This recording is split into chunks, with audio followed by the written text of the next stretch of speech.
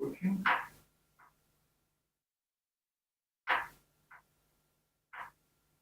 Good morning.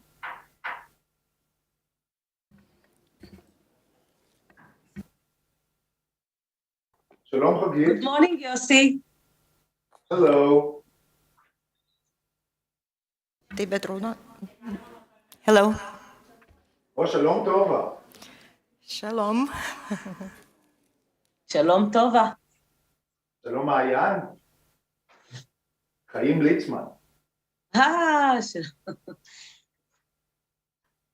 אהלן יוסי, מה נשמע זה צביקה? שלום צביקה. היי.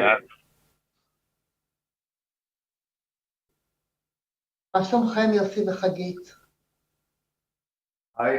עכשיו נהדר. הלו. היי מלי. לא צריך, היי. היי מלי. לא, חגית, היי. אהלן. פשוט מרגש לראות אתכם. לא. לשבת? לא רואים אותי. לא רואים. פה סידרו פה את המצלמה, פה עבדו קשה. היי מלי, מה שלומך? הנה מלכה מרגלית, פרופסור מרגלית. איפה עופרה שלנו? גם פה. מה שלומכם? אני רואה את הפנים שלה. אני בסדר, מתרגשת. כן. זזת מהמצלמה. זזתי מהמצלמה, אוקיי. אוקיי. אז קודם כל אני מאוד מתרגשת, ואני מאחלת לכולנו הצלחה. אני רואה שגם פרופסור שכטמן איתנו, ציפי, ומעיין ראיתי אותה, מעיין שלנו, וצביקה, צביקה כזורר? צביקה כזורר גם איתנו. יופי. זהו. עמדן כהן וקס איתנו. אנחנו, נועה, תבדקי מה קוראים. בוקר טוב. בוקר טוב. היי רחל, בוקר טוב. אני מחכה לראות גם את החברים שלנו הליטאים. הנה עופרה, נכון? כן, שלום. בוקר טוב. היי עופרה. בוקר טוב. בואו נעשה מבחן. לבס ריטס. בוקר טוב. לבס ריטס אנחנו יודעים, בוקר טוב. אבל אני רוצה לראות אם אני חיים על הקו. את קשורה.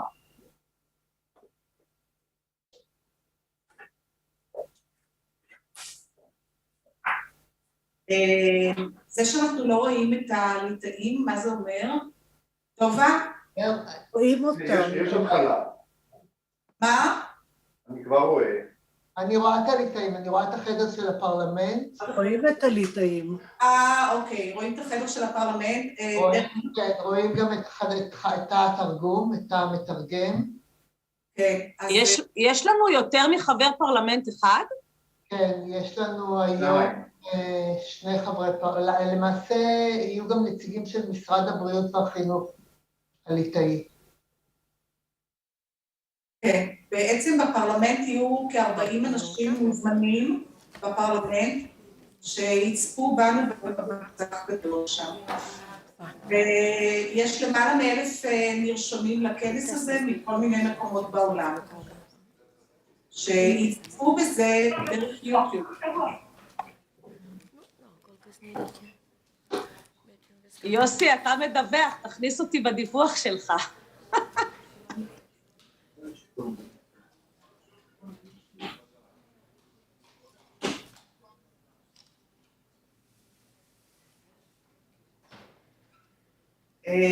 טובה?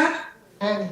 את יכולה לבדוק מה קורה עם הידרה והחברים שלנו? יושבת שם כולנו בפרלמנט, בראש השולחן. ולינה? לינה גם?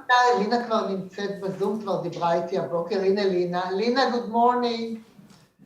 היי לינה. Good morning to everyone, dear ambassadors, your excellency ambassadors. So we are waiting for the sign from our parliament and we will start. Okay, so... אני סוגרת את המיקרופון. אוקיי. כן. איך אנחנו סוגרים את אותם שבועים? אוקיי.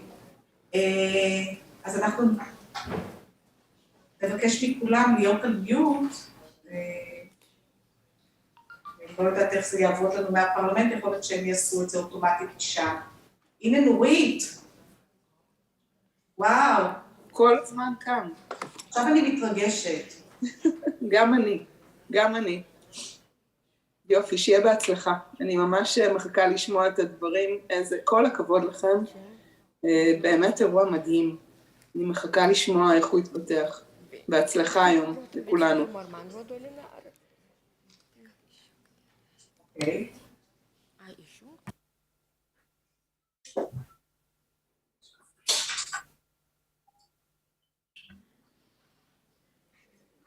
Dear Chancellor, Professor Lina Kaminskienė, to invite you to open our ceremony, because here in our Parliament Hall we have the complete people, complete delegation. We have already our guests here, having a cup of coffee, being in high spirits. And really, Professor Lina, we would like to invite you to start our conference.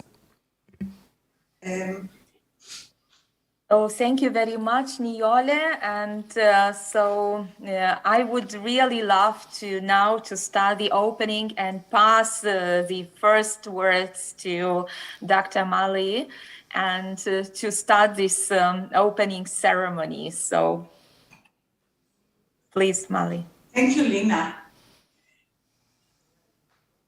Good morning, everyone. Labas rytas. Labas rytas to our friends in Lithuania. I'm Dr. Mali Danino, CEO of Nitzan, the Israeli Association for the Advancement of Children and Adults with Learning Disabilities and Attention Deficit Disorder, ADHD.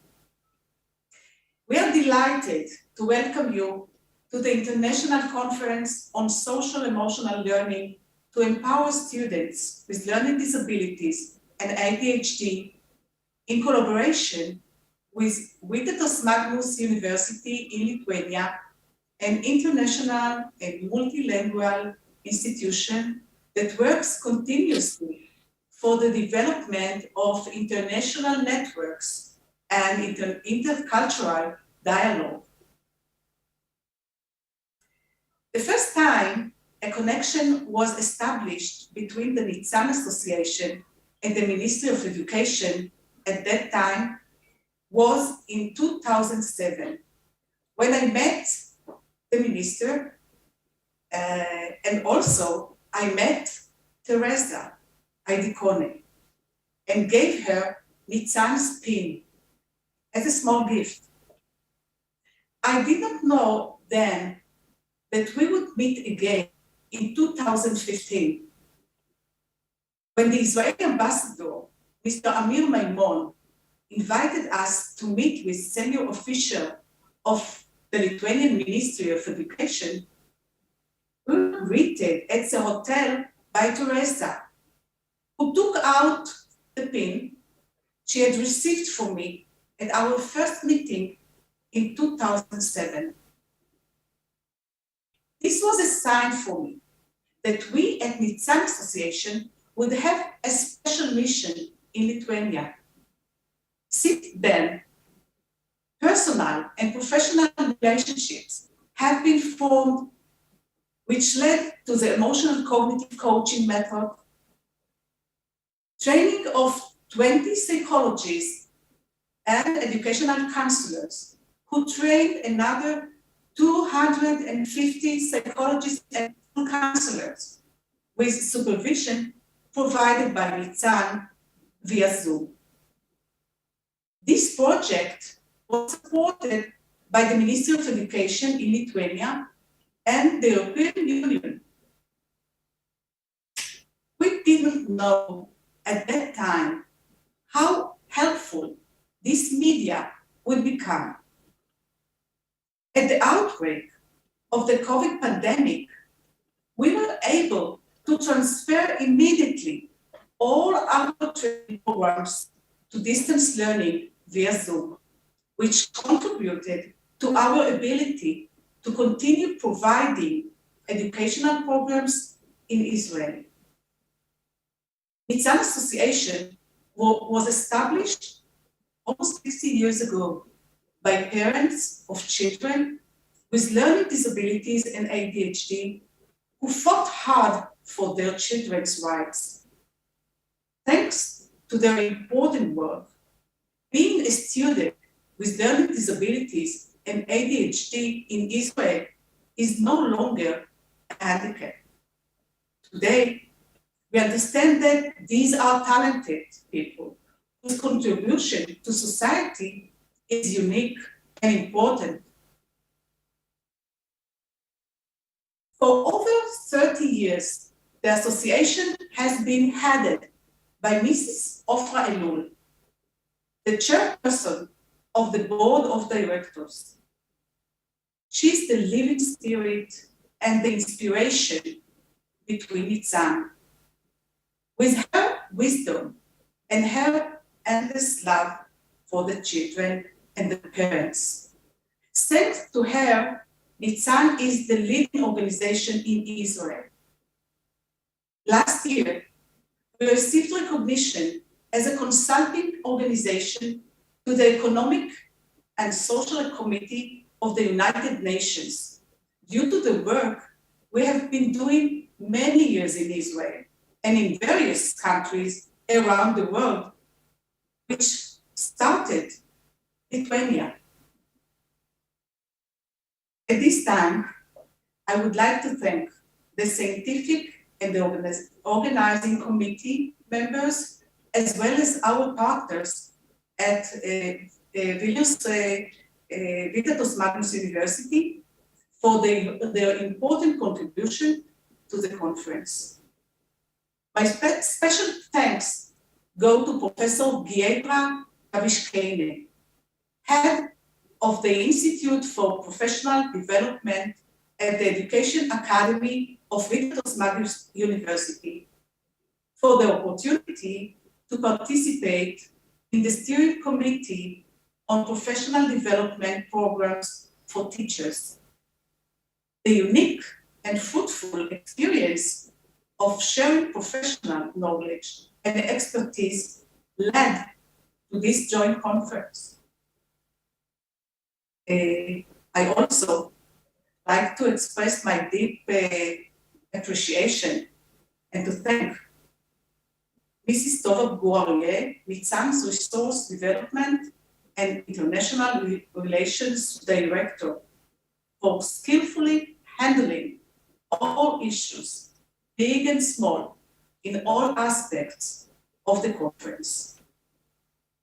Many thanks to you, Lina Kamishkene, the Chancellor of the Education Academy of Vytautas Magnus University, for your important professional contribution to this conference. I'm now honored to invite you to speak. Thank you, Dr. Mali. And I really would like to shortly address the participants of the conference and all our guests, and to say that this international event is the result of our long-lasting collaboration between Nitzan, Vytautas Magnus University, also Lithuanian Seimas, embassies, Israel's embassies in Lithuania, in other Baltic countries, Ministry of Education in Israel, Lithuanian Ministry of Education. So it's the result of actually a very collaboration between very big network of institutions. And today we have participants from more than 40 countries, including, of course, Israel, Lithuania, United States, Italy, Finland, Romania, Croatia, Canada, and other countries. And our greetings and support is addressed also to our colleagues from Ukraine who are participating also today in this conference.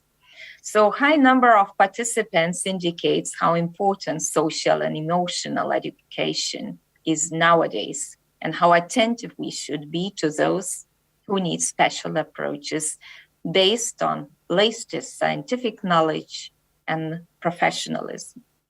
So let me start the welcome part, and I would like to read the greetings from Emanuele Zingeris, member of the Parliament, chairman of the Group for Interparliamentary Relations with the State of Israel.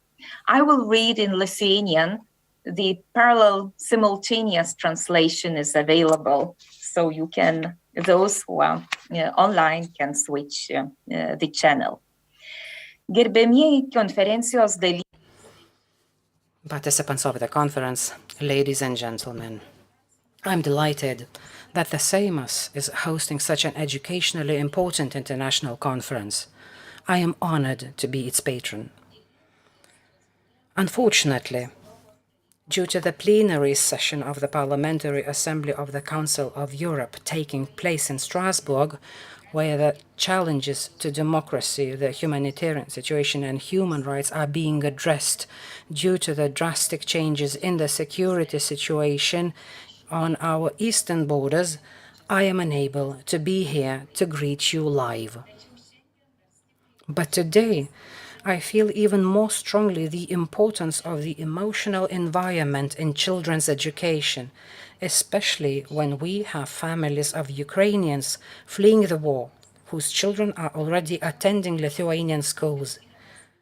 The emotional state of the children must now be a major focus. The COVID-19 pandemic has affected all of our lives, and education systems have had to make a sudden switch to distance learning. All this has shown how important, if not essential, the social and emotional aspects of the educational system are, and how important it is to provide educators with the tools to implement these aspects in order to create a safe and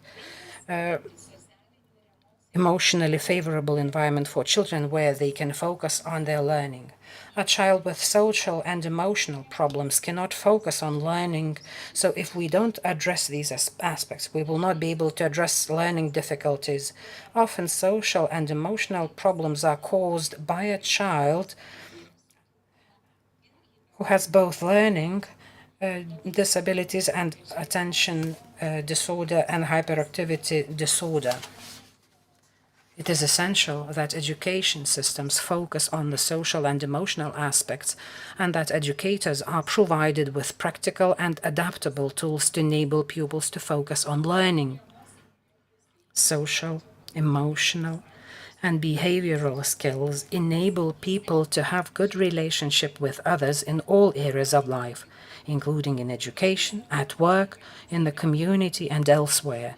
It is perhaps the most important tool in life, so schools must provide children with these life skills. I hope that by raising important issues, by identifying specific problems, you'll seek reasonable solutions to create an emotionally safe and healthy environment in education. It is said that truth and solutions are born in debate, so I wish you a meaningful debate and lasting solutions for our education system. Emanuele Zingeris, member of the Lithuanian Parliament, head of the Group for Interparliamentary Relations with the State of Israel. I am very pleased to pass the possibility to greet the conference participants, and I would like to invite Professor Artūras Žukauskas, Chairman of the Committee of Education and Science, who is a famous Lithuanian physicist, habilitated doctor. He has been 85th rector of Vilnius University, and he's also as a member of Seimas of the Republic of Lithuania since 2020. So, dear Chairman, the floor is yours.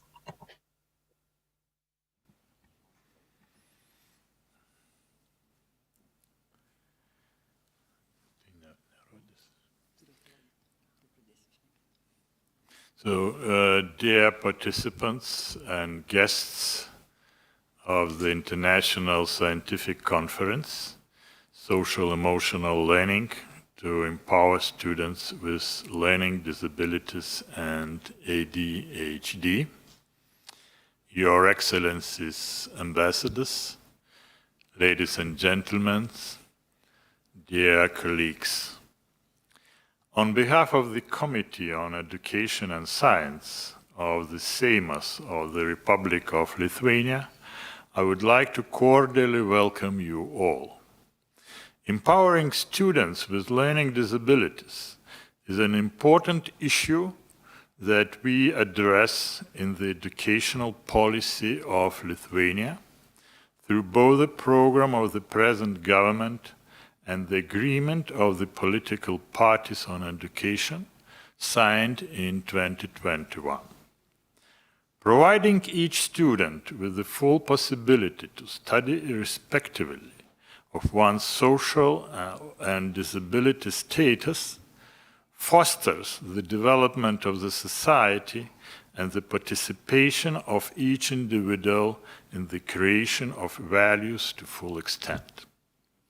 I would like to stress that the participation of scientific community in this process is of crucial importance, since true transformations in the society are possible only through the creation and transfer of knowledge, which is a resource of paramount importance in the 21st century. Transferring knowledge from academic researchers to university students and further to teaching environment is the key to the success of development. To that end, social-emotional learning, which is an important gateway to empowering students with learning disabilities, presents a huge interest. Social-emotional competencies allow for not only increasing cognitive abilities of an individual and establishing social connections, but also for improving the ability to solve complex problems peculiar to the rapidly changing world. I would like to express my special thanks and satisfaction to that this conference is contributed by NITSAN, which is a leading organization in the field, and distinguished international scholars. I believe that our educational community will strongly benefit from this creative cooperation and will improve the inclusiveness of students with learning disabilities and ADHD in Lithuania. I wish you productive presentations and discussions, as well as enjoying communication with each other. Thank you very much, Professor. And now I would like to invite to say welcome word His Excellency, Israel's ambassador to Lithuania, Mr. Yossi Levy. And Mr. Yossi Levy, he has served in various positions in Israeli embassies in Berlin, Bonn, Belgrade, and Warsaw. So he's currently the Israel's ambassador to Lithuania, and we are very happy to have you today. Please. Thank you, Achu. Shalom, Boker Tov. Shalom, dear friends from Lithuania and from Israel and from so many other places. Dear Ambassador Hagit, dear Professor Zhukauskas, and dear friend from the Seimas, dear Dr. Danino and all the great people of Nitzan. Dear friends, it's a great pleasure for me to be here with you and to participate in the opening ceremony of this symposium or this conference. I would like to express my deep appreciation for the activities of Nitzan, to their contribution of advancing sophisticated methods in the field of education. For me, as an ambassador of Israel here, as an ambassador who loves Lithuania and is happy to represent Israel in Lithuania, it's another example of a great cooperation that we have with this great country, Lithuania. It's a great place to be in, and it's a great to represent a wonderful country like my own. So we have a great cooperation, and it's another proof for our very deep friendship. I thought to talk about the importance of human solidarity to others. I thought of talking about Israel's experience in absorption of immigrants, in tackling challenges of education, but I think that you know already all of this. You are the experts, and you deal with it. So I thought, if you allow me to say, or to give you a small example of a friendship, something that caught my eye, a friendship between a man with studying disabilities, if I may say so, who became a poet, and one of Israel's leading poets, Mishol. A friendship that shows how both can be enriched with each other. Although one can be cataloged, sorry for saying, as someone who suffers from learning disabilities, but is full of wisdom, creativity, and good spirit. His name is Ophir Nuriel. And he wrote a poem. I will read it in Hebrew, very short, and then in English. Okay? You allow me? You do. Sure. אופיר נוריאל, חסר לי ויטמין, סוג של ברזל, כדי להיות ראוי. זה לא איזשהו שריר שאפשר לפתח, זה יותר כמו ראייה. או שיש לך או שאין. למרות שאצלי זה פגם מולד. בתור צפרדע לא יכול לצאת עם נסיכות. I need a vitamin, a kind of iron, in order to be worthy. It's not kind of muscle you can develop. It's more like being able to see. Either you have it or you don't. Although in my case, as an inherited defect, as a frog, you cannot date princesses. And this poem was so much appreciated by one of most beloved poets, Adhd Mishol, who later confessed that she herself suffered from learning disabilities. And she became his editor. And they have great friendship of creation, of creativity. And she wrote a poem, Avazim, geese. And with your permission, one small line. אפשטיין, המורה שלי למתמטיקה, אהב להוציא אותי ללוח. אמר שהראש שלי מתאים רק לכובע. אמר שציפור עם שכל, כמו שלי, הייתה עפה אחורה. שלח אותי לראות אווזים. And in English it will be, let's find it, geese, written by Adhd Mishol. My math teacher, Epstein, I hope that Epstein is not sitting here, by the way, liked to call me to the blackboard. He said that my hand was good only for hats, and that a bird with brains like mine would fly backwards. He sent me to tend the geese. So no one has to be sent to the geese. And when we are helping each other and learning from each other and showing solidarity with others who can express themselves and they need a certain push, all birds fly to the front and no one flies backwards. And I think it's a great example of how methods and open heart can create a miracle. I also do hope that our director of the Ministry of Education is here, Adhd Stauber. I do hope that she's online, a lady that I appreciate a lot. So thank you so much for being here. Thank you, Nitzan, for your great contribution to the studying techniques and to our friendship between Israel and Lithuania. Toda. Thank you. Thank you very much. May I say a word? It's amazing. And I think that in the next conference, you are going to be one of the presenters. So Thank you for bringing Ofir Noriel is an adult with special needs, with severe learning disabilities, and is part of our project. It's called Machon Institute in Israel, and we are happy that you brought something from this part that actually Nitzan organization are doing for years. Thank you very much, and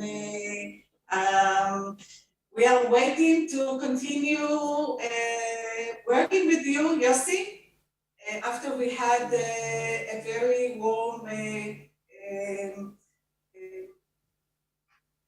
words getting from you today. Thank you very much.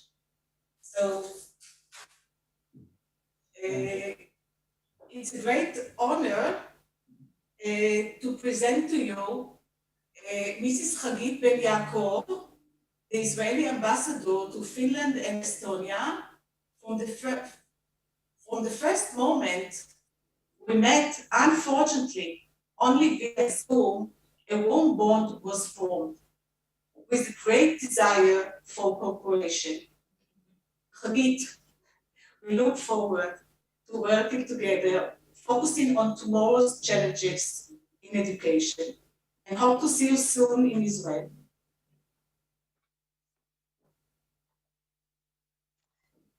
Thank you, Mali. Members of Seimas, professors, colleagues and friends, ladies and gentlemen. I'm honored to join you in this virtual event and to address you on behalf of the State of Israel and the Embassy in Helsinki. It is very exciting to be here today, both professionally and equally so personally, as a mother of 2 children with ADHD. As mentioned, Nitzan was established almost 60 years ago in Israel by a group of dedicated parents and volunteers. It has grown to be the leading NGO in Israel, providing professional assessment and other services to people with learning disabilities. The Tartus Magnus University is one of the most forward-thinking, prestigious institutions in Lithuania. As a former ambassador to Lithuania, I'm very happy to see this fruitful cooperation taking place today. As the current ambassador of Israel to Estonia, I'm also proud to see a representative from Tartu University, Dr. Carmen Trasberg, as one of the members of the scientific community. As a diplomat, a mother and a human, I'm very aware of the importance of social, emotional, and behavioral skills in all of our relationships throughout our lives. Inclusion in learning and societal equality in general are topics I've carried with me throughout my career. I firmly believe that education is the tool that will take us to a better place, but only if every single person is guaranteed an equal access to it. This is what we strive for in Israel, and we are not afraid to experiment and innovate in our way to an even more inclusive society. Nitzan is an uplifting example of the spirit of Israel, how hard work and generous intentions can and will create avenues for a more equal world. Seeing some of international community's brightest and best coming together for a better world and a better future for our children is immensely inspiring and heartwarming. Thank you so much to all of you for being a part of this today. Thank you. Achu. Thank you very much, the ambassador, for your very warm welcome words.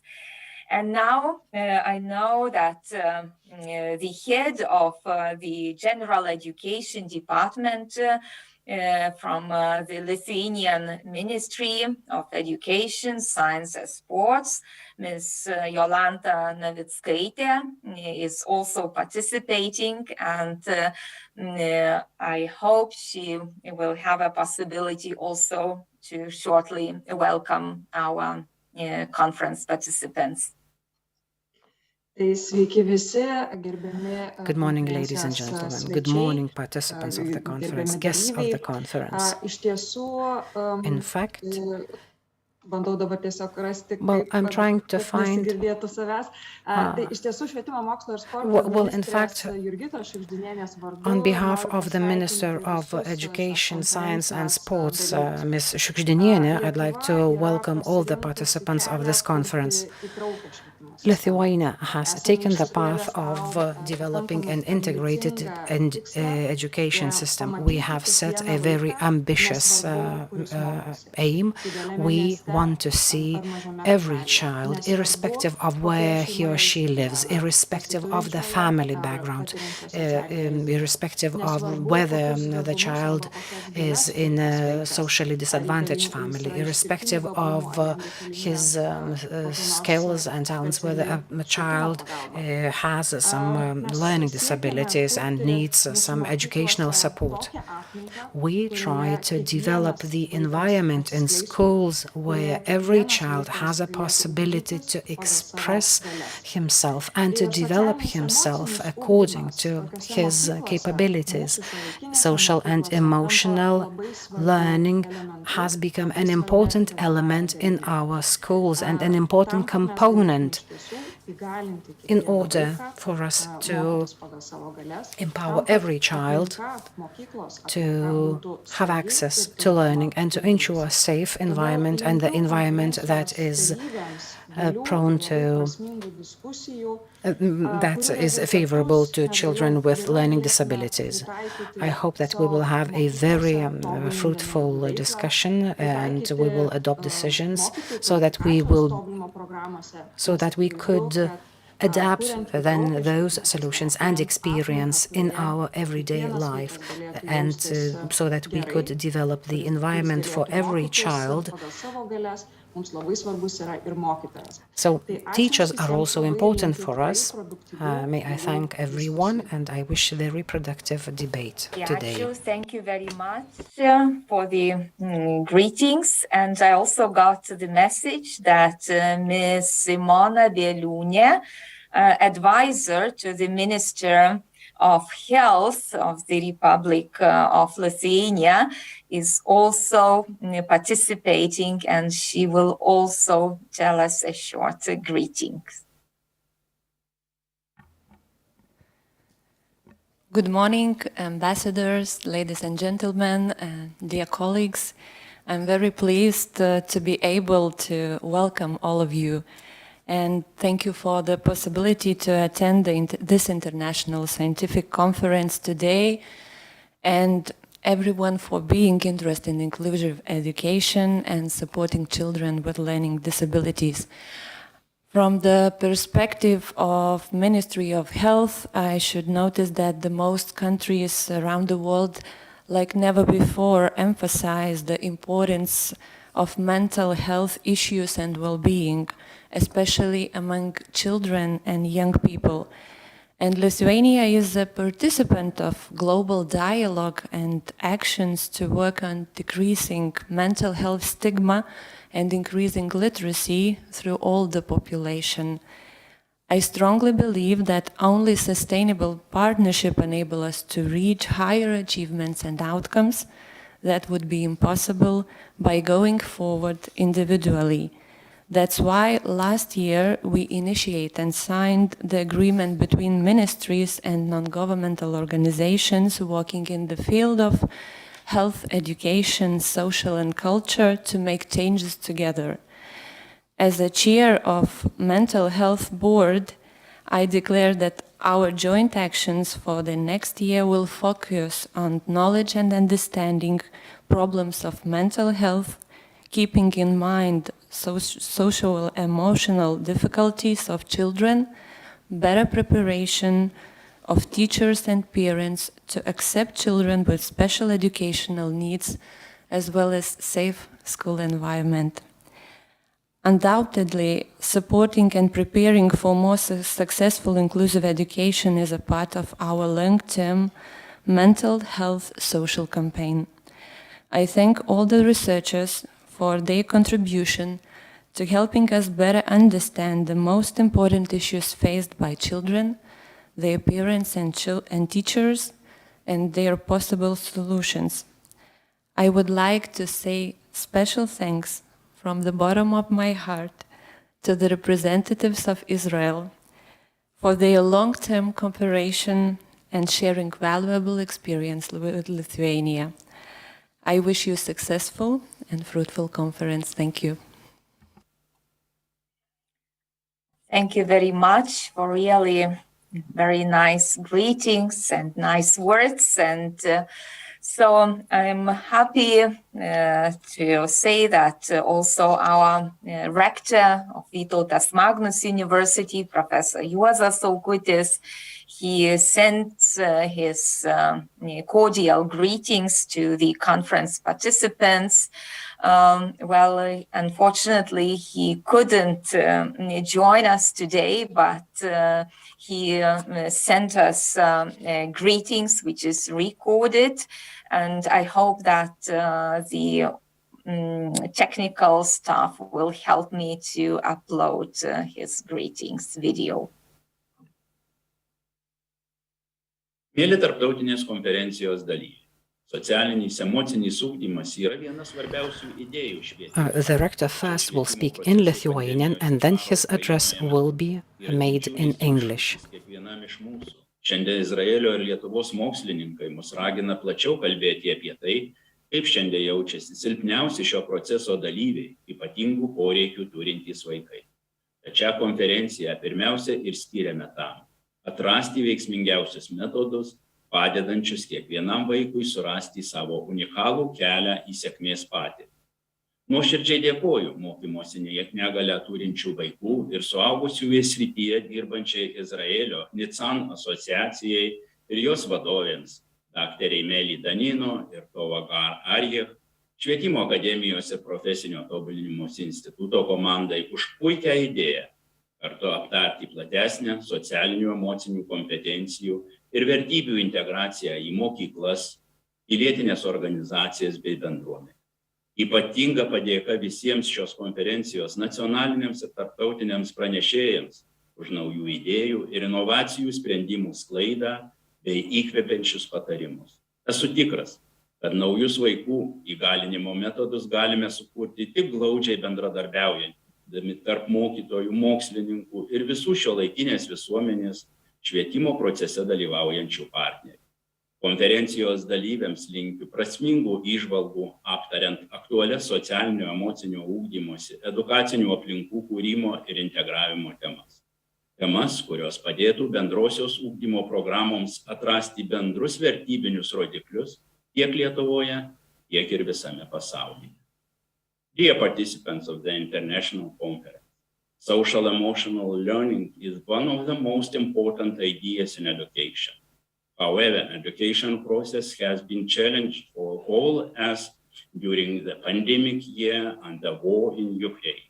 Today, scientists from Israel and Lithuania are asking us to remember the most vulnerable participants of the education, the children with special needs. The aim of this conference is to discover the most effective method to help a child to find their own path to succeed. I would like to thank the Association Nitzan from Israel, which is working in the field of children and adults with learning disability. The heads of this association, Dr. Meli Danino and Tovagar Arjech, and the team of the Education Academy and the Professional Development Institute of Vytautas Magnus University. They had a great idea to get together and discuss wider integration of social emotional competencies and values in schools, civil society organizations, and communities. I'd like to give special thanks to all national and international speakers of this conference for new ideas, innovative solutions, and inspiring advance. I am certain that a new method of children empowerment can be created only by close cooperation between teachers, scientists, and all participants who participate in the process of education of the modern society. I wish all participants a successful conference and many fruitful discussions on the important topics of social emotional learning and the development of educational environment. There are the topics that would help us identify the shared values in general education curriculums of Lithuania and the world. Thank you very much and have a nice conference.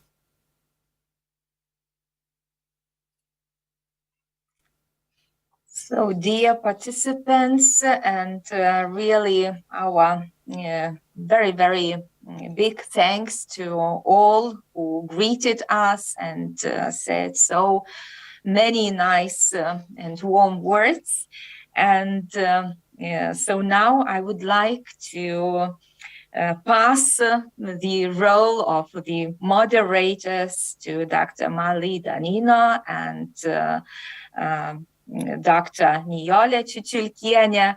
So we are a little bit late, but I hope we will catch up with maybe shorter breaks.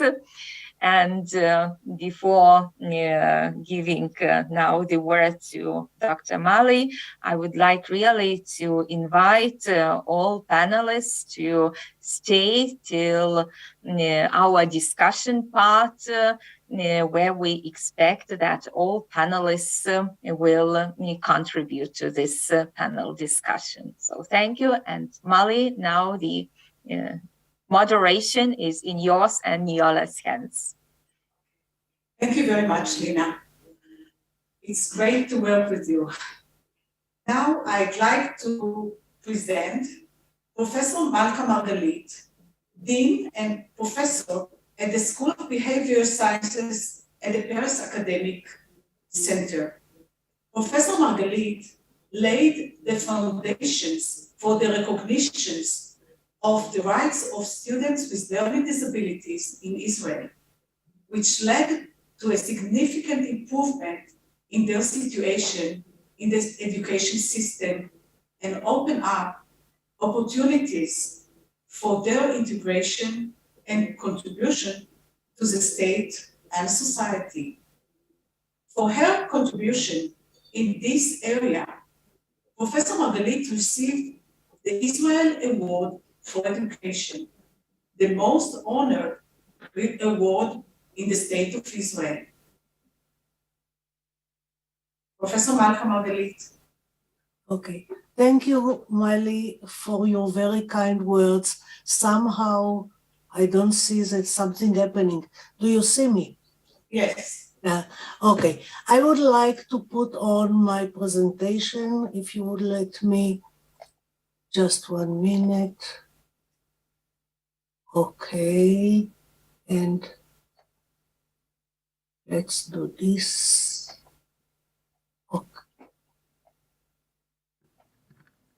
Okay. Thank you very much, dear friends and colleagues, for the opportunity to participate in this important symposium and conference. I think it's very important, and I am very grateful for the opportunity to present today my work and the work of some of my colleagues that presents advances, controversies, and future direction in the study of learning disabilities and ADHD, attention deficit disorder. I would like because we are late, let me start very quickly with my presentation. And the goals of my presentations are to present conceptual advances, controversies, and dilemma emerging from current research, pointing at future direction in the well-being and distress among individuals with learning disabilities and with attention deficit disorder. When I planned my presentation, I thought that I want to include in it 4 parts. First, to mention things that probably many of you are aware to it, but it's very important to mention it again, are the advances in the conceptual models of learning disability and ADHD, we are moving all the time dynamically from the old classic concept into new ones, and it's important to mention them and to be prepared for the future. Secondly, I would like to bring loneliness and hope as an example of these trends in line with the third wave of positive psychology. Thirdly, I want to bring 3 examples of research on loneliness and hope of individuals with learning disabilities and ADHD as an example of these new trends, and to end with future direction and interventional implications. But let me just share with you how did I get into the area of learning disabilities, that in fact all my career is dedicated to it. I start my career as a young teacher, and the first impressions that I got when I entered into the class was of Herzl. Herzl was a child in the 7th grade where I was the young teacher who could not read. He was intelligent, he was very hyperactive, and he was angry with the system. He developed a wonderful ability to get out of class very quickly, especially when he was asked to read. I could not understand it. And I thought, okay, I should go back to the university to learn psychology and education and to understand more how can it be that a child after 7 years of education could not read. I finished my BA and I still did not understand it. So I continued to MA in psychology and my PhD in child development. And I am still struggling with the question, how can it be? So let's start bringing some answers. I'm very sorry. I would like to interfere. Professor Malcolm, could you make your slide the whole screen wide, if it's possible? If not, it's okay, but if possible, try it. Let me see, how do I do it? I'm not sure. Professor Margalit, just press in the middle of the screen, the upper part of the screen, enable editing. Enable, sorry, what to do? There is a gray button, enable editing for a start. And then on the lower right side, there is like a projection. I can't find enable editing, where it is. Can I retake control in order to help you? Sorry? I'm just asking control in order to help you. Just okay, I gave it to you. Thank you. So first of all, this one, and then I'll press this one. Okay, now you're okay. Now am I okay? Okay, can I go back to it? That's fine? Yeah, that's fine. Yeah. Okay, let's go back.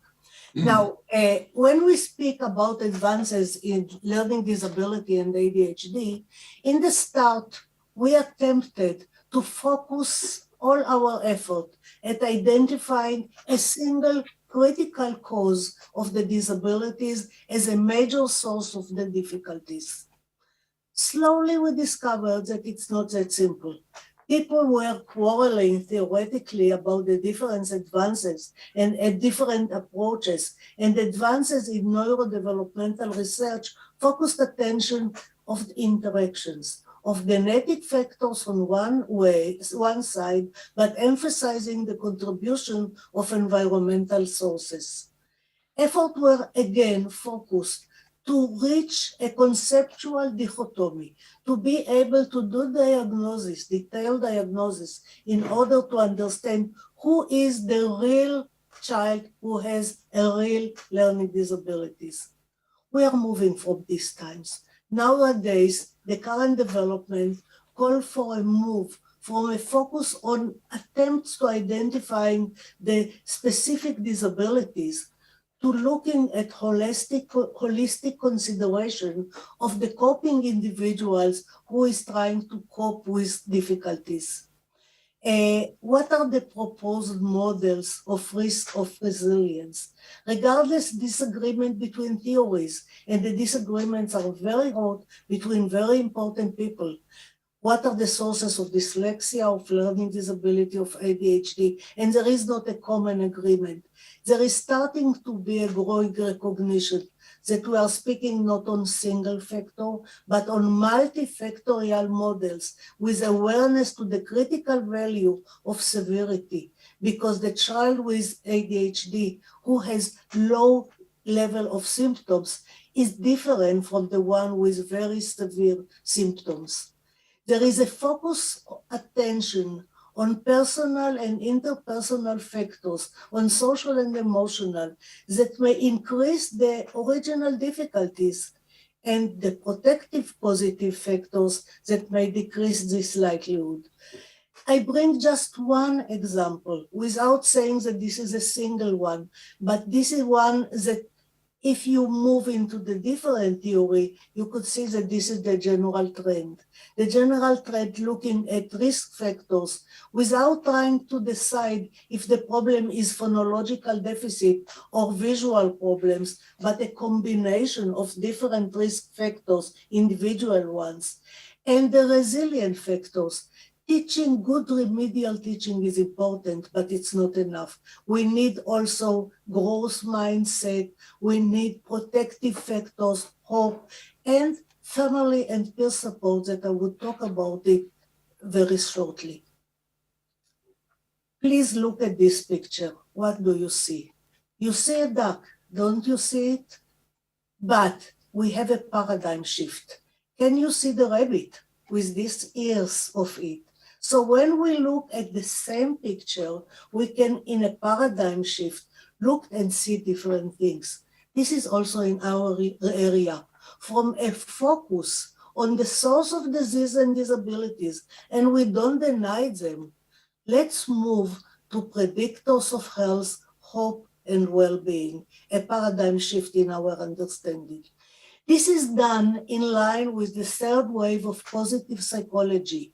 At the first wave, we were happy to move from a focus on disability to focus on personal resources, on positive and strengths. In the second wave, we say this is not the whole picture. The whole picture is interaction between positive and negative factors. And the third current wave is looking not only at the individual, but the interaction between the individual and the context, the schools, the groups, and the culture that interact with the person who has disabilities and abilities. And altogether, it's the education role to move it forward into proper development and mental health. We hear many children that ask themselves, why do I face more difficulties? You see it from young children with learning disabilities, as well as students in the college with learning disabilities, who complain that they have to work harder to get the same results. It affects not only the development of their learning and grades, but their self-perception and also their social relations. Some studies identified their increased experience of loneliness and social distress. But interestingly and surprisingly, some individuals don't feel more lonely, and this calls attention to their mediation and moderation effort. I would like in 2-3 slides to explain what is loneliness and what is hope, and then bring together our research on them. And these are just examples. So let's move very quickly. There are 2 classic definitions of loneliness. One is speaking about discrepancy model, discrepancy between what I get and what I want to get, the desired and the accomplished pattern of social network. The second one, more recent one, is the social needs model that speaks what is missing. what the child is expecting to get from the quality or the quantity of the social relations. Now there is a shift into a dynamic understanding. Loneliness is expression of personal distress related to social aspects. However, we propose to deal with loneliness not as a dichotomy, not people who are lonely against people who are not lonely, but as a move across a dynamic movement along a continuum between the hurting experience of social exclusion to the satisfying feelings of social connectedness, closeness, and relatedness. Or let's not forget the importance of solitude. Loneliness and staying alone are different. You may not feel lonely when you are staying alone. You may feel very lonely when you are in a crowd. So solitude, let us just remember what is solitude. Solitude is the ability and the deliberate choice. It's your choice to stay alone. Sometimes you need solitude. Solitude is pleasant, positive, and even desirable, especially after a very difficult working day, demanding day, and it helps us self-renewal. It also provides time for daydreaming, leisure time, and creative activities. I think each one of us, sometimes after a very difficult day, we want some time for ourselves, to be quiet, to enjoy our solitude. During development, most children learn and increase their ability to stay alone and to feel satisfied. However, research demonstrates that many children with learning disability or ADHD have lower ability to enjoy solitude, and as a result, they feel when they are alone very lonely. So the combination is in dynamic movement between loneliness and relatedness, between loneliness and solitude, and between relatedness and solitude. Think about it as a kaleidoscope, because nobody feels all the time completely lonely or completely enjoying solitude or friendship. We move the picture and change it dynamically. And this is very important for people to develop intervention. What is hope? Hope, according to Snyder, is a cognition part, a knowledge, emotional part, a feeling that things would work out. The belief that there is a way out of difficulty. There is a solution to reach our goals. Hope focus attention on positive and future outcomes. What hope consists of? It consists of the ability to identify goals. Also the ability to plan pathway and to think about barriers and to plan how are we going to deal with it. And the ability, and this is maybe the most important, to initiate and sustain movement along pathway until the goal is reached. And this is very important because the groups that we're working with are very good at the beginning. Somebody is in the car and we can hear all what is happening around them. Can you please do muting? The ability to initiate and sustain the ability, because the groups that we are working with are very good at the starting, at the beginning. The problem is sustaining and continuing maintenance of the activities. So hope is the will, the way, and the goals. Let's move to the ADHD and the LD perspectives. I will apologize to interrupt. May I ask Ms. Nizan Yahud to mute yourself and to turn off your camera? Sorry. Yes, and we sympathize you're sitting in between all these cars. This is Israeli situation in the roads. Learning disability and ADHD don't disappear by the end of school.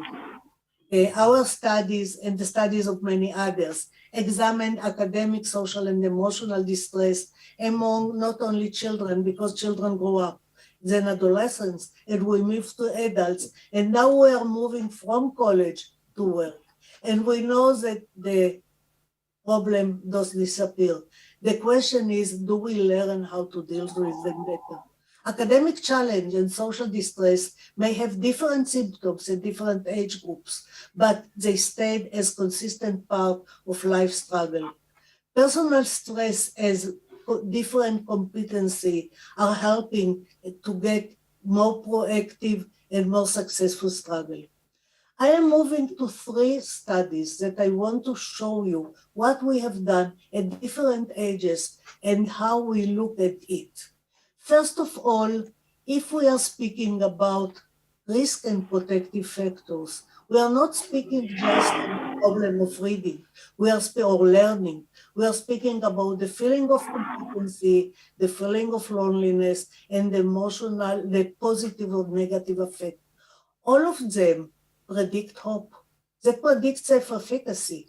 Grades at school already also contribute to self-efficacy. But if we ask ourselves why each child is ready to invest effort, we have to consider all these parts as parts in order to reach their effort.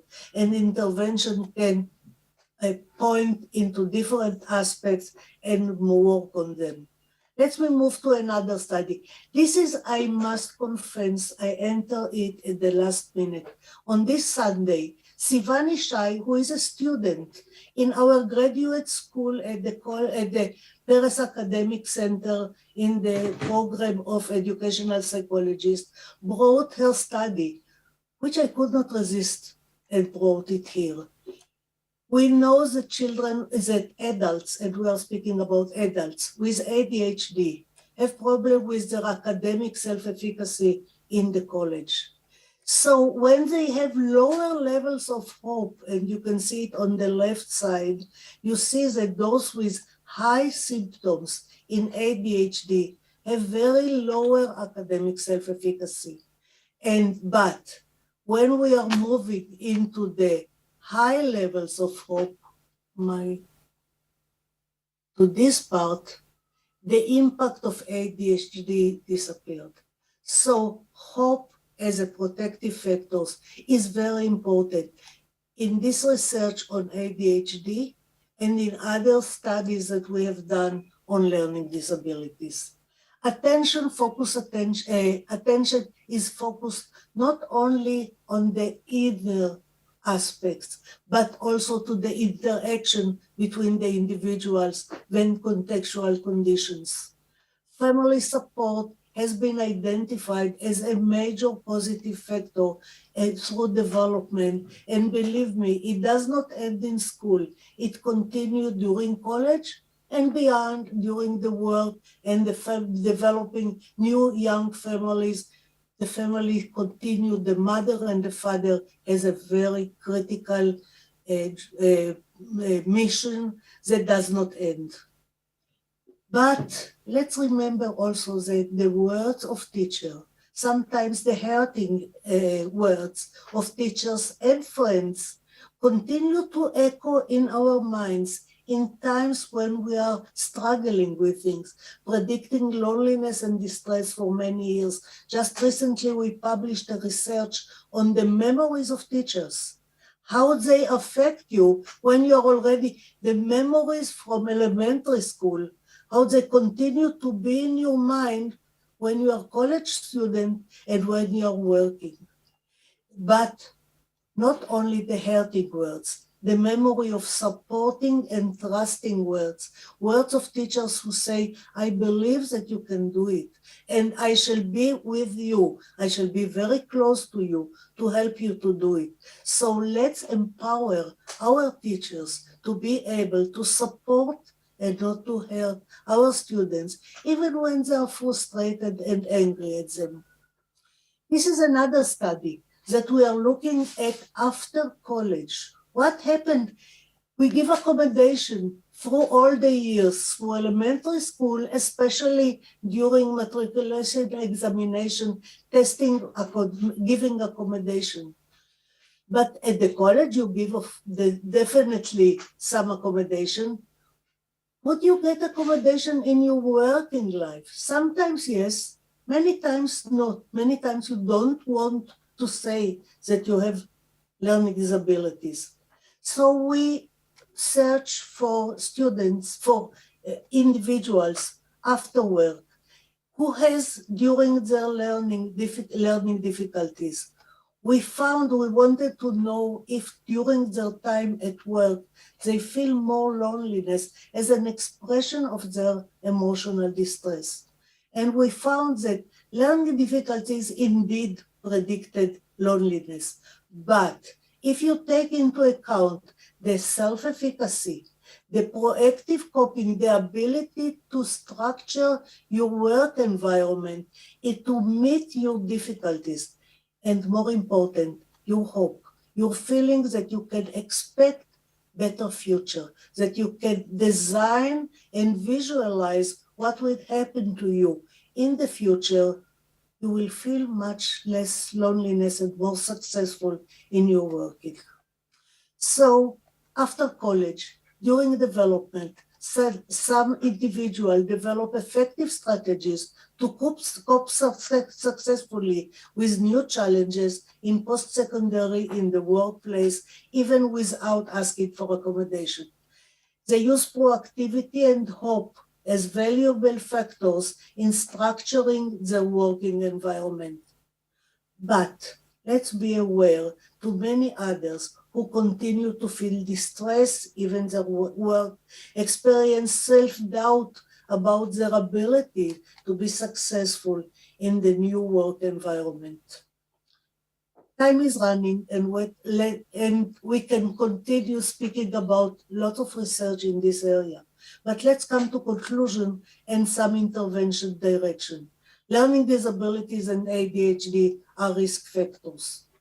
The paradigm shift from emphasis on disability to calling them dysfunction, consideration of mediators and moderators that are protective factors that helps people to change their life.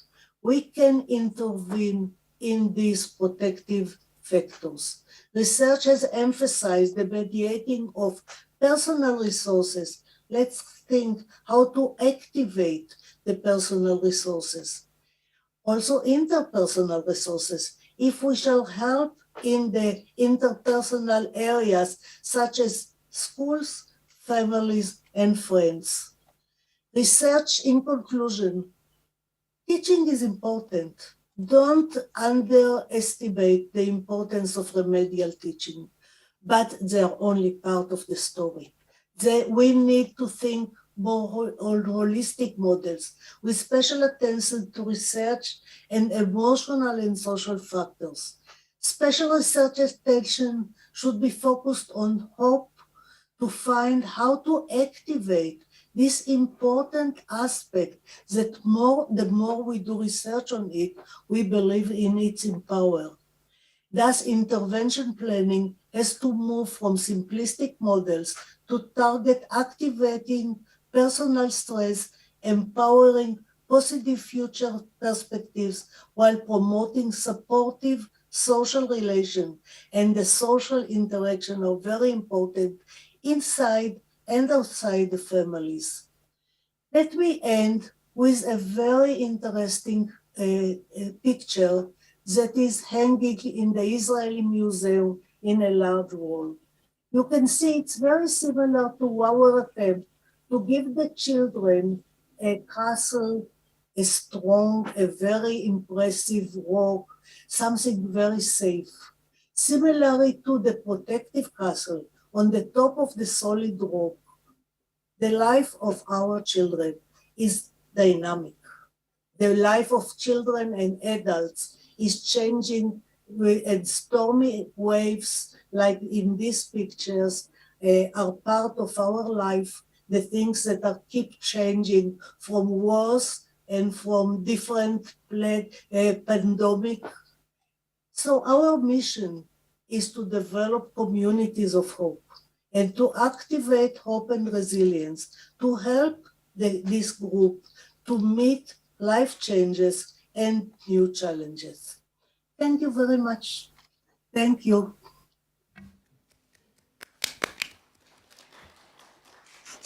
Thank you, dear Professor. Could I suggest that questions, maybe some reflections, could be delivered during the discussion, as we are a bit of time, out of time, right? If I could ask our dear guests, are you not against just to present questions during the discussion? Because we still have a discussion. Okay. Okay, thank you, Professor. And now I want really to invite really very... I'm going to invite now, yes, Professor Tzipi Orfeld, Browse in East. My friend, Tzipi, how are you? She's an associate professor in the Faculty of Education in Science and Technology at the Faculty of Biomedical Engineering, heading the Educational Neuroimaging Group. And on a personal note, I've known Tzipi for many years. I'm deeply impressed by you, and especially your important academic achievements in the field of brain research related to learning disabilities, especially in the field of language. Tzipi, please. Thank you so much. Thank you so much, Mali. And I'm so very excited to be here. I saw all these friendly faces on the screen, and Professor Shechtman as well, and Anat, and so many good people from past, and also from the present. So thank you so much for inviting me. I will share my presentation. I hope that you can all see it. I apologize if I have some background construction noises. You know that always whenever you want to have some silent, peace and quiet background, there's always something going on. So apologies ahead of time if you hear anything from the background. The topic of this talk will be slightly different than the other one. It will be more cognitive, and the focus will be on the involvement of executive functions in reading and reading remediation. These are my disclosures and the acknowledgements. It's always the last slide, but this is, I think, the most important one because, I'm the horn of all these wonderful people that work with me, and these neuroimaging work and studies demand the help of so many good people that are working together. So I thank all of them, and especially my students. And this is just the image behind the scenes of how it looks like to run a neuroimaging study. You see us with some kids in the MRI scanner, and these are my two kids having a joint EEG study of looking at the effect of communication between individuals and how the brains interact and synchronize when you read together, when you speak, when you interact with each other.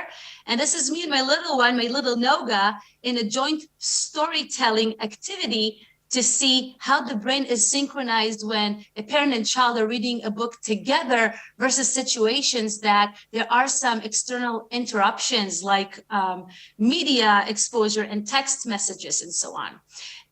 Because what we are trying to do is that we're trying to use neuroimaging tools to better understand how reading is acquired, what are the reasons for difficulties in reading acquisition, and what would be the best approaches for intervention. You see that we are taking a very holistic approach from birth to reading age at the age of 9 and 10.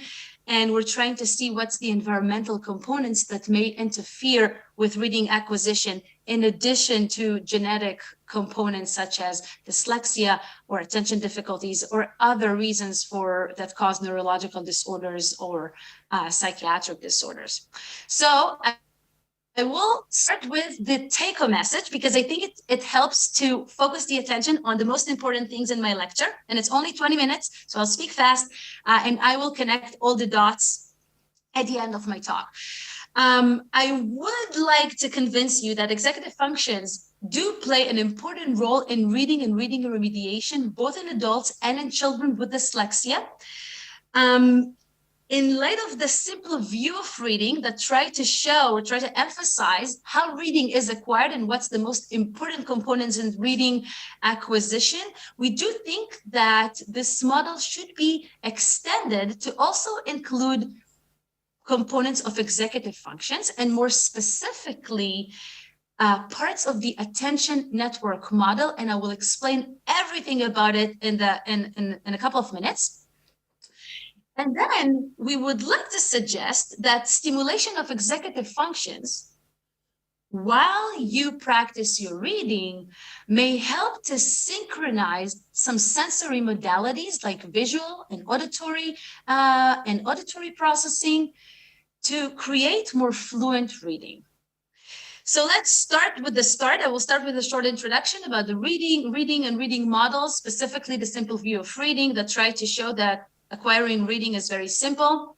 A spoiler, it is not, but I will explain about this model, and I will explain what is the attention network model. And then I will move on to talk about dyslexia and the specific deficit in executive functions among children with dyslexia. Then I will tell you more about our training using an executive functions-based reading program in children, and how data from EEG, which are the electrodes that provide information about the brain activation using electrical signals, and also data from functional MRI studies support the involvement of executive functions in this process. And then we will conclude, and I will tell you more about our future studies. So reading is defined as the translation of abstract shapes into spoken language. We know that if we're familiar with the language, then this is a very intuitive process. However, if you're not familiar with the orthography, you can stare at the letters as long as possible, similarly to Professor Rick Lavoie's lecture, who will talk to us at the end of the day, and how he explains, you can ask the kid, you can motivate the kid, but if the child doesn't know, then the chances that the process will actually be successful are very, very low. We do know, based on previous neuroimaging studies, relatively older ones, that the ability to read relies on several basic components. The visual component, the ability to recognize the words holistically, that is located here in blue, linguistic abilities, and the ability to match the sounds to the letters, that is listed here in green, and semantic processing. And if we look at the simple view of reading model that you see here in black, you see that language processing together with word decoding and word recognition together should merge into the ability to comprehend what we read.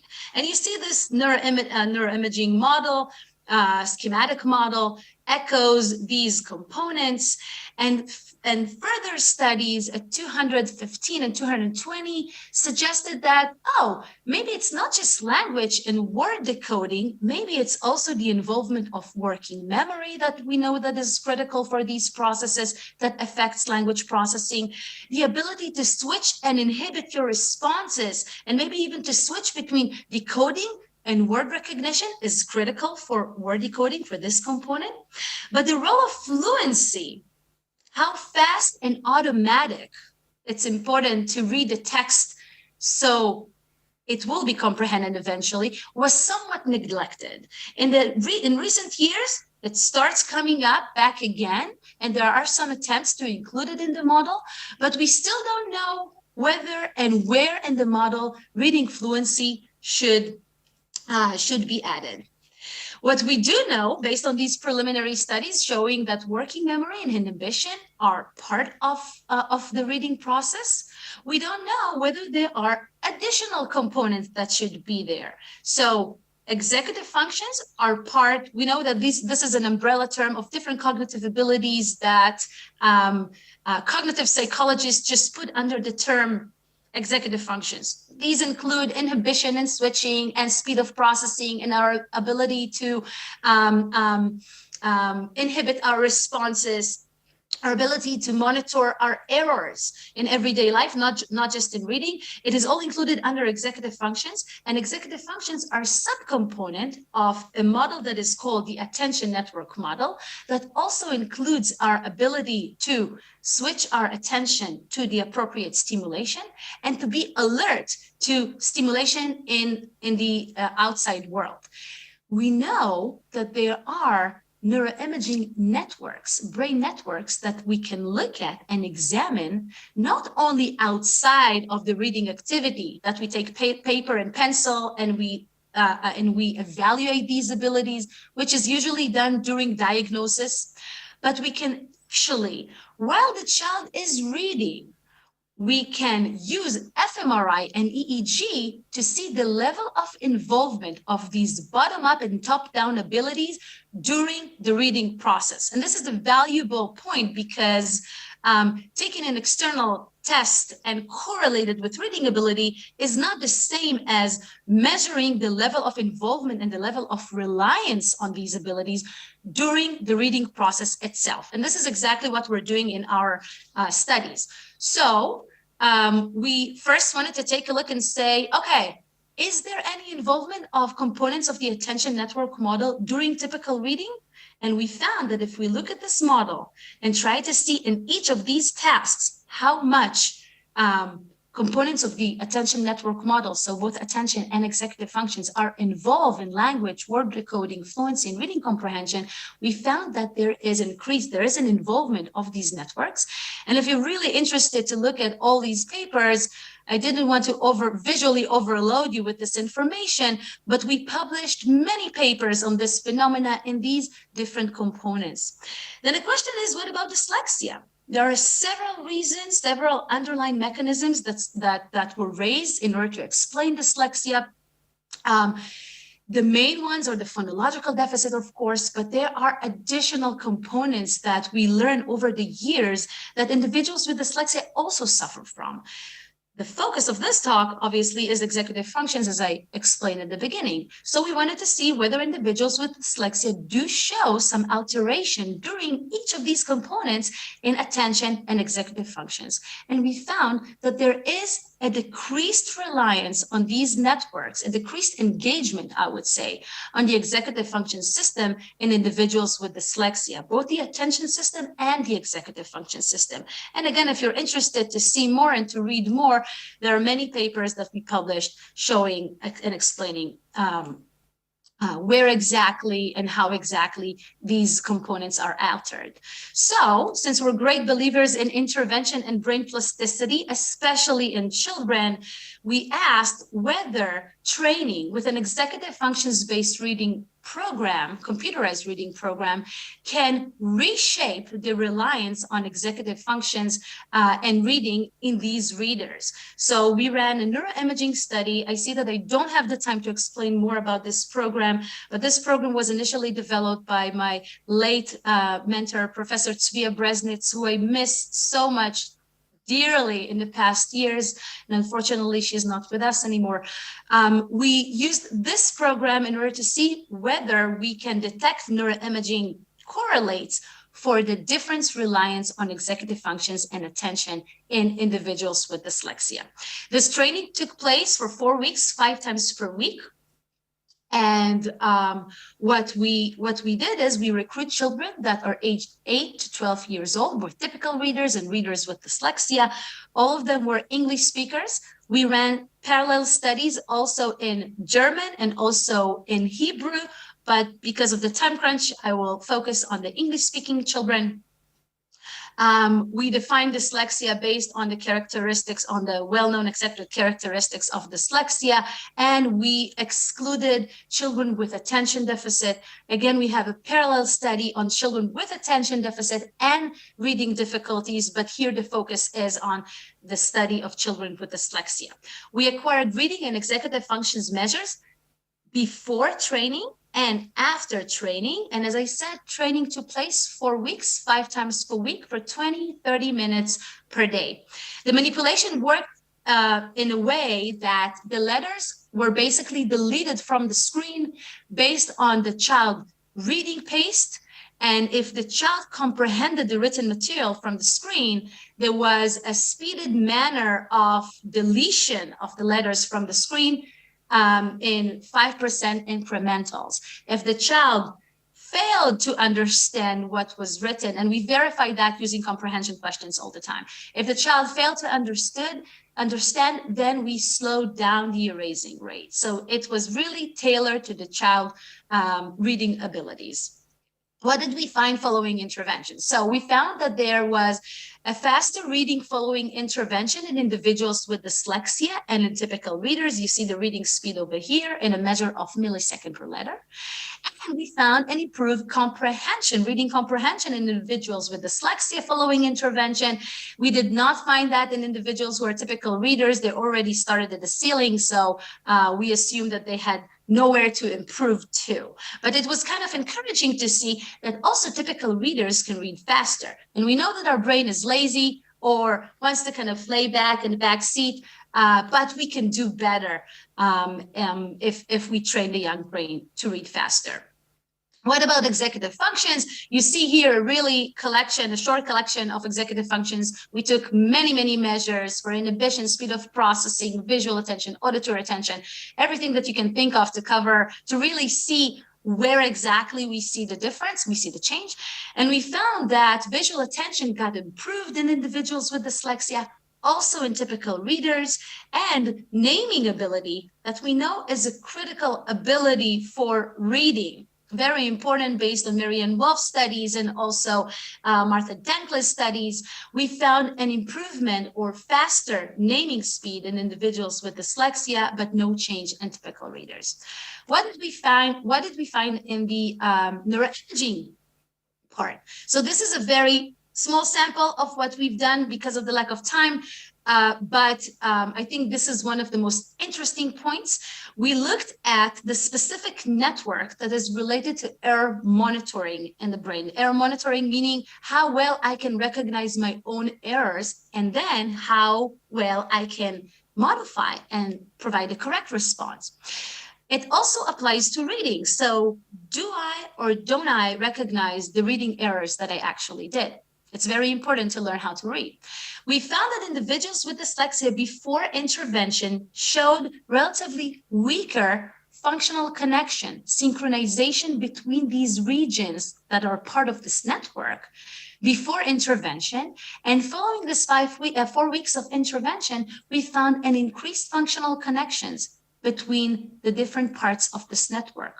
And better synchronization between the parts of the network represent better activation of this network, better functioning of this network. We found that this change in functional connection was related to a better reading outcome, so better improvement in the word reading ability in those individuals with dyslexia. I would like to say that from our Hebrew-based studies, which is a whole different orthography, very complex one, right to left and not left to right, we found using EEG the same increase in error monitoring detection among individuals with dyslexia. So it was not specific to English. We also found the same phenomenon in Hebrew, and we found it using a whole different tool, but still the same phenomena of improvement in the executive system following training. We found that this improvement in reading was mediated by improved speed of processing, so have fast pre-processed information, and improved inhibition abilities. So just to show you, improved in many domains. Again, I showed only part of this work.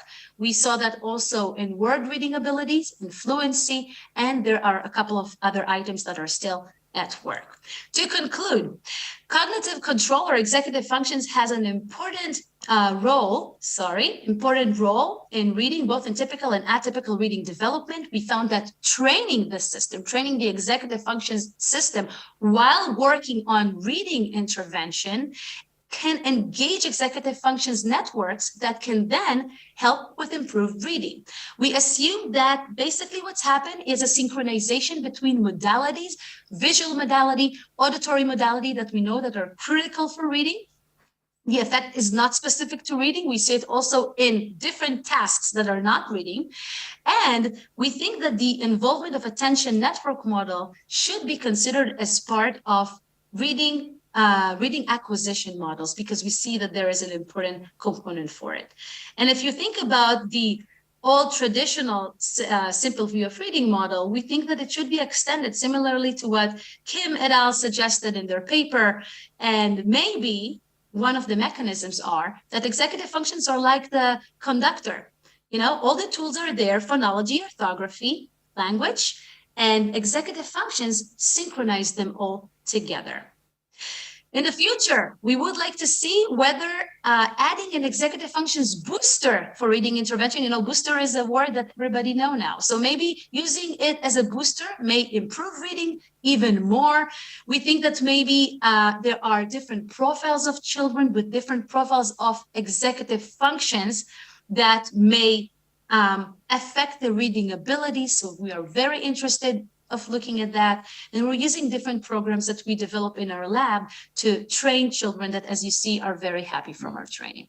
I would like to thank you for your attention and wish all of us a very fruitful and interesting conference. Thank you so much. Yeah. Thank you for the presentation. And maybe this time, again, I could remind that we could postpone our questions for our discussion part as we are running out of time. It was really very interesting and very relevant. And maybe this time I could invite the team, the research team from Vytautas Magnus University Educational Academy, with Professor Stefania Ališauskienė, one of the leading professors who is working in specialist education and teacher education for inclusion, and her colleagues, Associate Professor Lina Miltonienė and Associate Professor Rita Melienė, and both associate professors also make investigations in inclusive school culture and, of course, in future support for teachers who are working in inclusive education. So, dear professor, the floor is yours. And yeah, only we will make maybe the slides, the full screen. But if not, it's okay. Dear colleagues, thank you so much for the possibility to share with some findings from recently conducted research in Lithuania. But before I will share with some findings, I would like to start from a short introduction. I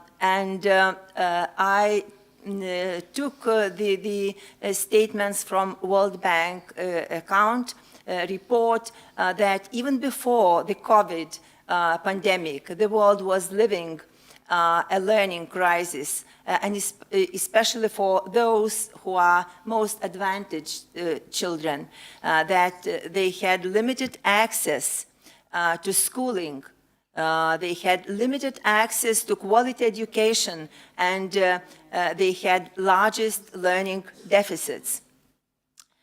So the pandemic has a profound impact on education, on all systems of education in different countries by closing schools almost everywhere in the planet. And countries all over the world unforeseen urgently, sorry, I don't know what is going on because I cannot switch on the next slide, so sorry about that. Okay.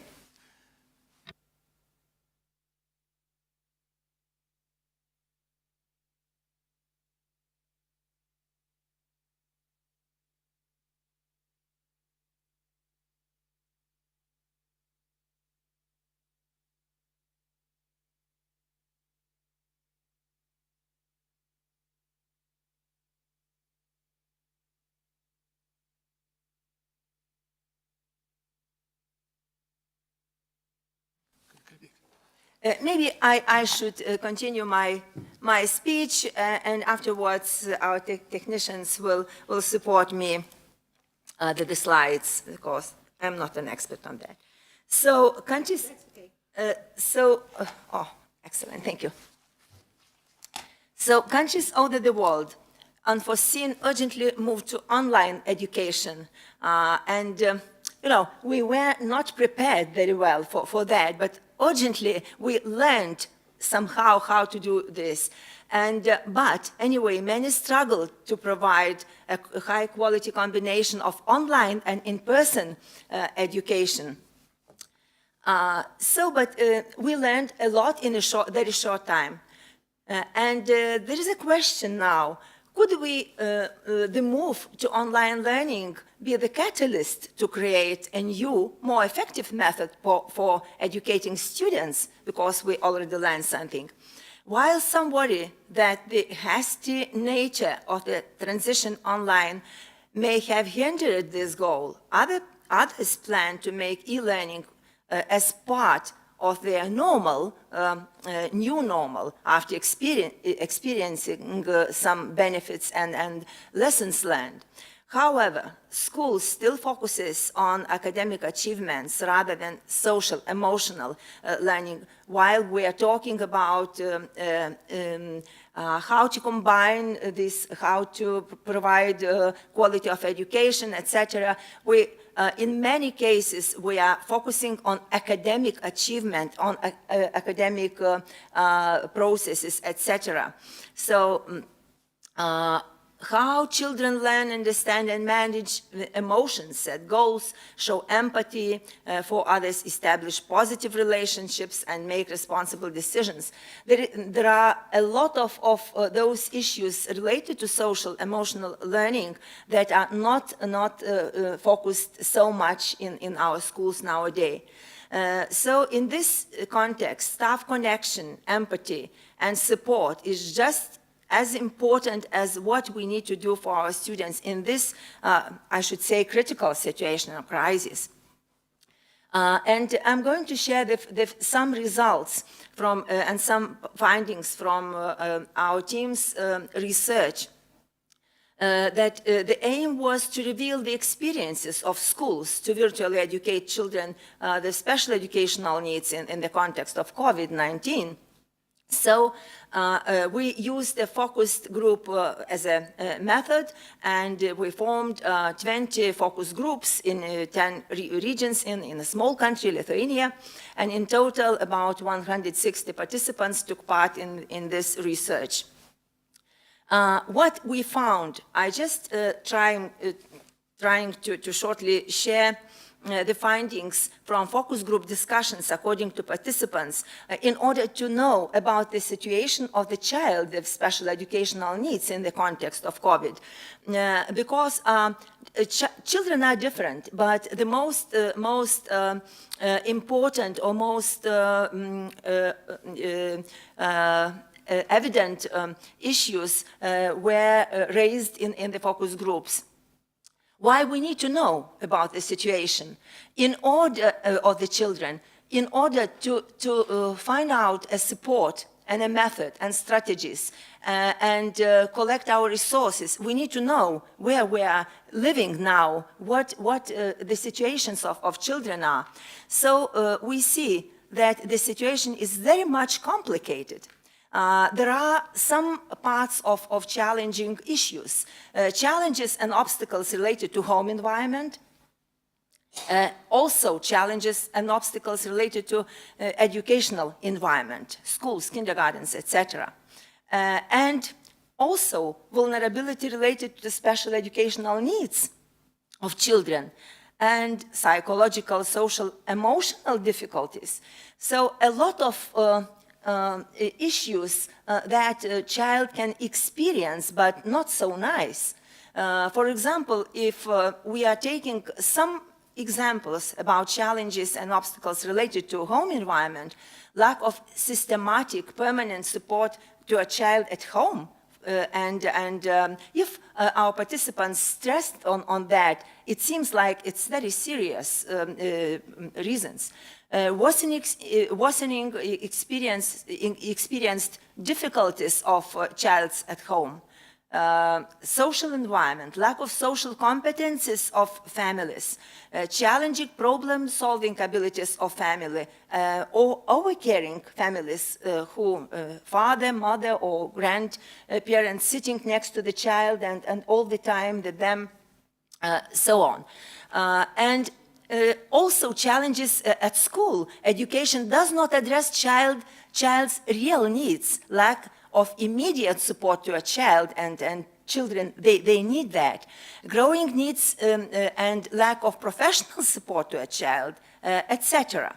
And vulnerability related to special educational needs, disorder, disability as an obstacle, of course, lack of abilities, lack of personal responsibility and self-reliance, and those all issues are related among each other. Loss of motivation, withdrawal, non-participation, lack of self-confidence, experience of stigma, non-appropriate behavior, etc. So, and at the same time, we are talking, and not only talking, but we are striving for inclusive education. This is a rhetorical question, of course.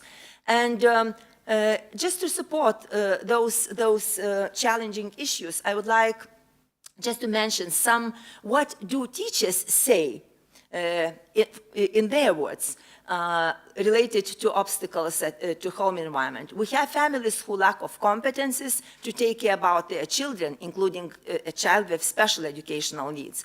This is a challenge to ensure quality education then. When children were back to school, they were addicted to games, out of the day routine, etc. Obstacles in education environment.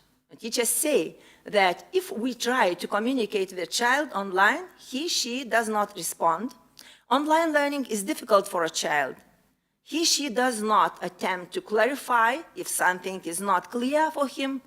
It means he or she feels lost, totally lost, alone. We just heard the presentation about loneliness.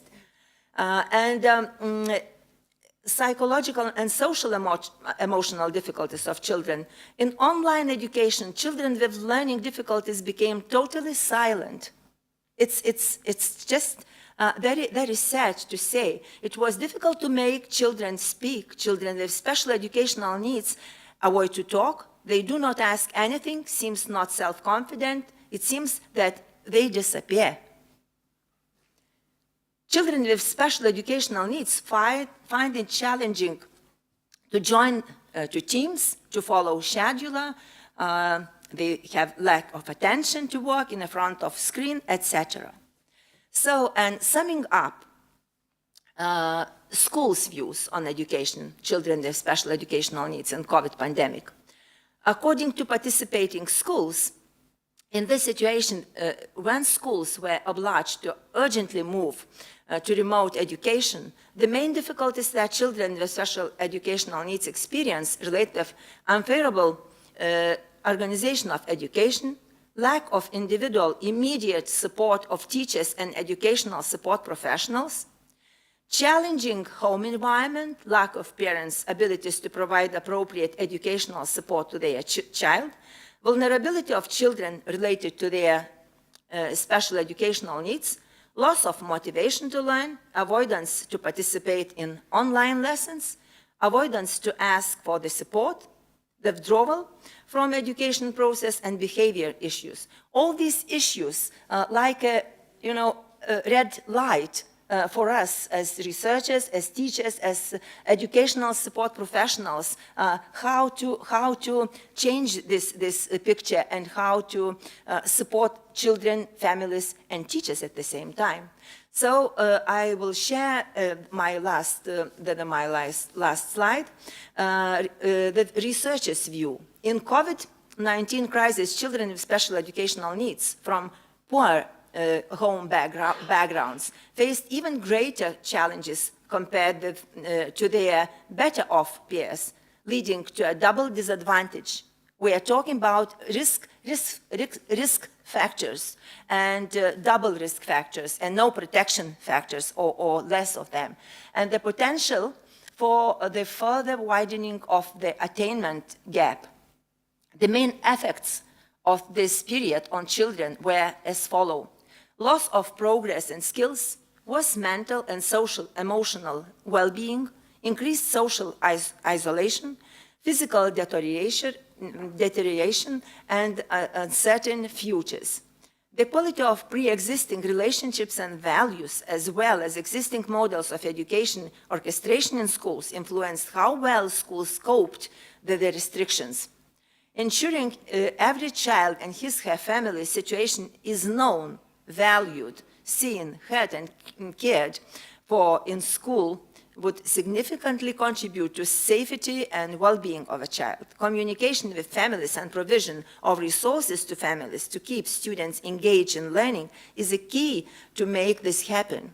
And the last but not least, teachers' well-being and student well-being are often discussed and should be discussed together, as teachers' well-being can be linked to both teacher effectiveness and student performance. So, and time for reflection, maybe it will be next, but then I saw this very simple picture.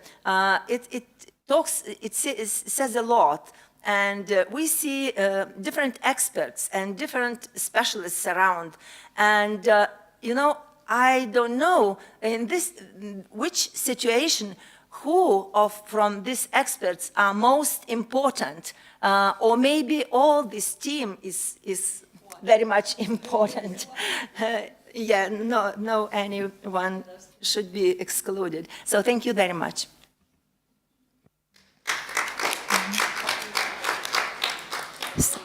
Thank you, Professor, for perfect timing.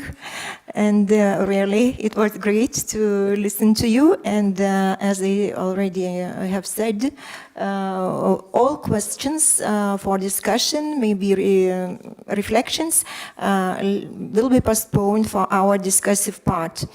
And now it's really a great honor for me to invite with the presentation Professor Gerd Bodo von Karlsburg from Heidelberg University, and with really very relevant and interesting presentation, conceptualizations of social and emotional concepts.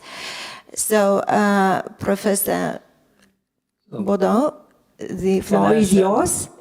Can I share the screen? So.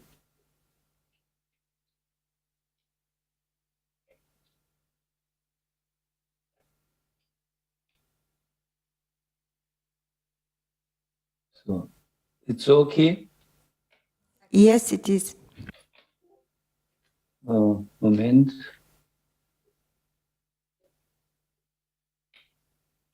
So, my topic is social and emotional support in education and teaching learning setting. And I begin with digitalization. Moment. So.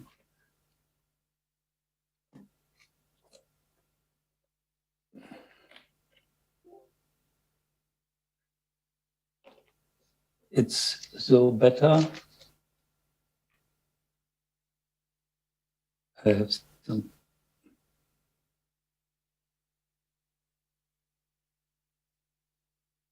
slides. Hello? Yes, Professor, it was better some minutes ago. You made a full screen slide, now it is again. So? Yeah, that's that. Okay. So.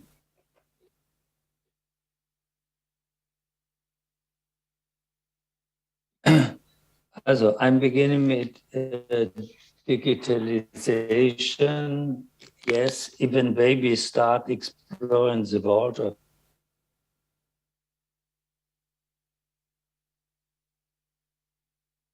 among young children in our telephone survey and online survey, 400 parents of children between 0 and 6 years were asked in November 2019, discovered that 72% of the youngest children, 0 to 3 years, are already using digital media. The study also shows an increase for the age group of 3 to 6 years olds. The study showed from 41% in 2013 to 81 in 2020 in the number of children using digital media themselves, at least occasionally. As a question of whether it makes sense to deal with digital media in the preschool education and in primary school or not is therefore already obsolete because digital media are already part of the children's world today. March direction of the Conference of the Federal State Ministers of Education in Germany is called Strategy of the Conference of Ministers of Education of the 16 federal states of Germany, Education in the Digital World, is a resolution of the Conference of the Ministers of December 8 in 2016 in the version of December 7, 2017. I quote, "For the school sector, teaching and learning in the digital world must follow the primary of pedagogy, i.e. the task of education and upbringing. The means that taking digital change into account serves of the goal of supplementing the current educational policy guidelines and promoting the strengthening of independence through changes in the content and formal design of learning processes and better exploiting individual potential within the inclusive education, also through the use of digital learning environments to be able to develop." End of quote. The digital learning process focuses on, also here is the most important message, quote, "With increasing digitalization, the role of teachers is also evolving. The teaching support functions are gaining in importance." As we have process-oriented learning, outcome-based learning, critical learning, creative learning, always independence, autonomy, ownership, personal responsibility.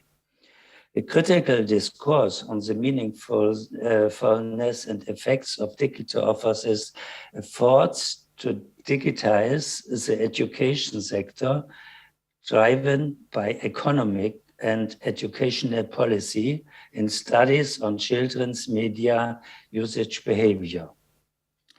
What dangers is the question, what dangers arise from the use of media with regard to the child's brain development and also the emotional and social development, or to put it positively, what use opportunities might this also entail?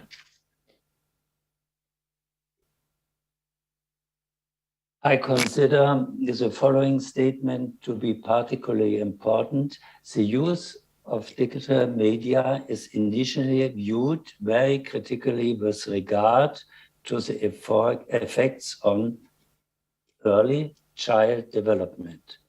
What dangers arise with media use with regard to children's brain development and also emotional and social development initially dominate the debate also as a reaction to the educational policy driven efforts to digitize the education sector and studies on children's media children's media use behavior.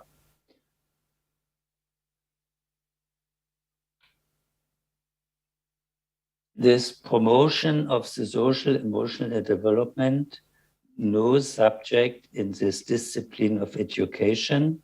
From a history point of view, the question of the emotional and social development of children is generally pedagogical question within the course of the differentiation of the discipline and newly established branches of science shifts from philosophy and general pedagogy to school pedagogy, special pedagogy, elementary and primary school pedagogy, and today is very much fed by psychological and also therapeutic research. Different discourses can be cited as 5 examples. The structure of educational science is divided into disciplines and fields of practice. Also, social emotional learning is definitely discussed in the different subdisciplines related to the respective clientele. However, the thesis also can be put forward that with the division of school and special education, the topic is one that has shifted, especially in the special educational focus learning and social and emotional development. Focus on emotional and social learning in the philosophical traditions and educational thinkings of classical pedagogy. I'm beginning with Johann Heinrich Pestalozzi,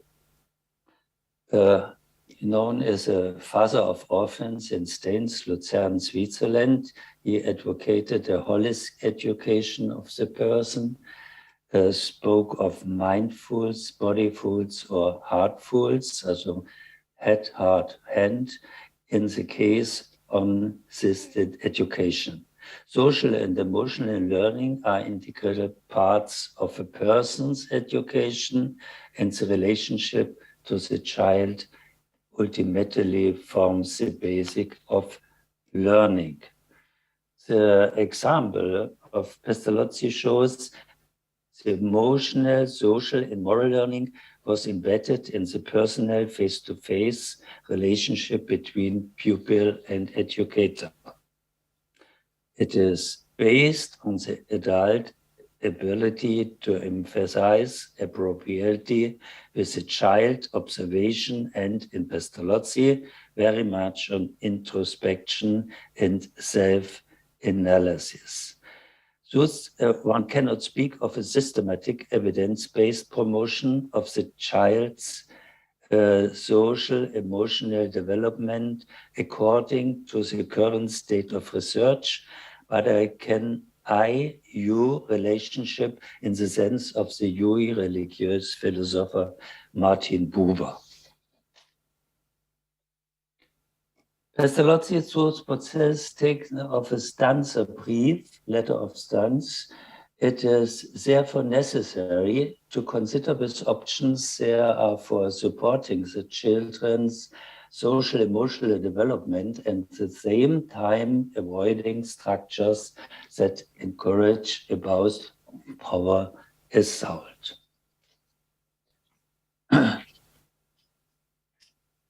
What do we conclude from this? First of all, the emotional contact with the development of a positive relationship between the educator and the child enables holistic education and upbringing process. Second example, Georg Kerschensteiner, the founder of the work school activities-oriented learning. Georg Kerschensteiner can be seen in the traditional line of Pestalozzi. For him, the question of the soul of the educator arises in teacher training. The this book, Die Seele des Erziehers und das Problem der Lehrerbildung, also the soul of the educator and the problem of teacher education and the problem of in Leipzig 1922. Georg Kirchensteiner with Pestalozzi, people's educator in mind in relation to his ideas from an educator personality. Kirchensteiner notes, quote, reason mean less human being as a bearer of values, in which capacity everyone's is an educator, albeit an unconscious on a good or bad sense, still less a human being as a theoretical researcher about pedagogical action, but above all the pedagogical active person who, due to this peculiar disposition, cannot help but let his life unfold in pedagogical action. End of quote. The next is Janusz Korczak, major topic in progress of education. In German is called Reformpädagogik. His book, Wie man ein Kind lieben soll, How to Live a Child in Polek, Jak Korczak, Jetro, 1919. Korczak stands for the right of children as other educator does and rejected the educational hybris that the adult teacher or educator has the right to feel more worse than a child and has the right to suppress the will of a child or to know better what is the best to a child. He takes a children's point of view, experience and fears very seriously. Children do not just become human beings, they already are human beings with an own personality. In order to reduce the asymmetrical power imbalance between the adults and the children in the orphanage of which he was director, he implemented structures such as a Kammerbox, Children's Parliament, and Children's Court. He saw adults as a part of the social community of the orphanage. So, next, high importance of social emotional learning applied to everyday school means guiding the child towards personality development through social, emotional, pedagogical thinking and acting. The focus on the child is and its emotional development. At this point, however, reference should be made to Sigmund Freud as the founder of psychoanalysis and to his daughter Anna Freud, who initiated a deep, quote, a deep psychological understanding of the child, end of quote. So, in critical source, the trend of the research developed further into attachment research, the pioneer of which was certainly the British psychiatrist and psychoanalyst John Bowlby, who, however, relates primarily to the name Mary Ainsworth when it comes to the analysis of attachment patterns. Professor Eva Rass, my former PhD student, an experienced analytical child and adolescent psychotherapist with many years of experience, who is teaching at the Mannheim University of Applied Science, states, quote, anyone who has experienced emotional insecurity giving care in their developmental years will be able to deal with other people in later life, be able to establish relations respectful, empathetic, and patient. End of quote.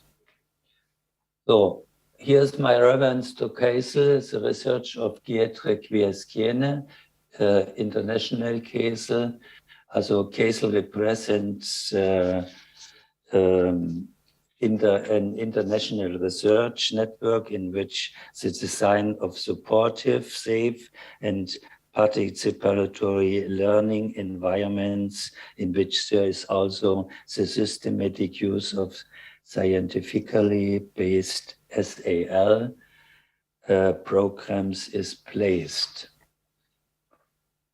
Another system immanent reference is the following: psychological discourse diagnosis, PICO 3 to 6, and is with regard to social emotional development, appropriate observation sheets, for example, were developed for the preschool area, which serve as instruments for observing and surveying to social emotional level of development of the children. Also, PICO, and the next is PERIC, quotes the sheet message 6 basic competencies: contact skills, self-control, consideration, self-assertion, stress regulation, task orientation, exploration, enjoyment, important theoretical underpinnings of the ARC care, mental health research, resilience research, research on the importance of social emotional competencies for school success. End of quote. The question of promotion, social and emotional development as early as the area of elementary and primary school pedagogy. We have Papillo 6 to 9, kindergarten plus Faustlos. Papillo is a program sponsor, as a social enterprise, Papillo non-profit limited in Augsburg in Germany. We have center aims of development, social, emotional competences, positive classroom climate, problem solving skills, executive functions.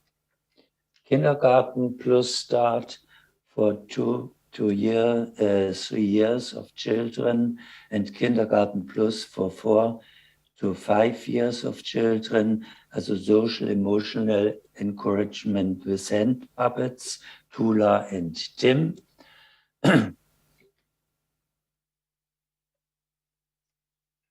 The next is, here follows reference to the very popular Faustlos program. This also promotion of empathy, promotion of impulse control, promotion of anger and rage management. An example of this is a brief insight into the Faustlos program, which was given by Manfred Schirpka, psychiatrist, specialist in psychotherapeutic medicine, psychoanalyst and family therapist, who worked in Heidelberg at the Center for Psychosocial Medicine as medical director of the Institute of Psychosomatic Cooperation Research and Family Therapy, and later senior professor at the Institute for Psychosocial Prevention. Also, the program was implemented in Germany as an experience ensemble of the American Second Step program. The Second Step program is again based in SEL and its state of research. The Faustlos program is also now available for children of different age groups and different institutional locations, Fäustling 2 to 6, Faustlos Kindergarten, Faustlos Elementary School. Faustlos is also dieses American Second Step program, Second Step org. You have a look, also for kids, adults, for everyone. My conclusion, The importance of the development of social emotional competencies is well recognized in various discourses and is certainly one of the central pedagogical tasks in the institutionalized education of children today. However, the question of how systematic support for SEL can be sustainably implemented in distance learning and in the context of the increasing digitization of children's lives remains unanswered. An intelligent transfer of analog materials into a digital teaching learning setting and its evaluation and transfer into the curricula of teacher training programs is still pending. Thank you for attention.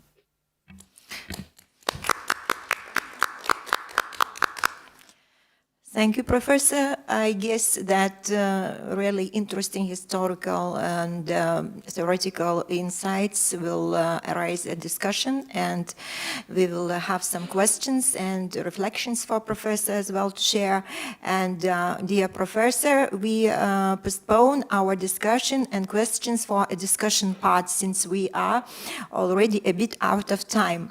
And now let me announce the most sacred event. So it's coffee break. 10 minutes coffee break for us to have a rest, to think what we have heard, to associate a bit. And after 10 minutes, 5 minutes to 12:15, we are here again for the continuance of our work. A special thank you for our interpreters for being endurant, for staying with us. And now, yeah, it's a break already, a bit rest of intensive work. Thank you. And also our technological team. Thank you.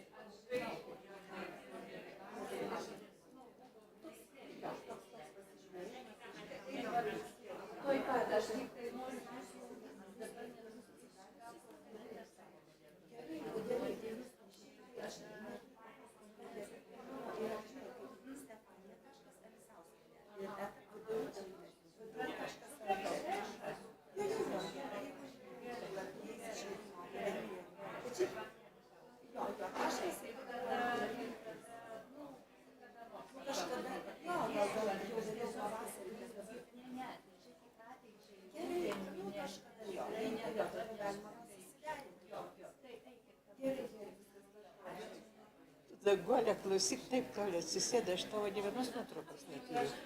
Dabar specialiai gaudau. Gerai,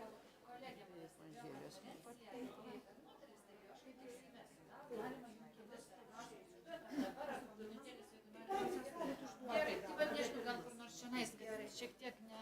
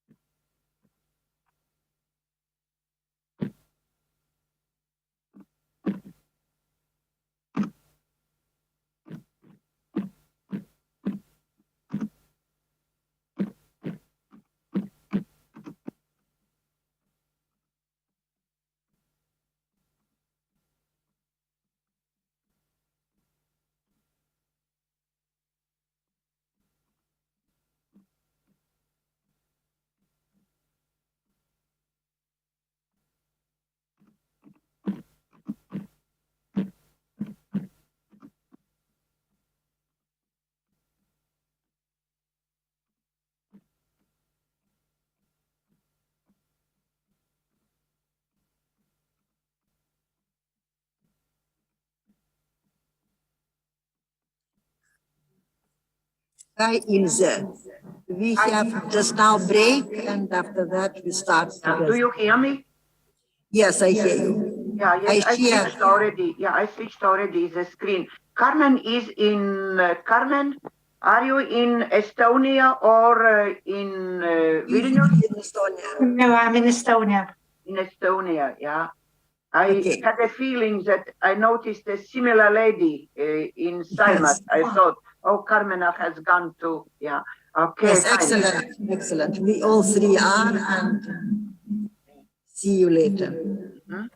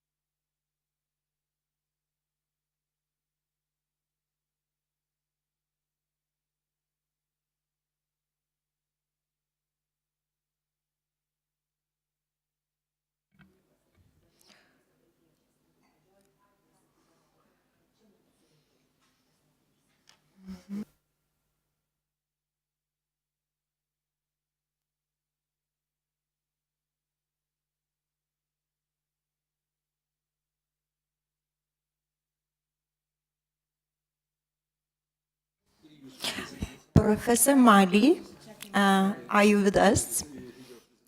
Can we continue our work?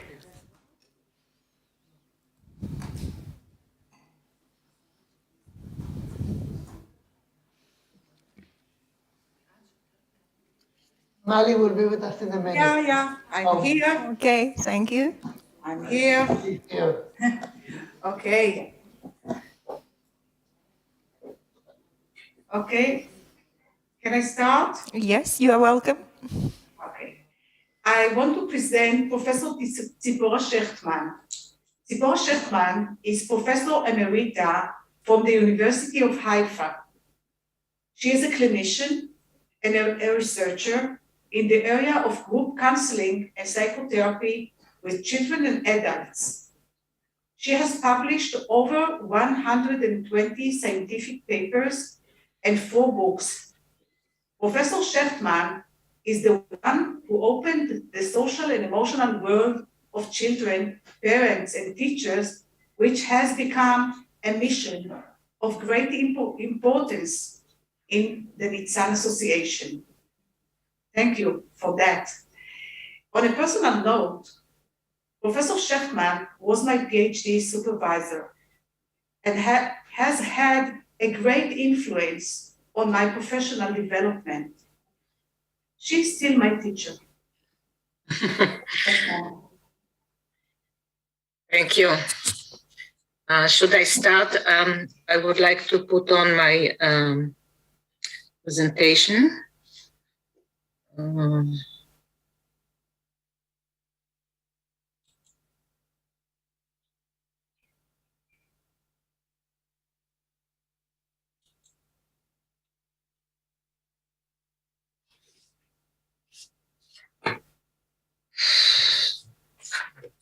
Okay.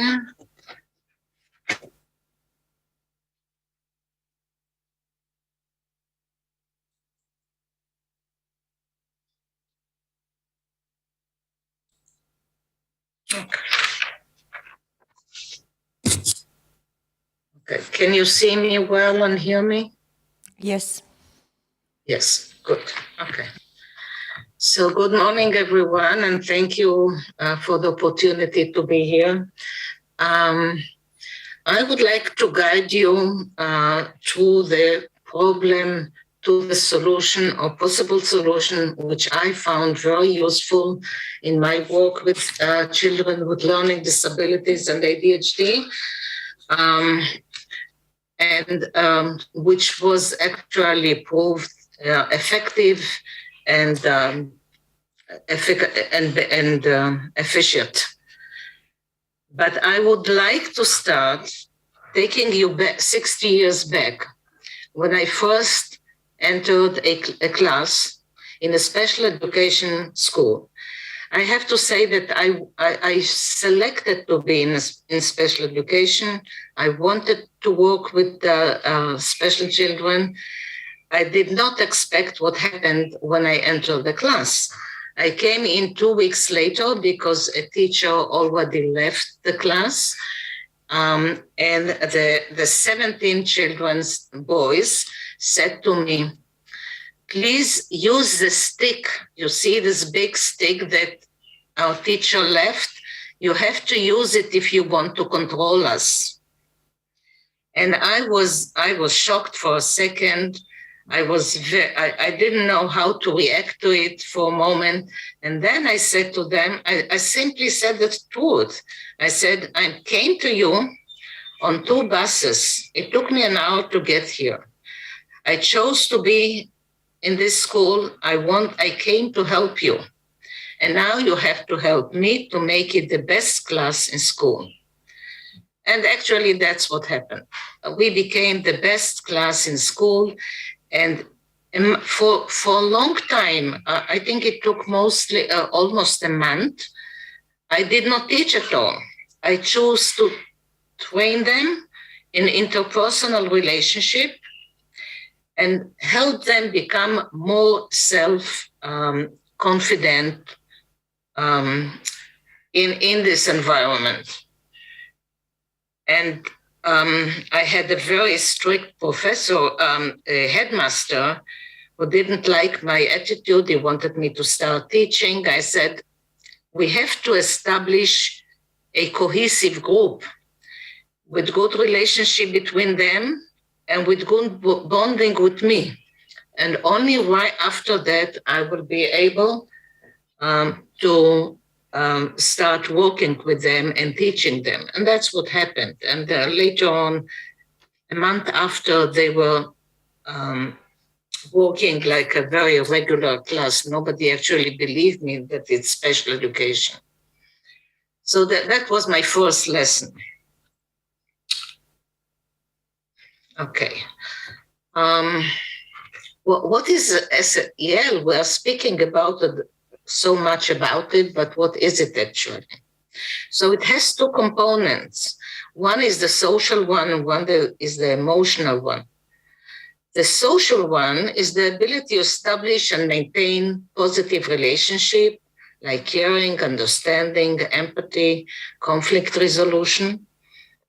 And the emotional one is the ability to identify feeling, to connect to them, to become self-aware of those feelings and of thoughts, and to be able to control themselves and make a wise decision. That's social emotional learning. But so I will start with the social ones and talk about the importance of relationship, specifically as friendship, because in the classroom, there are children and they want friends, they want to belong, they want to participate in activities together and so on. We heard from Professor Margalit a lot about loneliness. Friendship is the best buffer of loneliness, actually. And if you have even one friend, but it's a good one, a close one, it helps you overcome loneliness much more than 6,000 followers on internet. Friendship provides love, care, interest, and trust. And trust is the main word that I want to talk about later. Friendship develops empathy and understanding, and friendship builds self-esteem and self-confidence. And I highlight this. The base for prosocial behavior is self-esteem, trust, and confidence. These are the ingredients, and this is what we need to develop in children, and certainly in children who have difficulties and challenges such like attention deficit disorders or learning disabilities. I found when I talk to teachers many times that they don't know what are those special social challenges? What are they? What's a friendship? What do we want to teach them actually? So a common identification ingredients that appear in the books or in professional literature. The first one is initiating relationship. Saying to someone, can I come to your home? Do you want to play with me? Can you come with me to a movie? Now, it sounds, for people who have no difficulties, it sounds very, very simple. But for a child who has a history of rejection and a history of disability to understand the situation around him, the social situation, initiating a relationship is very difficult. It takes a lot of self-confidence to not be afraid of being rejected. So saying to someone, this is something that can be taught. How to do that, how not to be afraid of a rejection, how to respond to a rejection, and so on. The second one is giving support. Taking and giving support is a central part of relationship. And if you cannot say a good word to your friend, then he will not be your friend anymore. And I find when I work with children with this kind of challenges, that it's very difficult for them to say a good word to another person. This is something that normally you learn much earlier before you come to school. But if you don't have it, you will not be able to maintain a good friendship. Assertiveness. You can be a friend, be a clown, go behind after the crowd, but if you want to be a good friend, you have to know what you want, to say no when it's impossible to do something, and to join when you feel it's okay to do that. Sharing feeling and experiences. To say how I feel to someone is a basic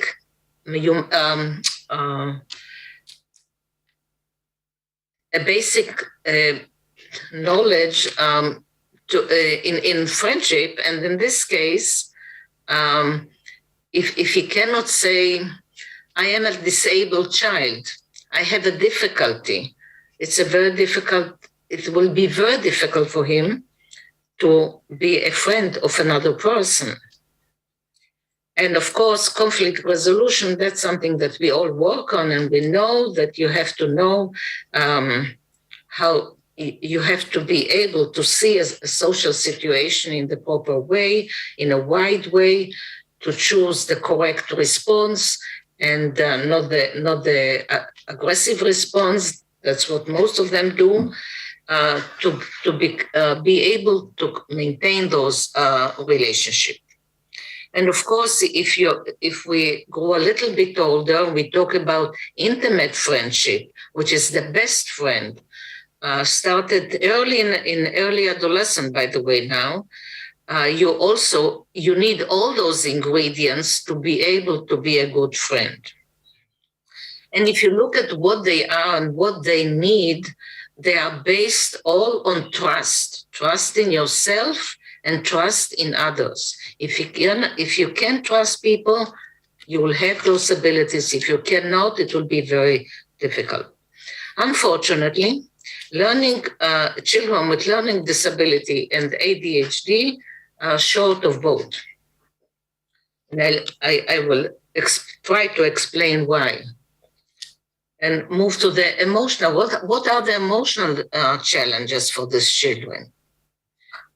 This is based on the literature. It's not my idea. Children who struggle with their learning disability and ADHD are more than other children, frustrated, confused, anxious, lonely, we heard, helpless, and depressed sometimes. So we know all those feelings, but is it possible to teach feelings? How do you teach someone to be less lonely? How do you teach someone to be less anxious or less confused? I mean, we're talking about feelings. This is something that people have to experience to make a change. It's very difficult to teach them.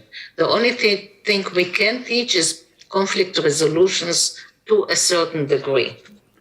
So the whole idea, the thesis actually is that emotional and social challenges are related to a sense of trust in self and others, and they are developed early, in an early stage of the children's development. We heard it from the professor that talked earlier. It starts with attachment to parents, with secure children who manage to develop a secure attachment will be able to develop positive relationship, even if they are learning disabled and have ADHD. If they are anxious or avoidant and they couldn't develop a sense of attachment, it will be much more difficult for them. And as I said, it's very difficult to teach it. So we must let them experience it. They have to change their feeling before they change their thoughts and behavior. Oh, sorry. Now, we all understand that is the conference about. We do interventions, and we do interventions mostly which are psychoeducational. We teach them some kind of abilities. They are usually cognitive behavioral oriented, that's the literature says. We do it in large groups with semi-professional professionals, which are many times teachers or counselors. They do have a positive impact on children. They do have a positive impact.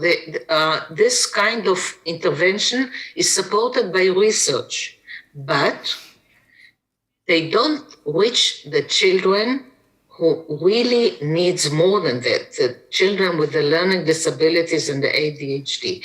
These are the kids that get lost in 40 children in a classroom, and even with 22. They need something else. And what they really need, in my opinion, is interventions in very small groups, which we call counseling or psychotherapy groups, which are humanistic and emotion focus oriented. They have to be small and led by professional personnel, trained people who can actually provide them with a sense of intimacy in the group and a sense of trust, and enable them interpersonal learning, which they need based on experience. Now the question is, why group? We know most of the work that is done is not in group unless it's psychoeducational, but counseling and psychotherapy groups, interventions, even individual one, are very few actually. So it's simply unrealistic to think that we can cover all those children and give answers and provide answers and address the needs of so many kids on an individual basis.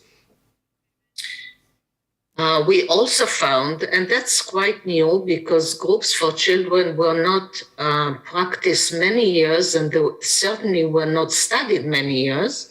And only in the last 10 or 15 years, we are doing a lot of studies on groups with children, and we found that that group treatment is not less effective than individual treatment.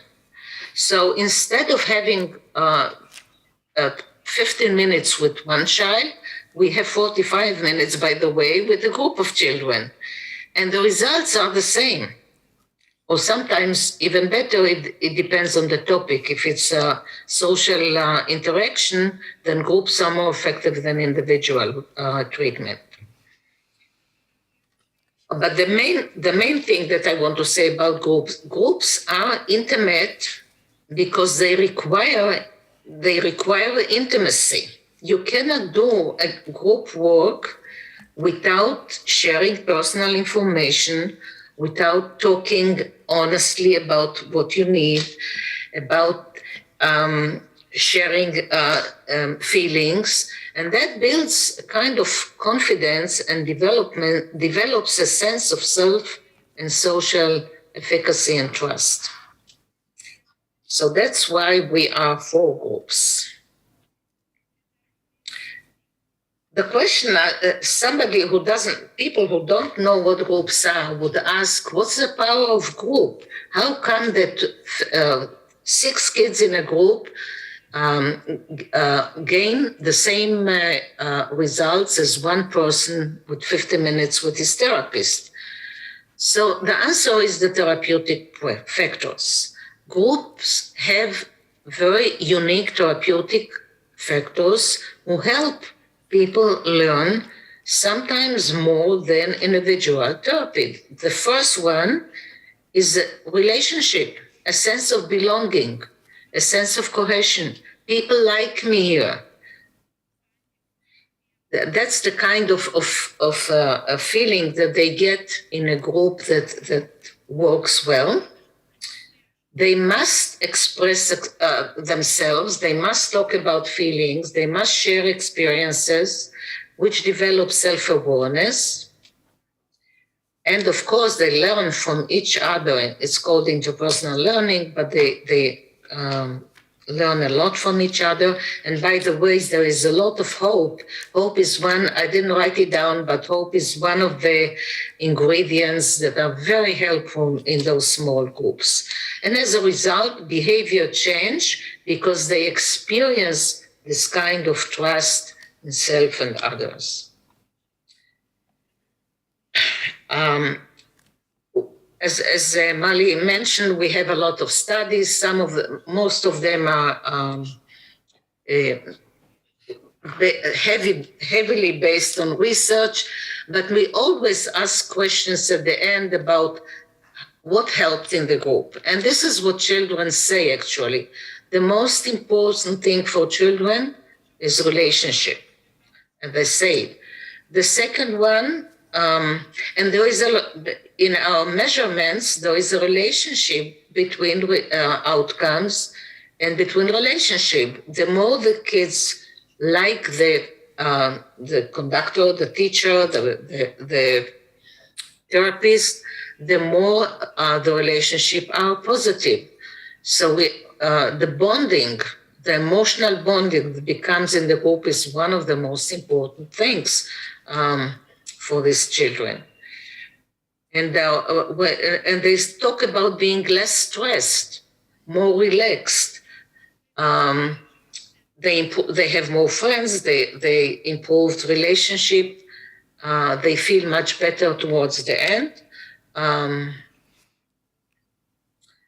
The question is, and many ask this question, how do you engage children in group therapy? Normally, they are not the regular clients that people come and start talking about themselves. So you need to develop a model of working with this group. And what we found is that first we have to establish a safety and empowerment in the group. We have to look for every positive thing that we can say about each child in the group and make them really good, close friends.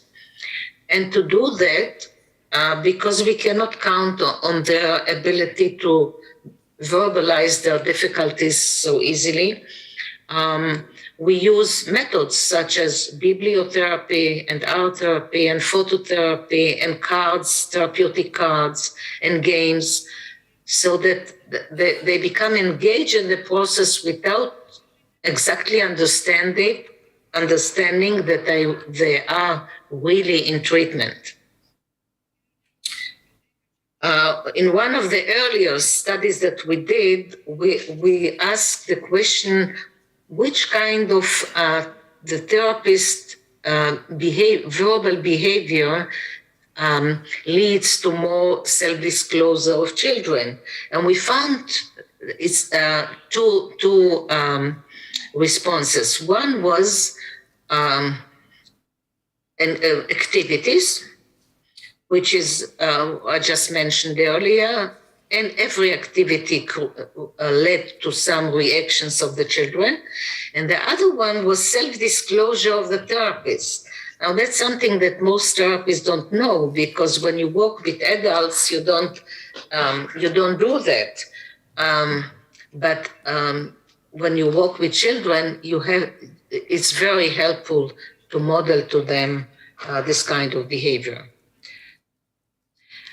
From our outcome research, and we have a wealth of those, children improved in social status and positive behavior and self-confidence and academic achievements and reduced aggressive behavior and anxiety and so on.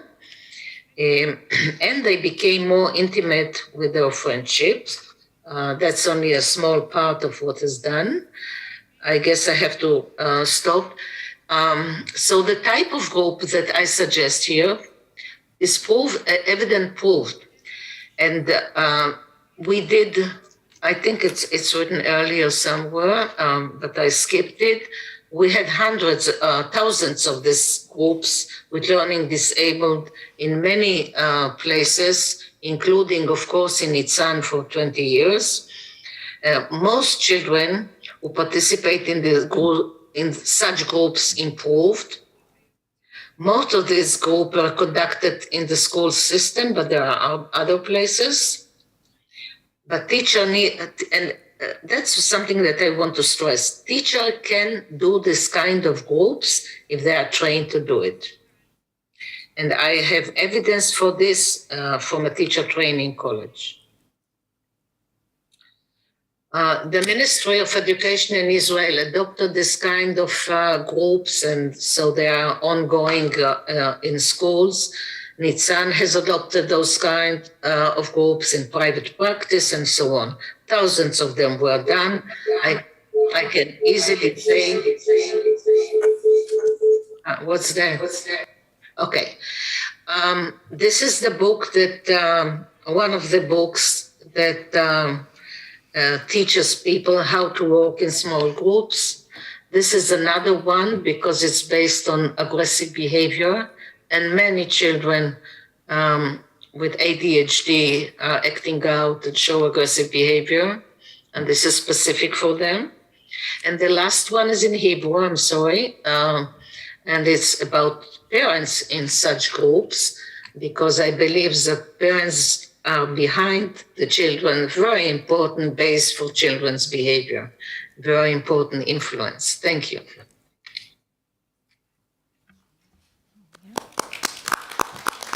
How do we go back? Thank you, dear professor.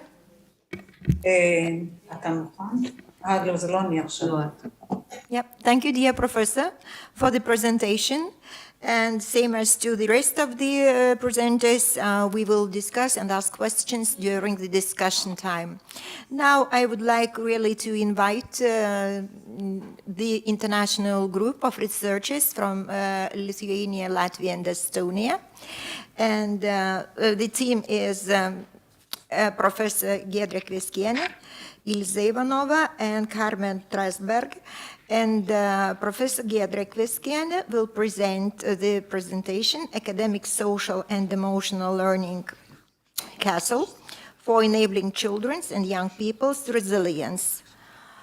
And also, as well, we have the photos of the partners. And Professor, the floor is yours.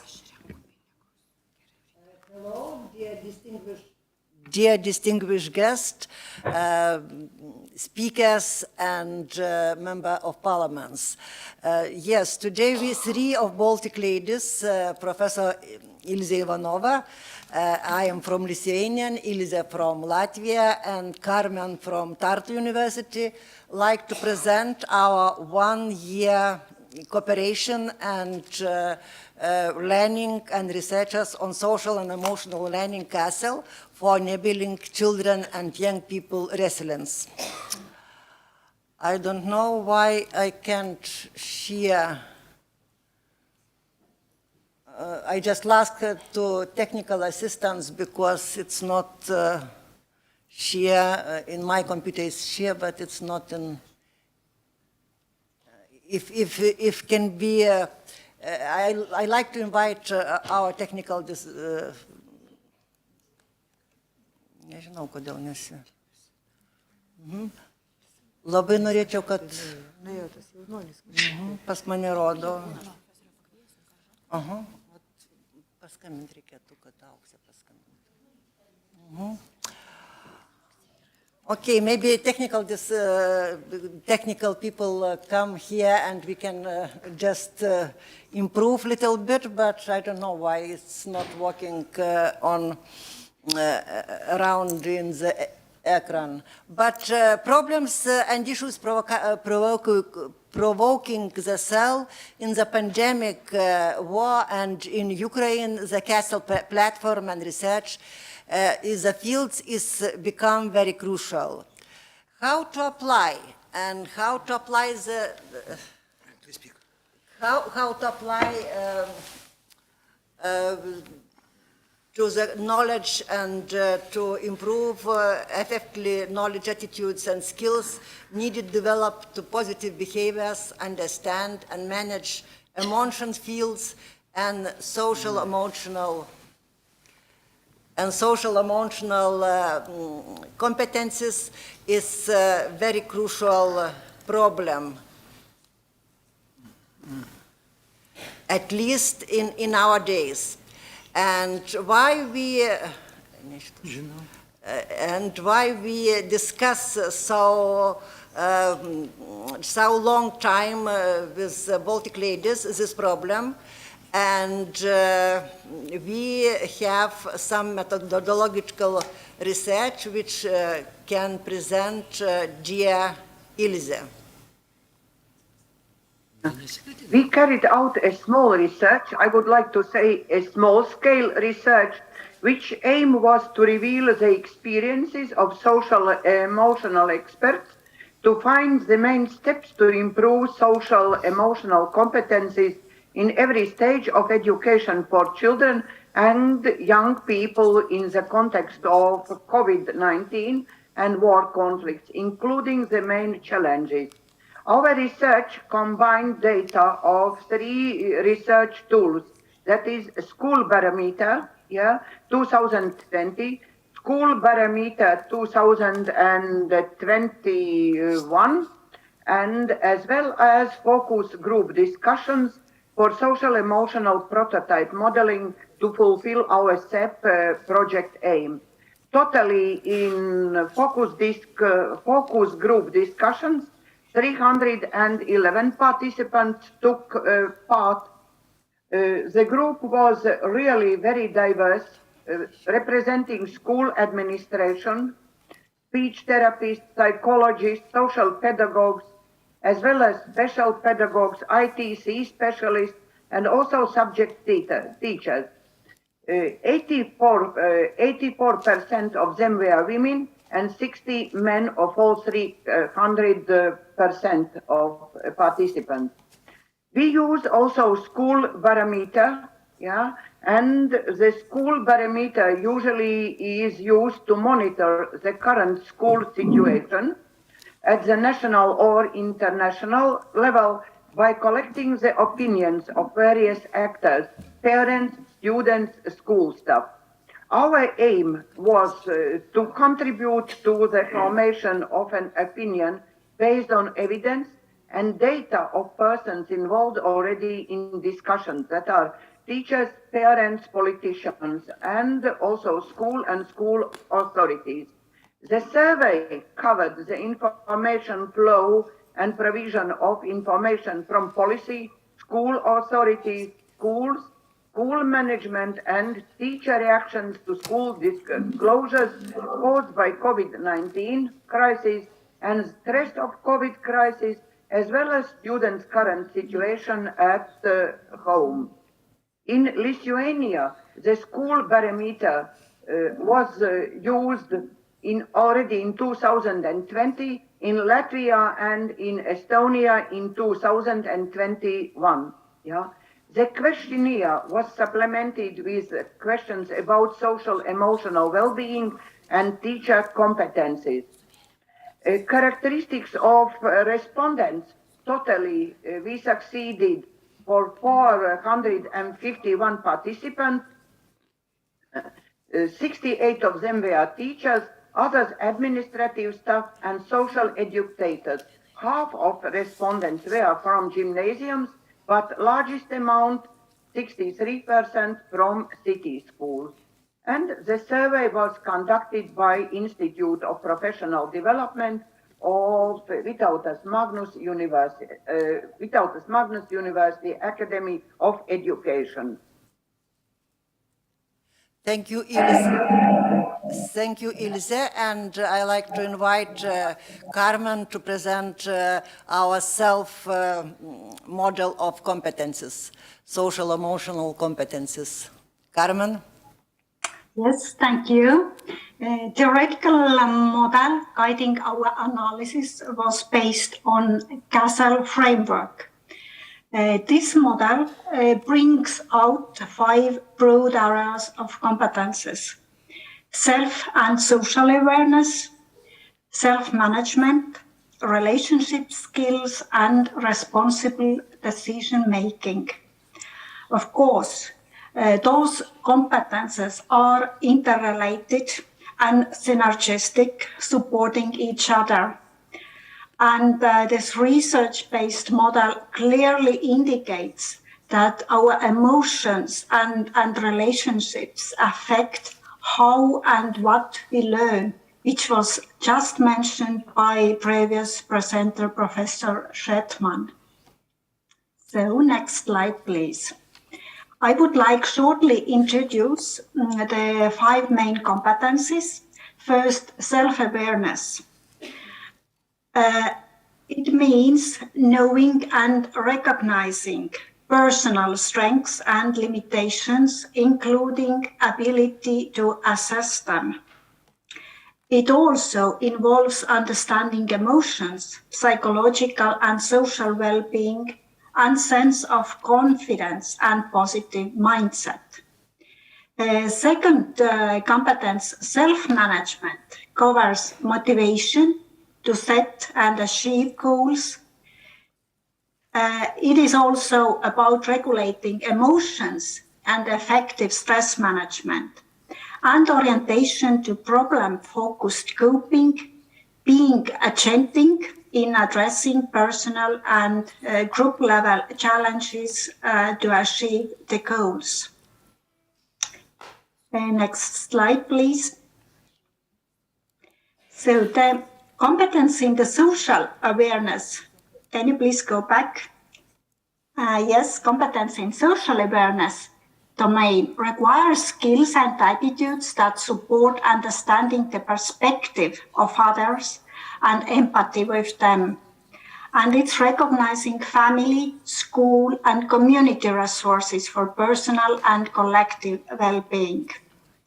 Competence in relationship skills domain includes establishing and maintaining healthy relationships, including communication and listening skills. It's working effectively in diverse groups as both leader or team member and negotiate conflict constructively. It's seek and offer help if needed. And finally, responsible decision-making requires making ethical and constructive choices about personal behavior. It's social interaction based on safety, social norms, standards, and its inclusion and belonging through engaged citizenship, parental and community involvement. And of course, in so long discussion between our Baltic countries, teachers and researchers, we was stressed on positive and trust-based socialization, which topics was mentioned before in professors from Israel speeches. Positive trust-based socialization based upon existing practical experiments in all 3 countries, and we find it in Germany too. Trust to people who fill our social learning processes with positive motivation, empathic care, and reward opportunity.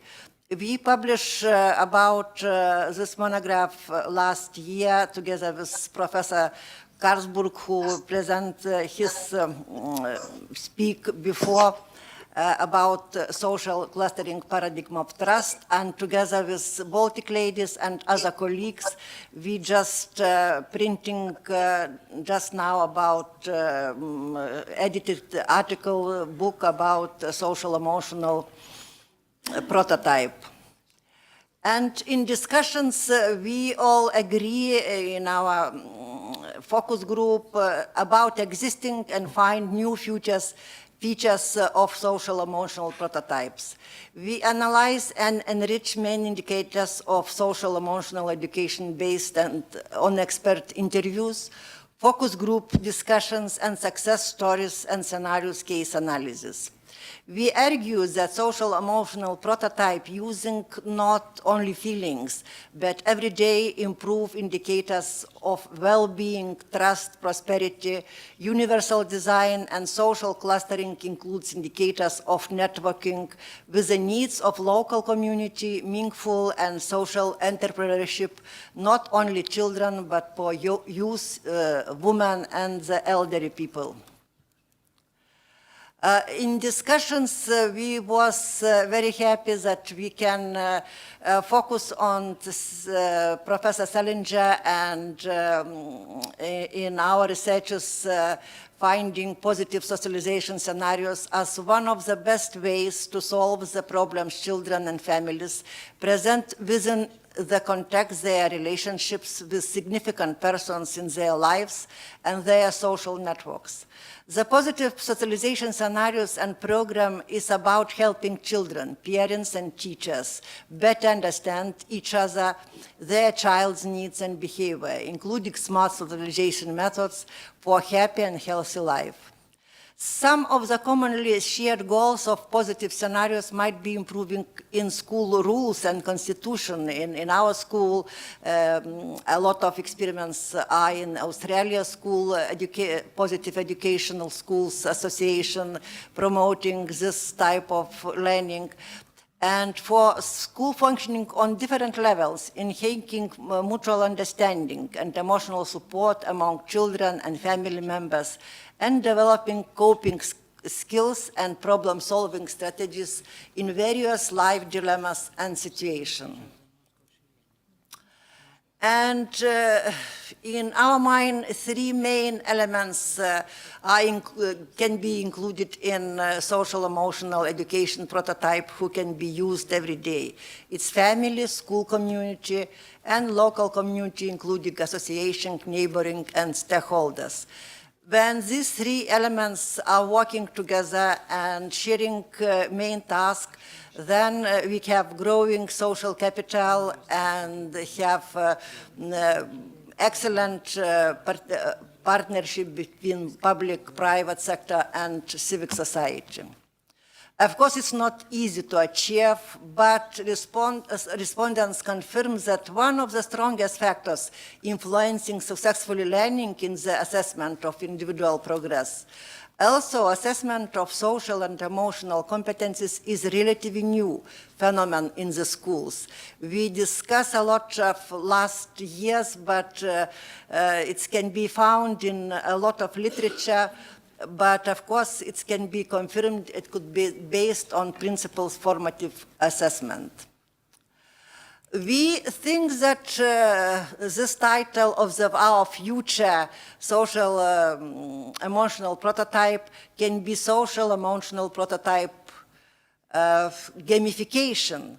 We learn Israel Nissan experiments on gaming Be Friendly, use our findings and starting create very simple game for children, for parents, and for teachers who start to monitoring our feelings every day. Maybe we suggest every lessons when we have a very nice tools who call cycle of feelings, and we can just say for us, good morning, Gedre, good morning, my child, how are you feeling today? And if we can fix this our emotions every day, we can make some points which love our young generation. We can start monitoring and maintaining our feelings every day, and I think we can learn that if we do it together with children. And Carmen, some words about results. Thank you, our respondents. The challenges in developing social-emotional learning are following. How to evaluate effectiveness of social-emotional learning approaches. And it's also how to assess those competencies. Our respondents highlighted that achievement of self-competencies is not often assessed and therefore remains in the background of curriculum development. The challenge is also how to integrate cell content into different subjects and the sharing responsibilities and cooperation between teachers. Several teachers in our study stressed that those competencies are like someone else's responsibility. For example, responsible decision-making should be part of citizenship education, and self-awareness and management should be part of career education. And finally, how to adapt CEL to real cases in case of mental health problems or students with special educational needs. And main conclusion, it has become clear that it would be a grave mistake not to consider existing social and emotional experiments and social interaction process in education. More research and experiments of educational methods are still needed. And I invited all speakers to send us their articles, and we print in our research journal Social Education as well. In assistance, we can argue that the emotional and social prototype for teachers and children in educational practices cannot be assessed in isolation, but must be analyzed and assessed in a broader context, including the daily assessment of children's emotions and behavior as natural monitoring of the child's success and well-being. And ačiū labai, thank you. All this.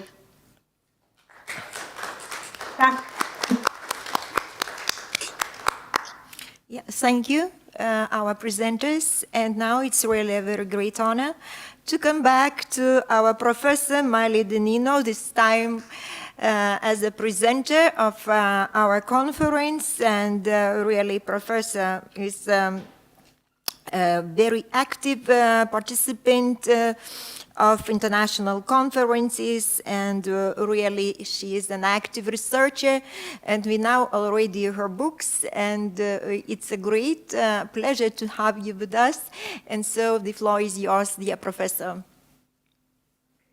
Thank you.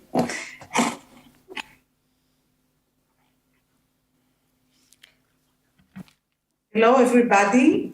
I'm very excited to be here today, and I'm honored to share with you my presentation. Nitzan's approach has always relied on innovation in solutions designed for children and adults with learning disabilities and attention deficit disorder. It is not always easy to challenge existing assumptions and identify groundbreaking directions of thinking.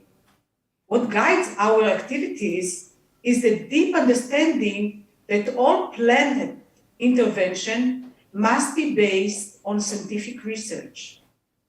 This is why Nitzan Association became the leading professional organization in Israel for almost 60 years and was granted the special advisory status for the United Nations Economic Social Committee, the ECOSOC, in 2021.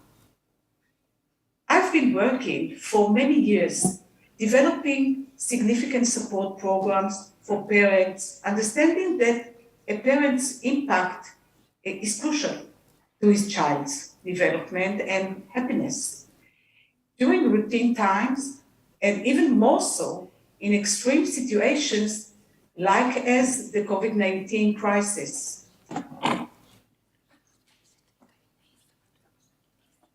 I remember how difficult it was years ago to convince parents who were seeking care for their LD and ADHD child to go through a process that would focus on them as parents. The metaphor I used to illustrate this is the oxygen mask and the instruction given before takeoff to wear the mask themselves, and only then to put it all on the child's face.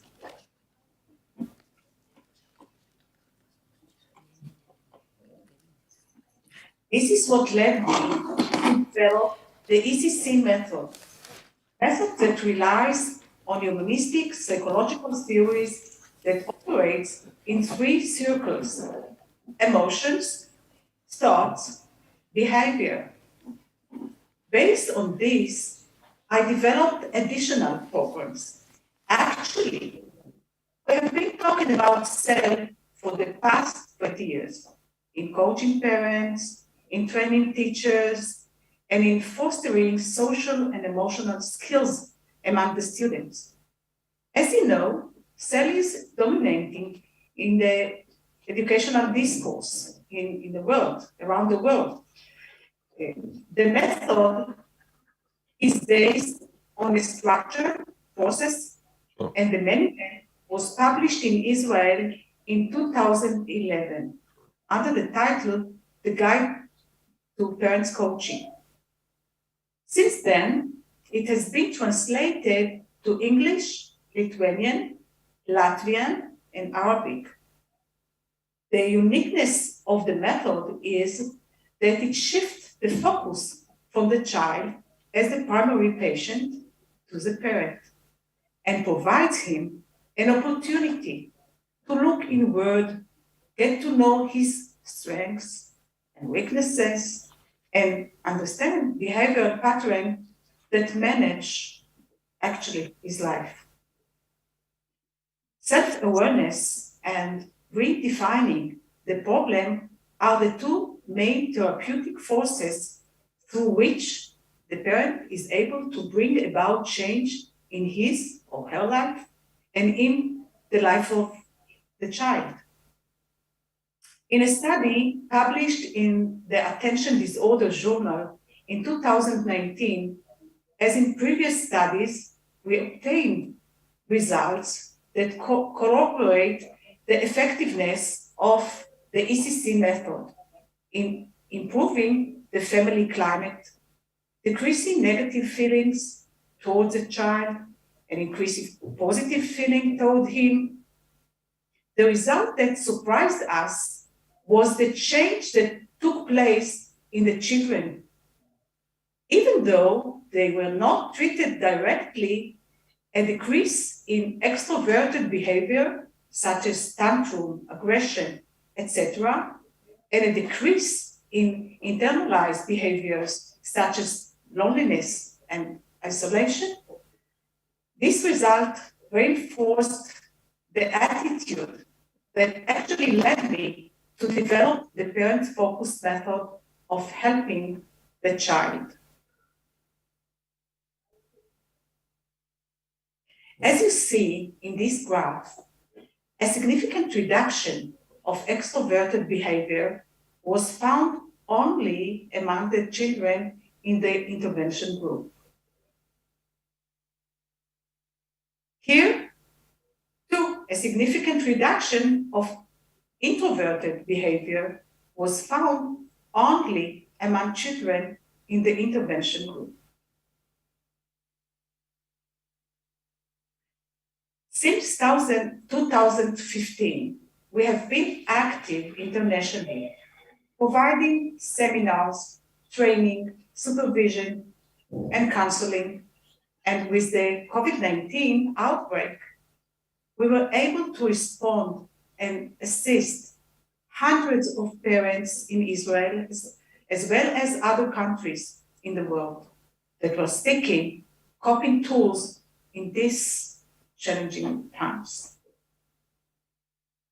As I mentioned before, the Guide to Parents Coaching was translated to English, Lithuanian, Latvian, and Arabic under a new title, Coach Your Child to Success. Based on the ECC method, I developed additional programs at Nitzan Association. The program, The Teacher as a Coach, expands the teacher's professional toolbox, promote meaningful dialogue between teachers and students and enable their inclusion in the mainstream education system and in regular classes. This innovative program supports the STEM approach, the social emotional learning approach that has been adopted recently in the education systems in Israel and around the world. During the very difficult last 2 years, we had the opportunity to break down borders and teach via Zoom senior professional in the field of education at the Vilnius University for Applied Science, and to conduct a course as a part of the master's degree in education at the Liepāja University in Latvia. Now, I'm going to show you a very short video clip. I want to say that this testimony clearly shows how significant the ECC method is for teachers and students alike. Sorry to stop. No.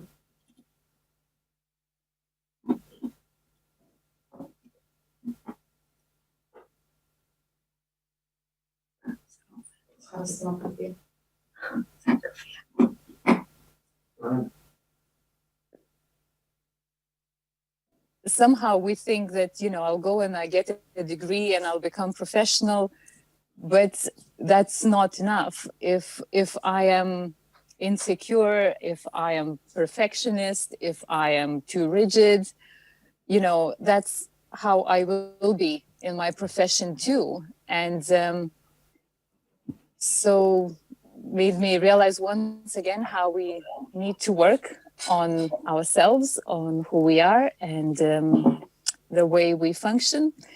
And our mistakes and our struggles, I think, reveal of what needs changing. I realized years ago the impact of technology on a child's self-perception and coping skills. Therefore, I searched for an attractive and innovative way to engage children via simulation. This led me to develop Be Friendly, based on the ECC method, in order to create empathy and compassion toward their peers. Be Friendly, Be Friendly is a simulator for coping with social situations among children and adolescents in the digital era. The program helps students develop tools to cope with challenging social situations within the school and social networks in order to create a protected and empowering environment. The program goals are developing strategies for coping with complex social situations, strengthening the sense of competence, mental and personal resilience, acceptance of the other, solidarity and empathy, and especially for our students, our children with ADHD, development of a delay mechanism between emotion and reaction.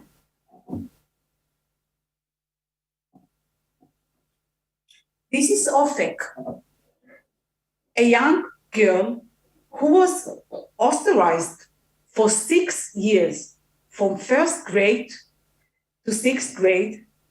It started with humiliation and disregard, and gradually got worse.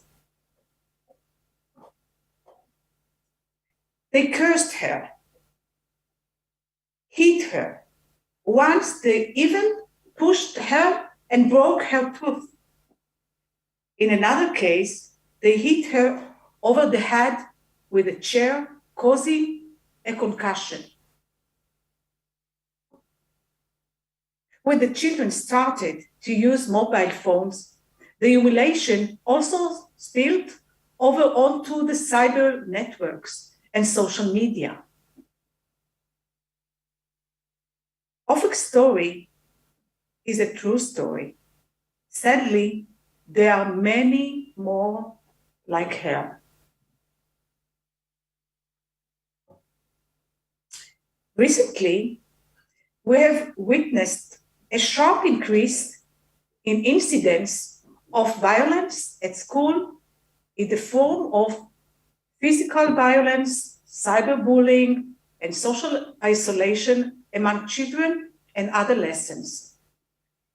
In 2021, there was a 67% increase in the number of victims. It was found that about 2/3 of them were girls. Teens, ages 12 to 14, are at high risk for harming others or being harmed by online bullying.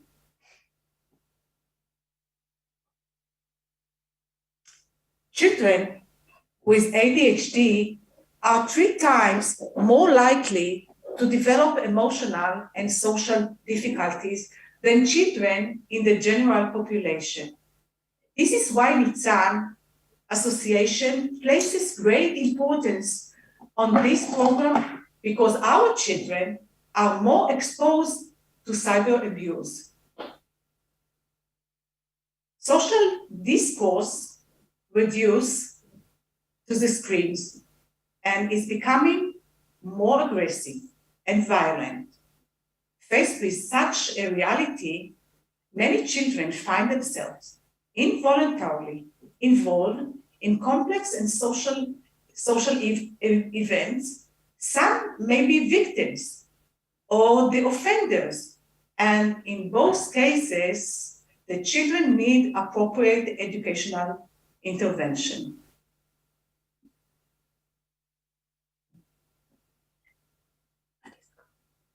The program is activated via the WhatsApp, as you see. WhatsApp application that is familiar to children and accessible by mobile phone. During the sessions, the children are presented with social situations that happen in reality from different points of view.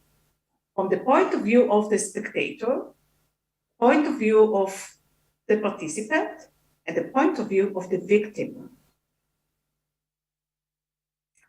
The children will be asked to react to these situations with regard to emotions. That means stop and identify your feelings. Thoughts, take a moment to think. Behavior, act only after thinking. Every challenging event to which we are exposed evokes emotions like anger, fear, pity, sadness, gloating.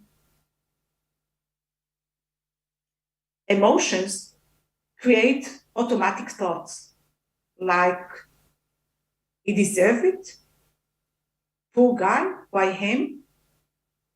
I'm afraid to get involved. I don't want to be the next one. An automatic reaction without thinking can be, I'm not going to tell anyone, so they don't call me a snitch. The purpose is to delay the response and broaden the student's way of thinking. Now, he can say to himself, it's important that I share this with the teacher. Today it's him, and tomorrow it may be me. It's important to me that he knows I'm on his side. Now the student can choose other ways of action. For example, I tell my friend that he's not alone. I go to the school counselor or to the teacher and ask for their help. The programs includes an app that serves as a simulator, preparing students for coping with real and complex social situations. Okay, Hannah? Hannah?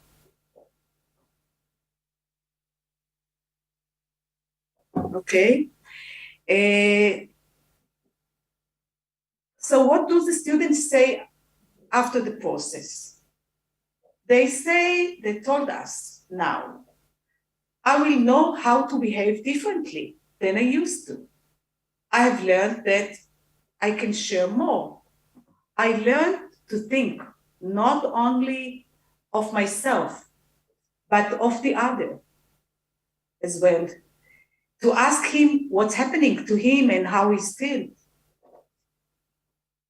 I'm glad I opened up to new kids.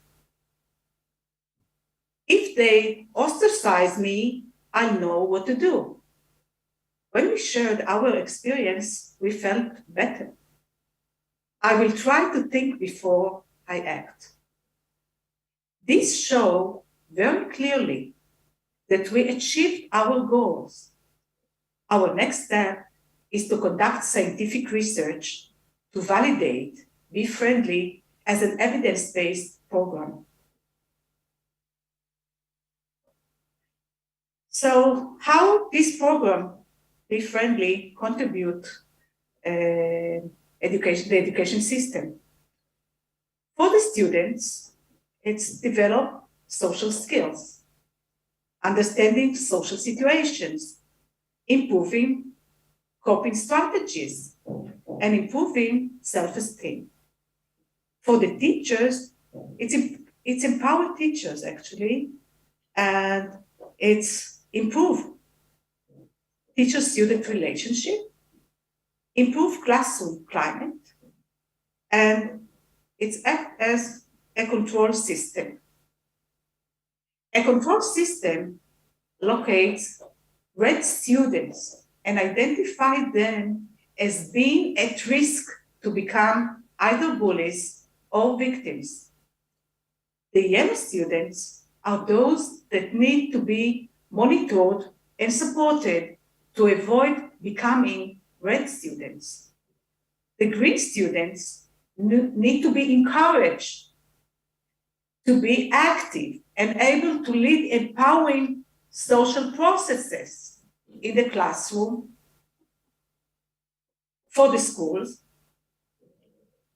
It's improve school climate, it's improve academic achievements, and creates greater efficiency in resource allocation. Here are references for those of you who are interested in learning more about the ECC method. And here my contact information. So thank you for your kind attention. It was a pleasure for me to be here today.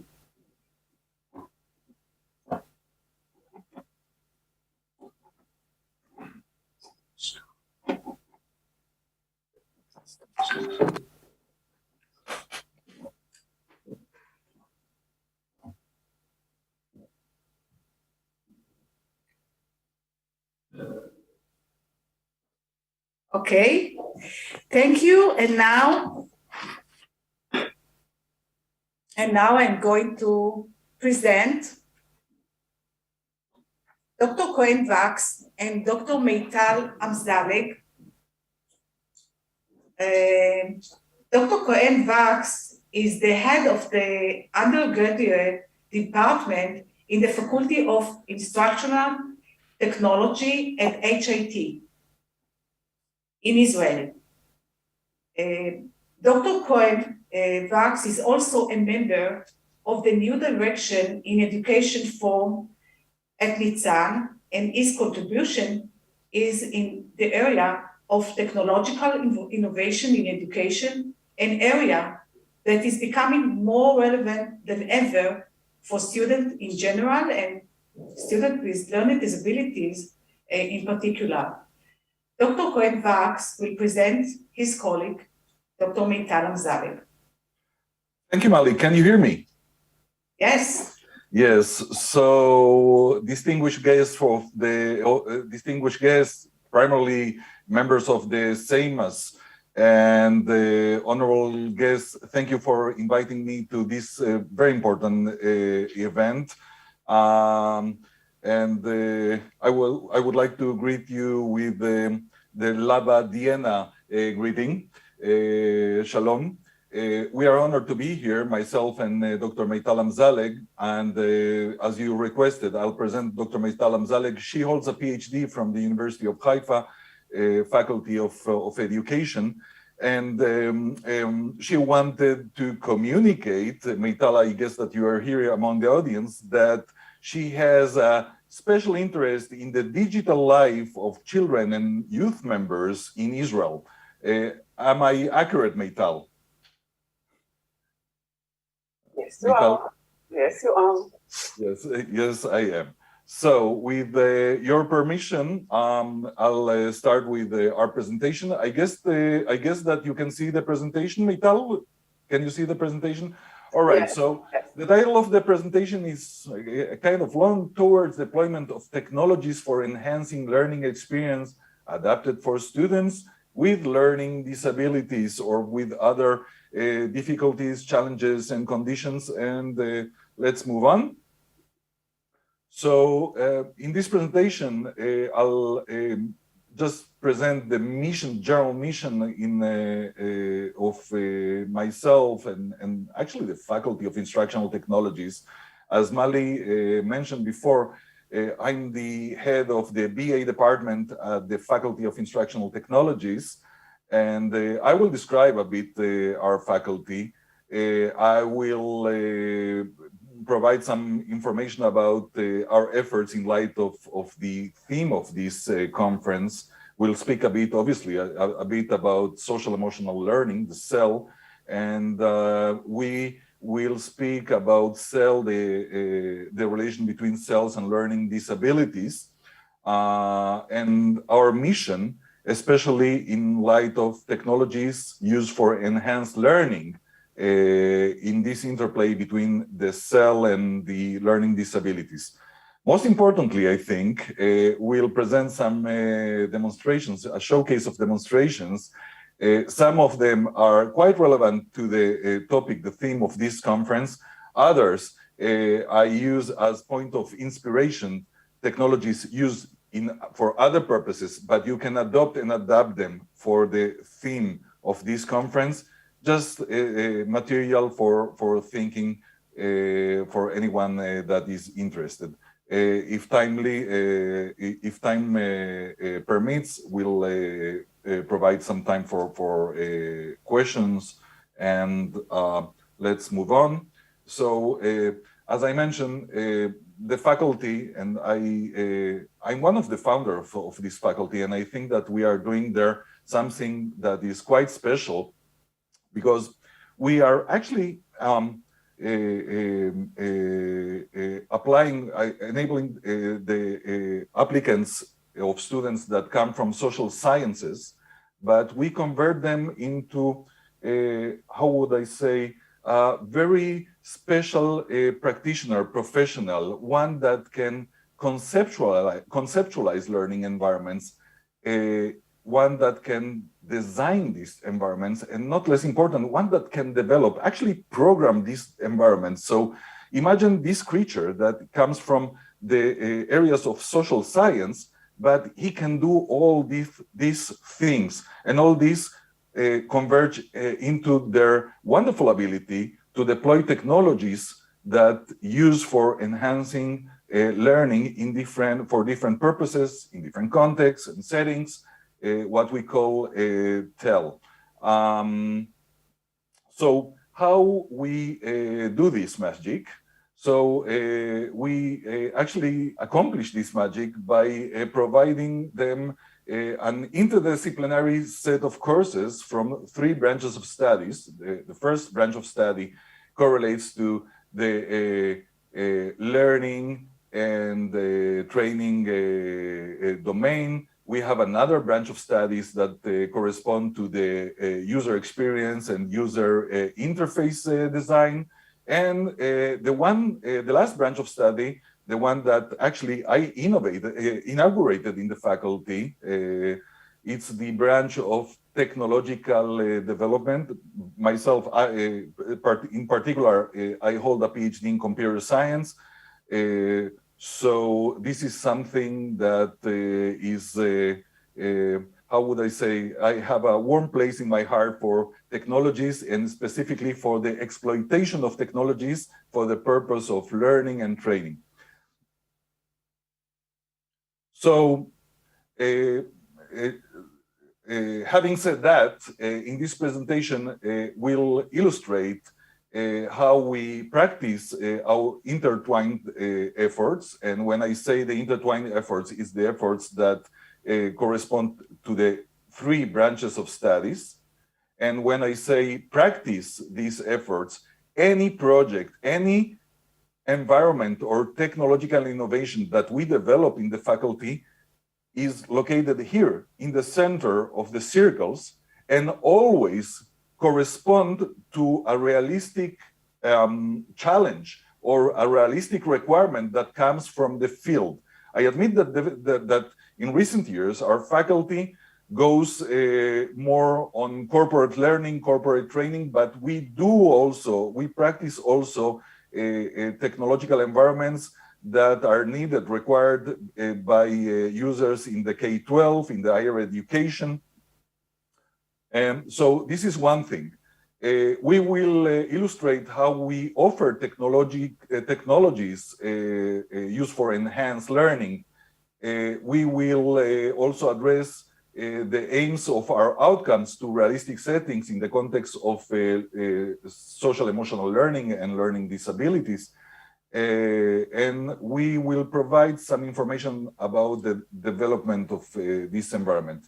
Just to speak briefly about social emotional learning, and I'm sure that this is well known among the participants of this conference. So CEL is an integral part of education and human development that enables learners from across ages, levels, domains to acquire new knowledge, skills, and attitudes in order to develop healthy identities, manage their emotions, achieve personal and collective goals, feel and show empathy for others, establish and maintain supportive relations, and make responsible and caring decisions. So if I go one slide ahead and speak about CEL and learning disabilities, or CEL in light of learning disabilities. So learners from across level domains may experience learning disabilities, as we all know, as they encounter challenges that go far beyond the essential learning skills. They might provoke the development of negative self-esteem, interfere with their learning and academic success, reinforce a cycle of failure and negativity, and CEL activities have the potential to alleviate challenges associated with learning disabilities. So this by itself, the CEL versus the learning disabilities, it's a nice interplay. But I want to, with your permission, to add an additional ingredient to this melting pot, and this is the thing that I like so much, the technologies, or to be more accurate, the technologies usable for enhancing learning.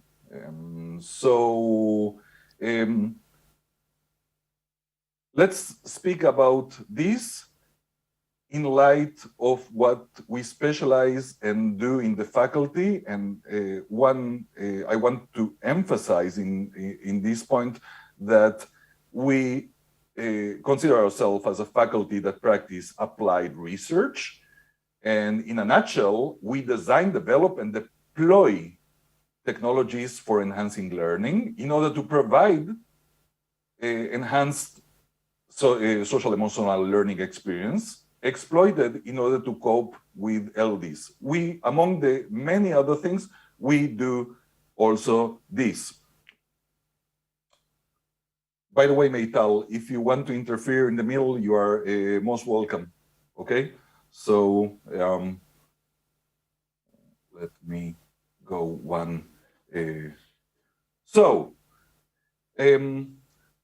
I think that the best way to illustrate these statements that I just gave is to prove them, to illustrate them with our realistic environments.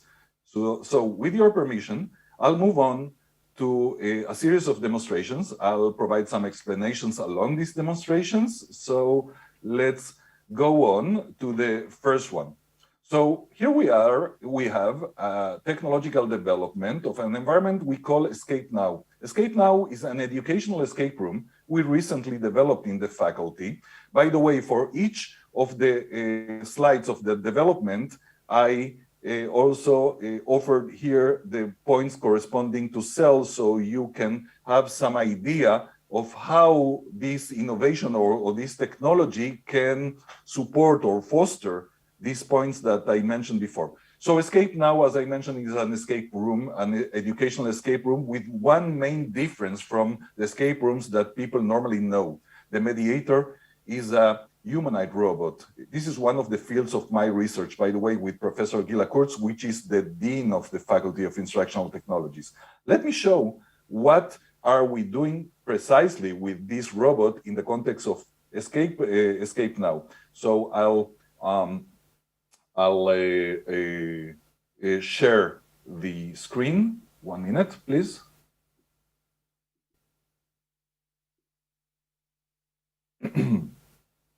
Sorry.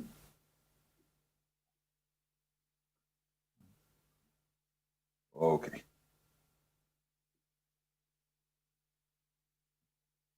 I'll share sound.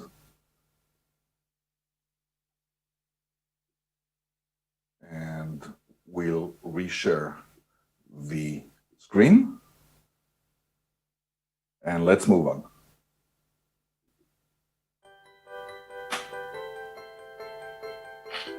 Welcome to Escape Now, a team-based training escape room focused on national security, targeting corporate organizations seeking to optimize their teamwork, supporting rich interactions provided by a humanoid robot.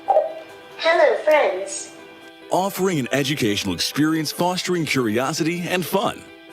Join our innovative experience, calling participants to the flag, inviting them to do it collaboratively, requiring them to solve 4 riddles and rescue sensitive information. Hurry up! Participants have only 45 minutes to solve all riddles and save the nation. Let's move to the ground floor and demonstrate some actions. See how participants receive their first riddle in a form of a letter. Look how they work collaboratively as they're looking for answers.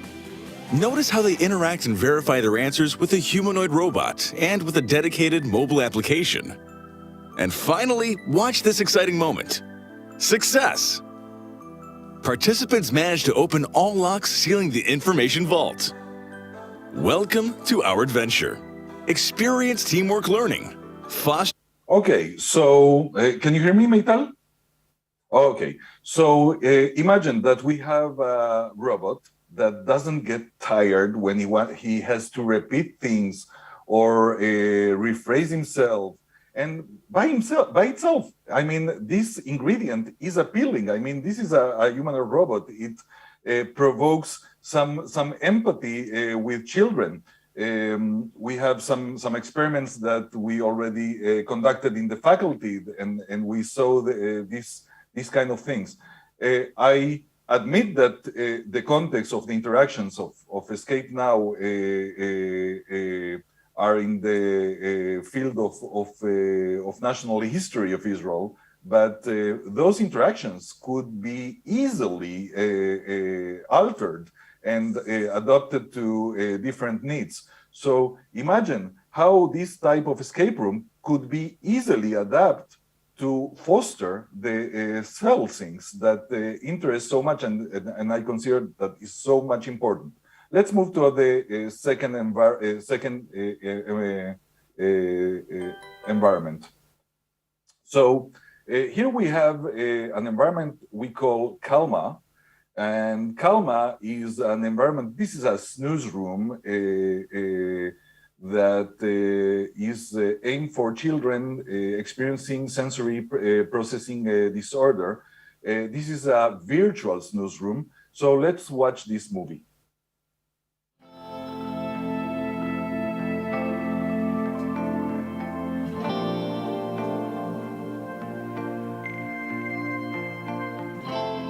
In the US, 1 of every 69 children are diagnosed on the autism spectrum. In Israel, 1 of 206 children. Autistic spectrum is a continuum of developmental neurological syndromes mainly characterized by difficulty in the communicative and sensory areas. Sufferers are likely to experience sensory process disorder, expressed by sensory overload or indifference to the environment. These children are usually diagnosed with a high or low sensitivity threshold. How can we help the children? Introducing Karma, a virtual world managed by the controller application and enabling personalized treatment for sensory integration. Ron is a child with a high sensitivity threshold and he has trouble with the transition between classes. Ron's therapist can adjust the environment in order to minimize the amount of surrounding stimulation. Objects may be added to the environment gradually. In addition, the therapist can activate structured scenarios to include objects with a higher impact on the environment. In contrast to Ron, Asaf has a low sensitivity threshold to stimulation. In this case, the therapist can set up a more impelling world. The environment can be adjusted according to the child's needs at any stage during treatment. Transitioning from the virtual world to reality is achieved gradually with a click of a button. To track the virtual world in real time, the therapist uses the application Mirror OP. Our pilot results show that... Okay, let's move to another environment.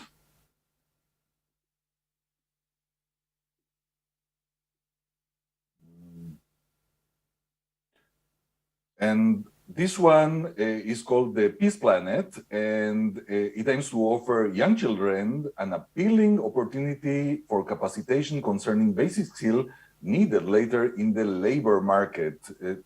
So this is a recent one.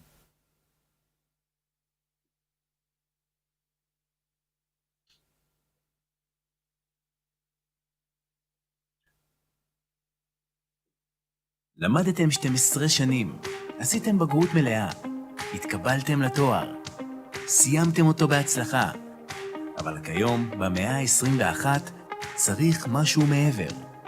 מחקרים מצביעים שכיום המיומנויות החשובות ביותר שנדרשות כדי להשתלב בהצלחה בעולם התעסוקה הן לא המיומנויות המקצועיות שלכם, אלא דווקא היכולת שלכם לעבוד בצוות, להתאים את עצמכם לשינויים, לפתור בעיות ולחשוב באופן יצירתי.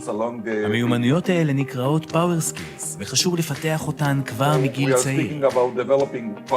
הכירו את Peace Planet, האפליקציה שמאפשרת לילדים בין הגילאים 8 עד 12 לרכוש Power Skills בצורה חווייתית ומענה. האפליקציה כוללת 3 משחקים המבוססים על טכנולוגיית המציאות הרבודה. המשחק הראשון, גלקסי סייבר, מיועד לפיתוח מיומנויות של הסתגלות לשינויים, ובמהלכו הילד צריך לתפוס את הפיס באדי ולפוצץ את האסטרואידים המתעופפים ברחבי החדר שלו. So actually the kid or the children has to capture the bodies, the peace bodies that are flying in the room in the augmented reality scene. So, and obviously there are some peace bodies that correlate or are needed to be caught, while others he needs to ignore or try to avoid them. So let's move to the, I think the last one.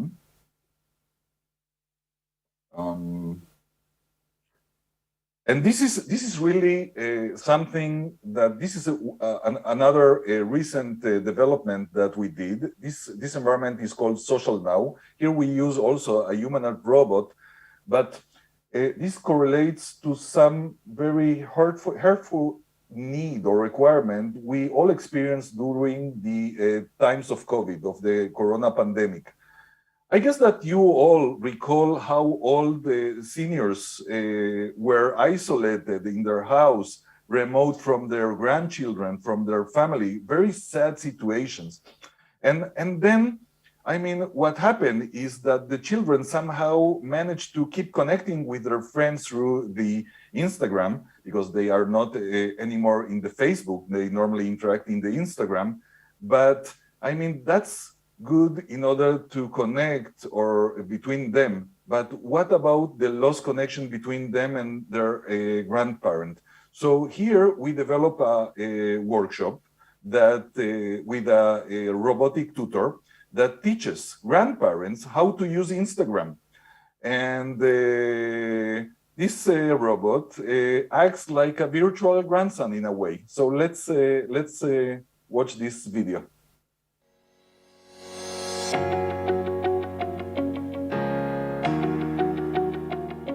Welcome to Social Now, an educational workshop empowered by a humanoid robot. An innovative experience designed for third-age populations, aiming to teach them to use Instagram, offering an innovative tool to communicate with younger generations. Awesome! I look amazing! Let's move to the ground floor and demonstrate our training units. Look how we teach them to open a new Instagram profile. An Instagram profile works as a showcase. It's used for exhibiting your content to your followers. If you're not familiar with the term followers, say explain, else say continue. Explain? Followers represent other people who can follow and watch published Instagram content. Watch how we teach them to look for new friends. Let's search for Julia Roberts' profile. She is a great actress. I always wanted to follow Julia Roberts. Good job. Notice how our teaching approach facilitates the process of capturing moments worth remembering.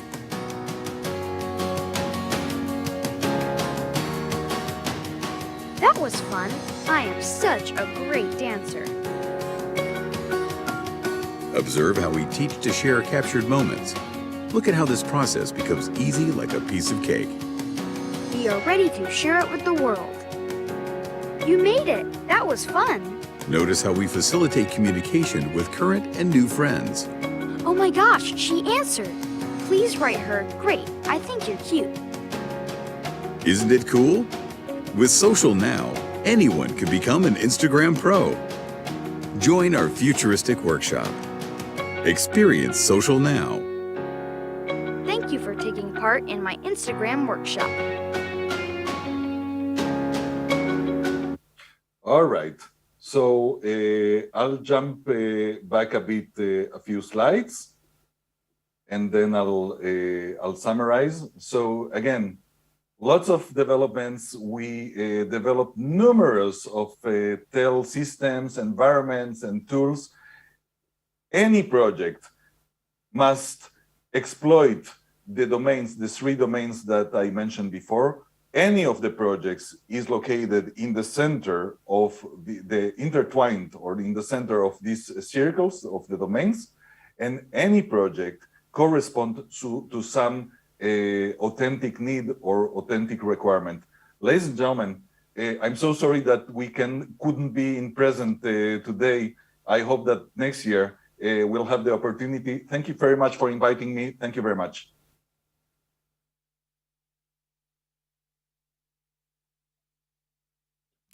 Thank you all presenters of this session and for the participants for the active listening. And if I could kindly ask Professor Mali to repeat her questions, which was, Professor Mali.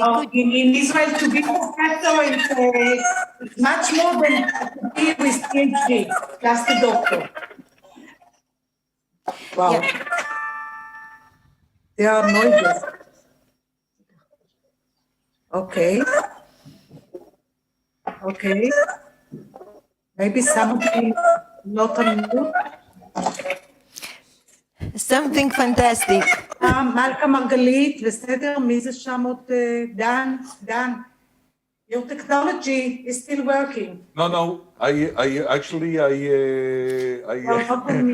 it's not my blame. I'm so sorry, Mali. Okay. But now you're okay. Okay, thank you for staying with us. And now, following the first plenary session, we now have something like 20 minutes, and I would like to pose a question to our presenters. And the question is, what is the contribution of the COVID pandemic as a catalyst for accelerating processes in the implementation of social emotional learning in the education systems? So we would like to get your answers. Who wants to? I see that Dan, you want to say something? I'll say something a bit in general, and then maybe Dr. Amzaleg will complete or complement me.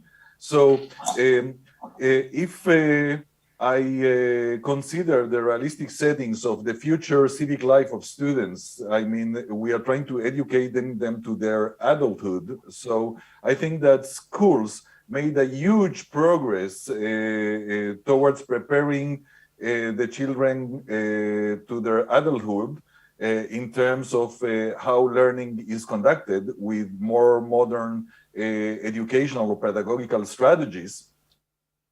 To be more specific, I think that teachers that were kind of fixed for many years in their methods of teaching and in their methods of evaluation, testing, I mean, had or were imposed to seek for new ways to conduct their educational practices.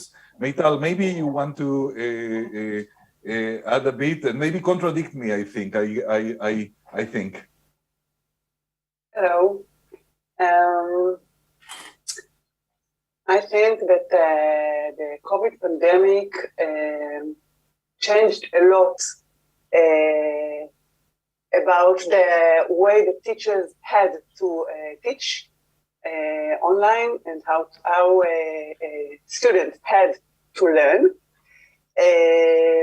But unfortunately, I think that today there is a big regression about how they teach and how students learn, because I think that we moved on back to the old practices and habits that we had before the pandemic. And now we even have new issues that concern behaviors of children. A lot of children had a problem in their behaviors, and teachers today don't know how to treat them. And and I think that we have a big problem today in the educational system. I think that, by the way, just to add a few more words, I think that these problems that or challenges, to be more accurate, that you are describing are going beyond the K-12. I think that we are experiencing these kind of things also in the bachelor levels in Israel, which are even a bit more adult than the typical bachelor in Europe. So this is kind of alarming, I must say. Thank you, Mali. Shechtman, please. Professor Shechtman. Okay. Sorry. I think that the COVID has highlighted the importance of emotional and social issues in school. We didn't know how much children lack meeting their friends and even their teachers. For many years, they complained about school, of course, but they wanted to be at recess time, at least, with the children and their friends. And when we read about their level of depression and sadness and loneliness during the COVID, we understand the role of social and emotional learning in school. So maybe now we have to let more time to do this kind of, to complete this mission. And I think that because we cannot expect experts to do the work alone, because there are not enough experts, we need to train and teach not only the counselors and the psychologists, but the teachers.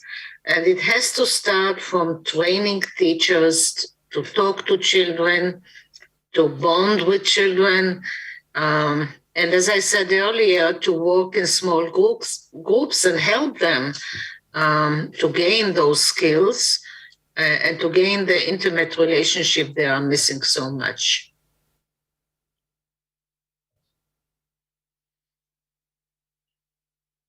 I don't hear you now. Okay, Professor Horowitz. Hi, so I glad to say professor for the first time. Thank you. So I definitely agree with you know the downsides, the negative effect of COVID on social emotional abilities in children, especially those with learning difficulties and attention difficulties. And we now realize that nothing can replace the in-person interaction, not the best computer ever, and even the best teacher through Zoom. It's not the same as having, you know, the eyes-to-eye contact and the result of high joint attention, right? But I think that maybe the good thing, the positive things that we did get from it on the technological aspect, I can tell you that for us as researchers, it was always really hard to get all these measures of how well the kids read, what is their emotional abilities of several students at the same time. And I think that online platforms allow us now to see several individuals on the same time. We see their facial expression. If they open their cameras, we see their facial expression, we hear their, we see their gestures and their verbal communication. And using that, we at the Technion develop different algorithms that will allow us automatically to recognize changes in emotion state. And we have started doing that. So a teacher during Zoom meeting with several students can have some kind of an alarm if one of the students is being sad or being frustrated. And this is something that maybe we couldn't see and we couldn't do if we didn't encounter this very awful situation of being isolated for so long. So I think technologically wise, we do have some progress, but of course that can help these kind of children. But on the personal level, of course, there is a lot to do. And I think, you know, it's a good question for research, even clinical research. How long will it take to recover emotionally and socially from these really, really challenging 2 years? Okay, thank you. Thank you, Tzipi. Professor Margalit, please.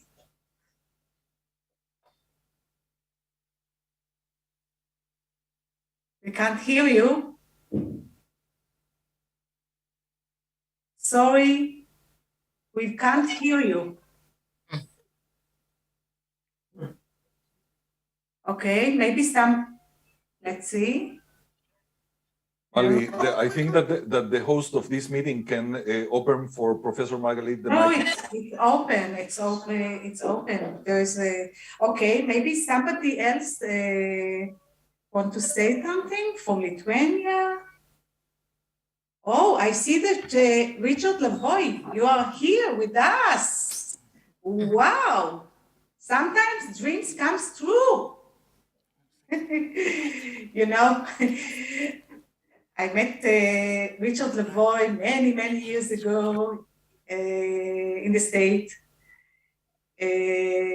Actually, we are waiting to your keynote speaker, to be our keynote speaker. And if you want to say something now, just to get something from you, it's I invite you to say some words, because we hope that the educational system will change, that the corona will bring us something good, focusing on emotional and social aspects. You know, this is what I learned from Professor Shechtman for years. And I think that we are implementing CEL in Nitzan for years. We didn't call it CEL, but I think that we have a huge opportunity. So please, if you can say something about that. You're speaking to me, Tova. You're speaking to me? Yeah. Yeah. Oh, we don't hear you. You're on mute. Yes, Mr. Lavo, you're on mute. How about now? Am I okay now? Okay. Yeah. I don't want to take anybody else's time, but I need to say I've been tuned in for the last 10 or 15 minutes, and I'm very encouraged with the attitude that I'm hearing, because what I'm hearing here in the States from many of my colleagues is a message to the kids: get over it. It's over. Let's just get on with it. Be resilient, be tough. Let's make believe it never happened. And I think that's a big mistake. I think some of the comments that were made in the last 15 minutes underscore that this is a generation defining thing that's happened to our kids, much like the wars were the identifying factor in the lives of many of us. This is something they're not going to get over right away. And we need to do what we can to understand that. I tire, frankly, of the attitude I'm hearing from many of my colleagues, which is that kids are resilient, kids are tough, let's get over it, let's move on. It's going to take longer than that. This is when our kids look back on their lives, when they're adults, this will be the thing that they will remember, is that they spent 2 years in isolation. I'm not sure there's another generation in the last 3 or 4 centuries that can say that. And I'm encouraged to hear that you folks are taking it very seriously. And the attitude that let's get on, it's over, I think is not in the best interest of kids. And we're going to talk when we get a chance about the impacts it's having on friendships, on the ability to establish friendships, on the ability to keep friendships going, which is kind of a specialty area of mine. So I'm looking forward to that. So we are looking forward to hearing you at the end of the conference. And now, Professor Margalit. Yeah, let's see. Now, can you hear me? Yeah. Yeah. Oh, okay. It is very easy to speak about the negative aspects of pandemic. Let's speak about the positive ones. The positive ones are, first, we discovered how the educational systems was dynamic and adapted itself very quickly. Unbelievable. Teachers were able to work very hard and to do different things. And I think this is a... Oh, we can't hear you again. You're on mute. Can you hear me again? Yes. Secondly, an interesting aspect while talking to parents and some adolescents, they say they discovered in themselves, first of all, the distress, but also some personal strengths. For an instance, to be more autonomic, to be able to decide when they want their friendship and when they don't want it, to be able to work without interference. So it's very, sorry. So I think if you look at the statistics of some research that has been done in the pandemic, it is very interesting, for instance, that in France, a lot of the things came back to the same level. And I think it focused our interest not only on the negative aspects of the pandemic, but also at the negative dynamic aspects, and maybe it's our obligation as researchers to try to understand what makes the difference. Why some people would take this as a scar in their life, as that they would carry with them through adulthood and many years, and some of them discovered their abilities to use it as a test of seeing what they can do. And I think only open mind into it can help us as educators and psychologists to do our work in intervention and to empower and activate the ability of children and adults to move on in their life. Thank you very much, Professor Margalit, and I would like to invite you, Ilse Ivanova. Yes, I just wanted to say that I completely agree with colleagues, but I am worried about one aspect, and it is the quality of education and the quality of knowledge. Because practically, I think that maybe colleagues will agree or disagree that practically when we are already getting students from schools to university, their knowledge is not so high as it was a year or 2 years ago. That is firstly. And secondly, as well, I would like to pay attention to universities about the knowledge or professional knowledge of our new specialists, because I don't think that we succeeded just to train them as before pandemic, especially concerning different practices and so on. Yeah. And of course, I completely agree with these positive aspects that colleagues said that we have to stress, but at the same time, I think really concerning discipline and behavior, we'll have to think a lot. Emotions are emotions, but we have to live in society and we have to behave in society. Yeah. That's my personal view that I wanted to add, especially quality, quality, and quality. Yeah. Thank you very much, Ilse. Somebody else? I think we got something like 2 minutes. Jamali's time, I think. Time is over? Yes. Yes, okay. We think so. Over. Okay, so we have a break. How long the break? Yeah, 10 minutes, 10 minutes. Let's come back in 10 minutes. And then the second part of our conference will be going on. And the second session will be chaired and will be by Professor Stefania Ališauskienė, Vytautas Magnus University, Lithuania, and our colleague Tova Gurarie, Nitzan, the Israel Association for Children and Adults with Learning Disabilities. So let's have a good cup of coffee, refresh, and with new strength, start listening. Okay. Actually, we have to eat something, you know. Yeah, there is something to eat, not coffee only. Okay. But it depends on a personality, as you know, and emotions maybe. Okay. Okay. Thank you. Okay.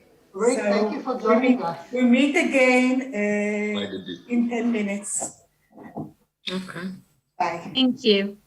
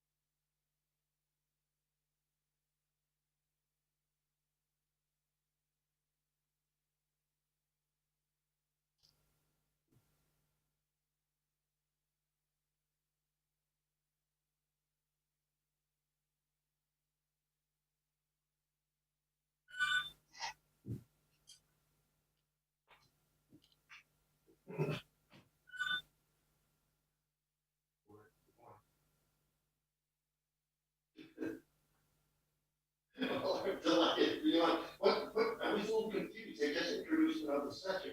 So what time do I go on?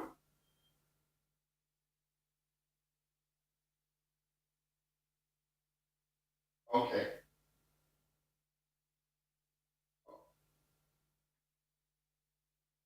Okay.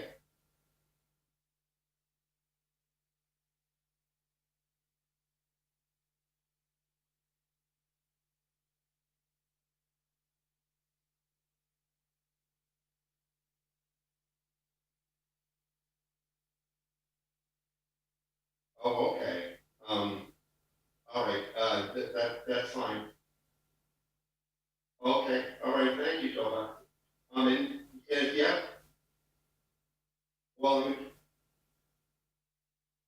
Well, thank you. It was great to see you too. Now I'm just going to keep it on then, and I'll drop in and out here some of the sessions, and then I'll.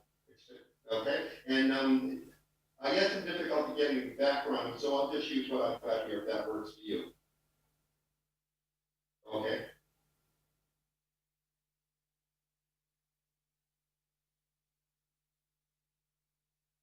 Okay.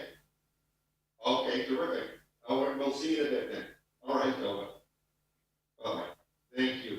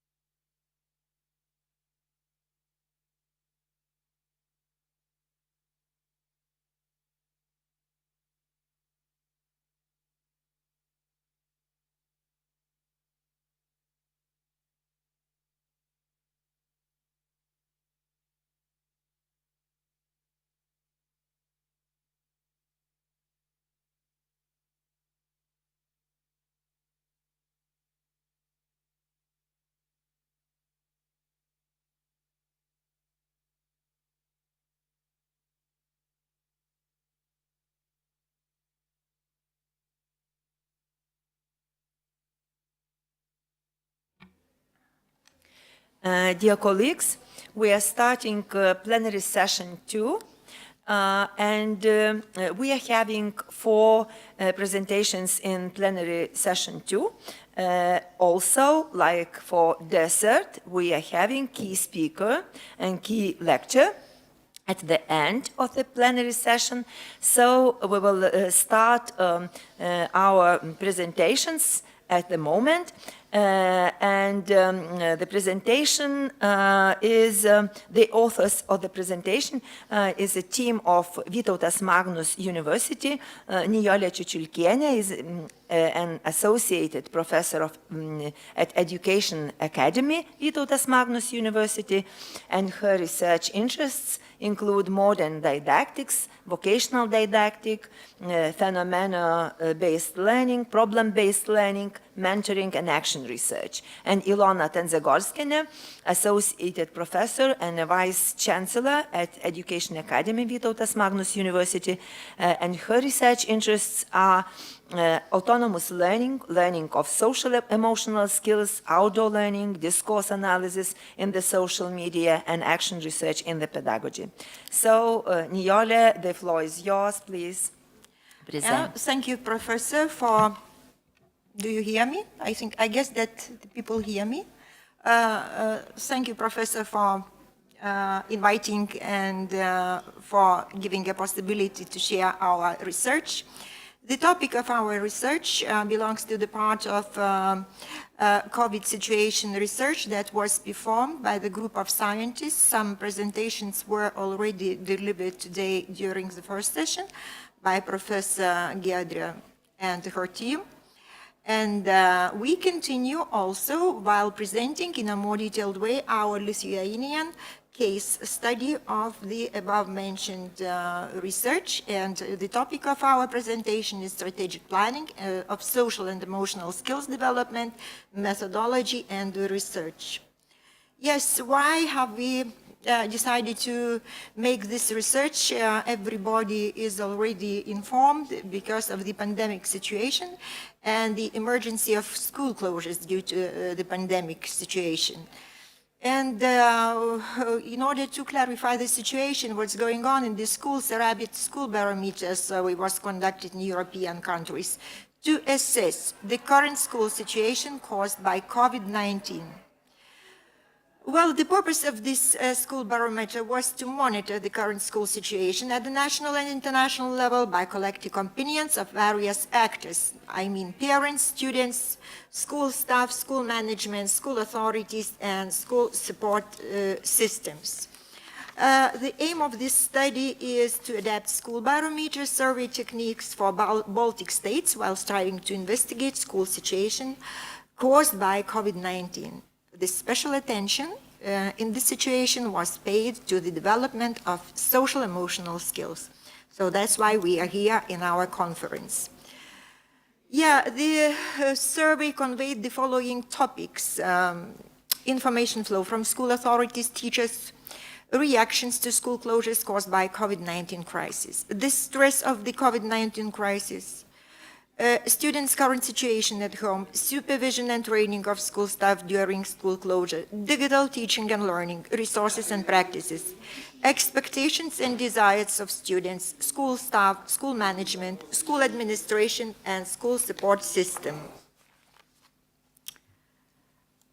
Well, the major methodology guidelines included really the relevance of the case study, why have we chosen the case study strategy, because of its functionality and ability to empathize with the position of a real decision maker, learn from mistakes, learn to make decisions, and develop strategic thinking. Then, of course, the context of our project, social emotional prototype modeling in online COVID-19 environment.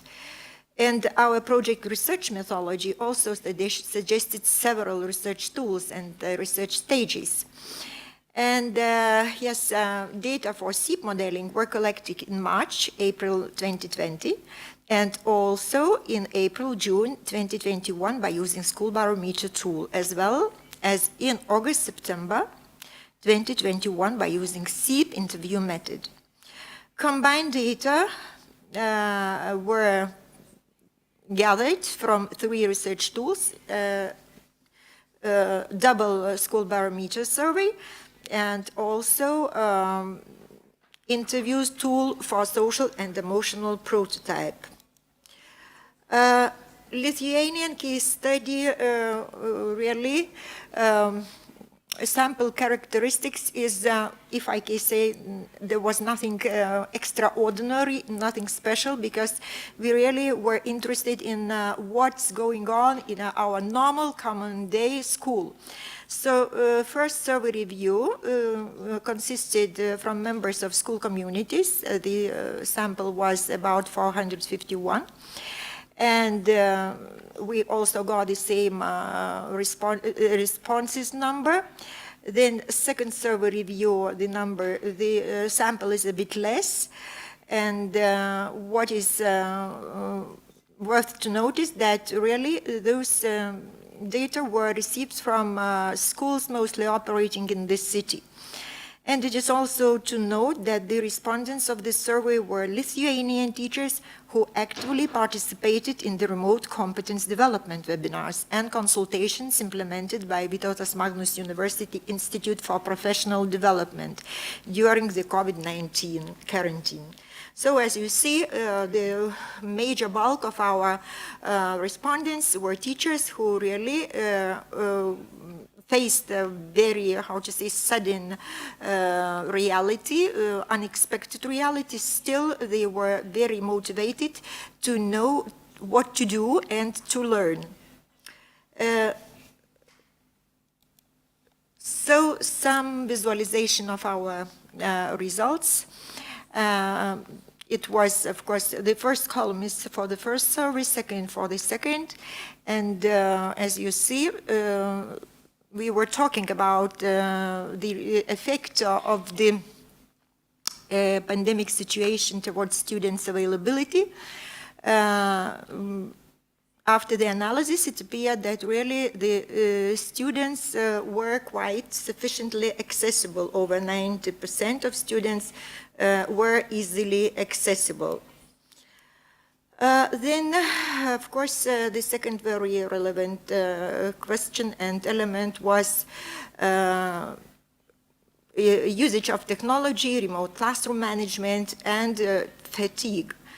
What about teachers' competence, how they had to work in this situation? Teachers declared that really they were able, though the conditions really, as you see, were not quite simple, but they were really able to manage them, and their competence was enough to implement distant learning. What is also important to note that there are no significant differences with within both cases, both research situations during the first term and during the second term.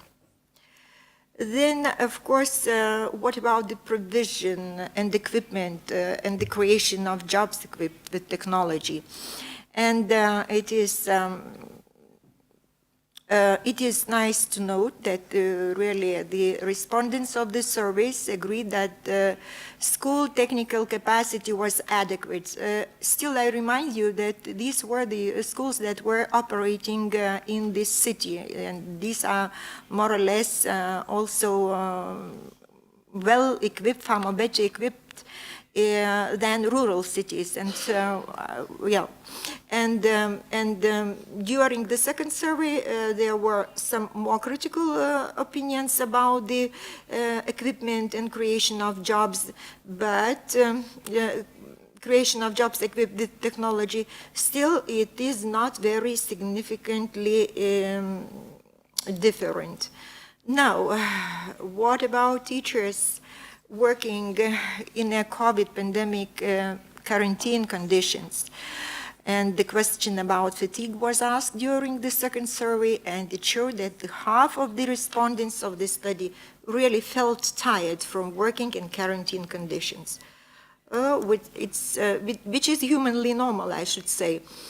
And what is really important, the question of mutual help, were teachers left alone, or really were they grouped, were they somehow consulted? And majority, as you see, of the respondents show that really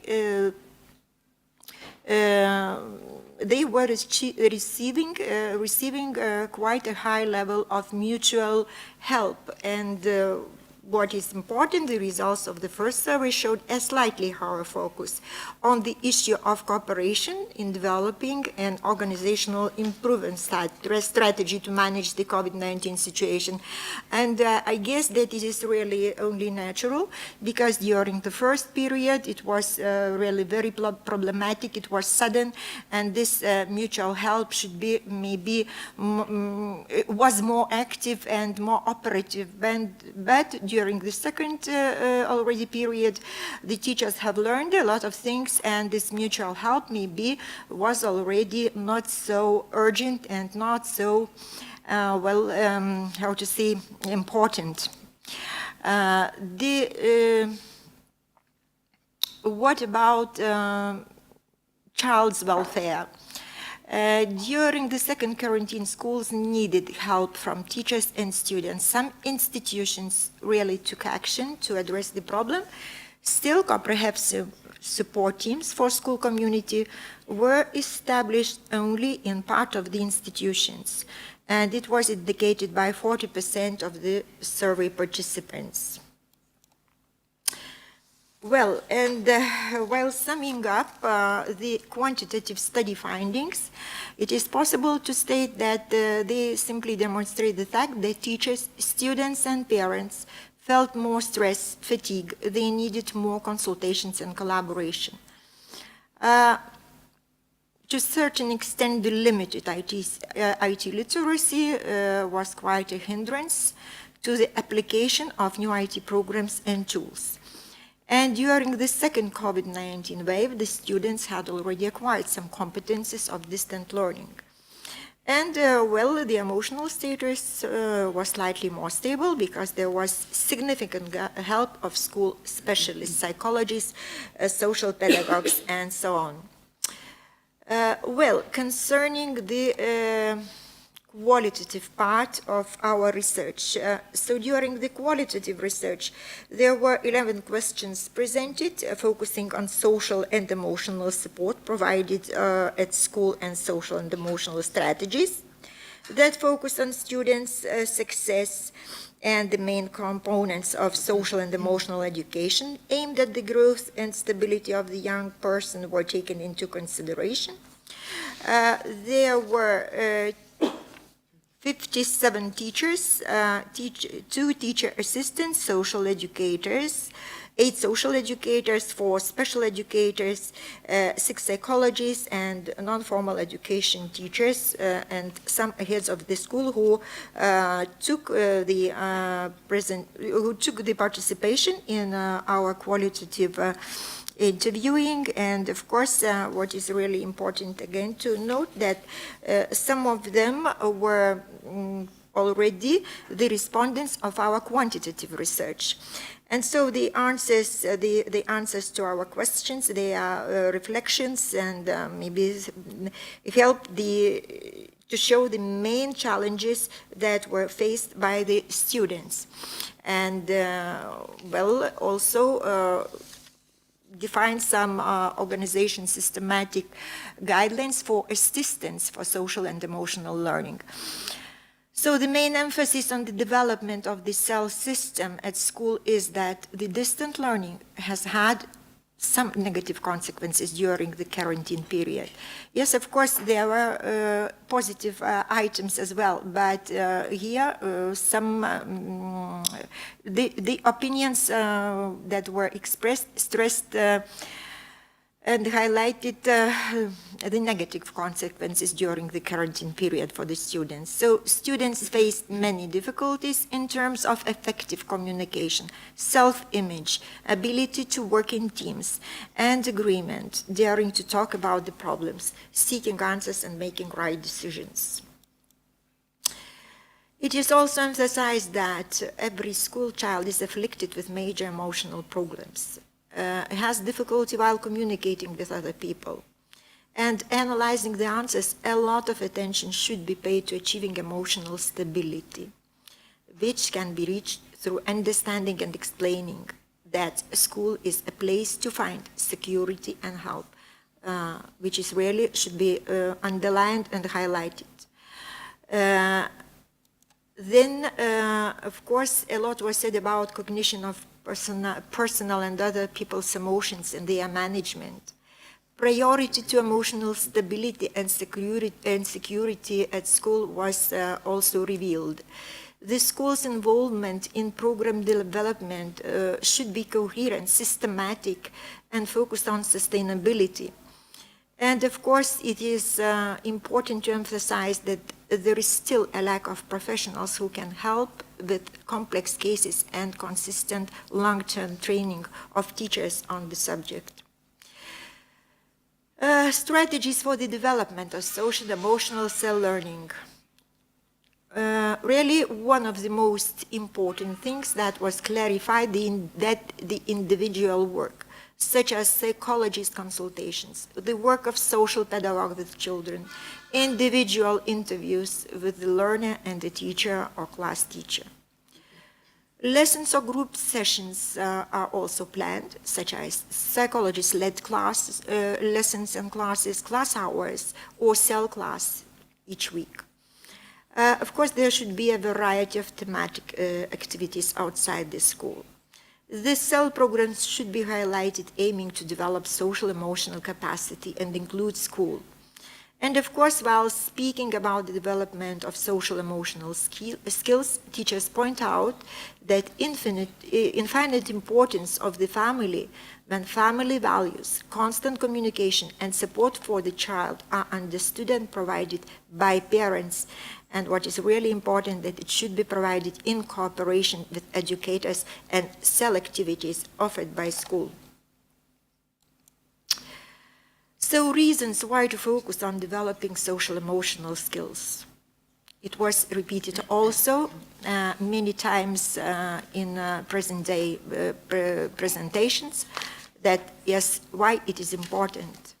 Children are abused, there is bullying cases, children are emotionally vulnerable. It is important to foster a different approach to children. Children need help with learning and emotion management. And most students experience social exclusion during quarantine. And while concluding, it's really important to state that a quantitative study revealed that the pandemic situation was not common in educational institutions. It was as sudden as a, how to say, a kind of hectic situation. The educators say that they didn't feel particularly stressed because of the mutual help. However, as the pandemic situation continued, teachers felt tired. The availability of students, what is really encouraging in these schools, was good enough. Support and consultations were organized, and it reached most students. And the competence of teachers to implement distant learning and technological equipment of schools of the research schools in the cities were assessed by the study participants as good enough. Of course, qualitative study show other aspects, such as educators are sensitive to the situation of social and emotional skills development in schools. They admit that the current situation when teachers have so many commitments, it's not very favorable for consistent work with students to develop social and emotional skills. Also, there are remarks that the teachers' work is overloaded and that there are gaps in the consistency of the cell implementation and that there is a lack of qualitative and long-time training. One can also hear the dedication to work, the desire to get to know the students and to grow with them, encouraging them by personal example. And of course, there is a visible desire of teachers to develop, to learn, to grow intellectually by dwelling into self-concept and methodological tools that could help to gain deeper and clear understanding of students through personally acquired experience. Thank you for your attention. Thank you. Were our insights. Thank you, Professor, for your presentation. And Tova, are you with us? Our next presentation, Empowerment Parents of Children with Intellectual Disabilities for Homeschool Partnership, which will be presented by Ms. Esther Salomon, the Director of Parents International Association in the Netherlands for Supporting Parents, and Ms. Luca Janka Laszlo, the Project Manager for Parents International, who will present the award-winning ELIPDA and PAT projects. Thank you very much for this introduction. It is a real pleasure and honor to be here at this conference. And what we are going to present is something much more hands-on, but still evidence-based. Well, I'm trying to find the presentation. It was open and now it's closed. That's my only problem. So what we're going to present is very much in line with what Molly was presenting to us, telling us that the core of social emotional learning is supporting the parents, because before you help others, you have to put the mask on in the flight. So what we are presenting now is 2 projects that are supporting parents in that role, and not parents in general, but parents who are in a very difficult position because they have intellectually disabled children. The 2 projects target children of different ages, parents of children of different ages. The first one is targeting parents with children who are a little bit older, and the other one is targeting parents whose children are younger. And the reason for this was that first we started to work with partners who were much more experienced with working with older children or even young adults. And later on, we have realized that we must work also with the parents of younger children. The second one is also much more important because in most of the cases, those parents are totally left alone. They don't have any formal support, especially not formal education support. As a rights-based organization, we normally work on the basis of different rights and policies. I think that it's not a shortcoming of any of the presenters because these slides are just not moving. So we are going to try to stop sharing and re-sharing the screen. So we have 3 bases. First is the European Pillar of Social Rights, which defines everybody's right to inclusive education. And this right to inclusive education is a right that is lifelong. So it is from 0 to grave. It is for everybody, for those who are attending any formal education. Yeah, it was not changing before, so there must be some issue with this. Yeah. So it provides the right to inclusive education for those who are attending any formal setting, but also for those who are not yet attending it or who are not attending it anymore. And of course, the content of these rights is defined by 2 United Nations conventions, the UN Convention on the Rights of the Child and the UN Convention on the Rights of People with Disability. What is really important in this context is that the UN Convention on the Rights of the Child is not only in line with what Korczak was saying, that was also presented earlier today, on the rights of the child. Korczak was pretty much tackling children in isolation because he was working with orphans. So he didn't really consider that 99% of children have loving parents. But those who wrote the Rights of the Child Convention did consider this, and this is the document that defines the rights and duties of parents, but also the duties and the rights of the public policy actors. So it also defines what kind of support the parents should be receiving from the government or government-funded different other channels. So on the basis of this, we first came together to establish a program for parents of intellectually disabled children as educators. And we were trying to promote an evidence-based approach. And with that, we built the Elpida project, which is a digital platform that was developed well before everybody was using digital means for education. We were trying to identify parents' e-learning needs because the assumption was that parents with intellectually disabled children are really much overwhelmed and they don't have much time to come to face-to-face training. So it is it's on top of any coaching and mentoring activity. So this is why we decided for e-learning. And we wanted to develop an evidence-based methodology based on first a literature review, why reinvent the wheel if it's already there. And then we did primary research with nearly 170 parents who had children over 10 years of age with intellectual disability in 5 European countries. At the same time, we also did an exit survey. So after developing the e-learning platform and the course, they also studied how satisfied the parents were with the contents. And we did this exit survey with nearly 400 parents, which I think is quite a solid evidence base. So what we developed was a rights-based training.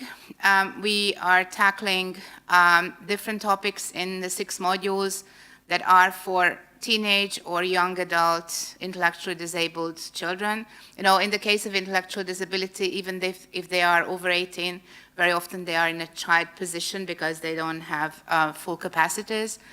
So we are tackling topics that are very closely related to social emotional learning. And also we were focusing on this issue of parental well-being before supporting their children. So the topics cover stress management of the parents and also how to tackle stress with their children.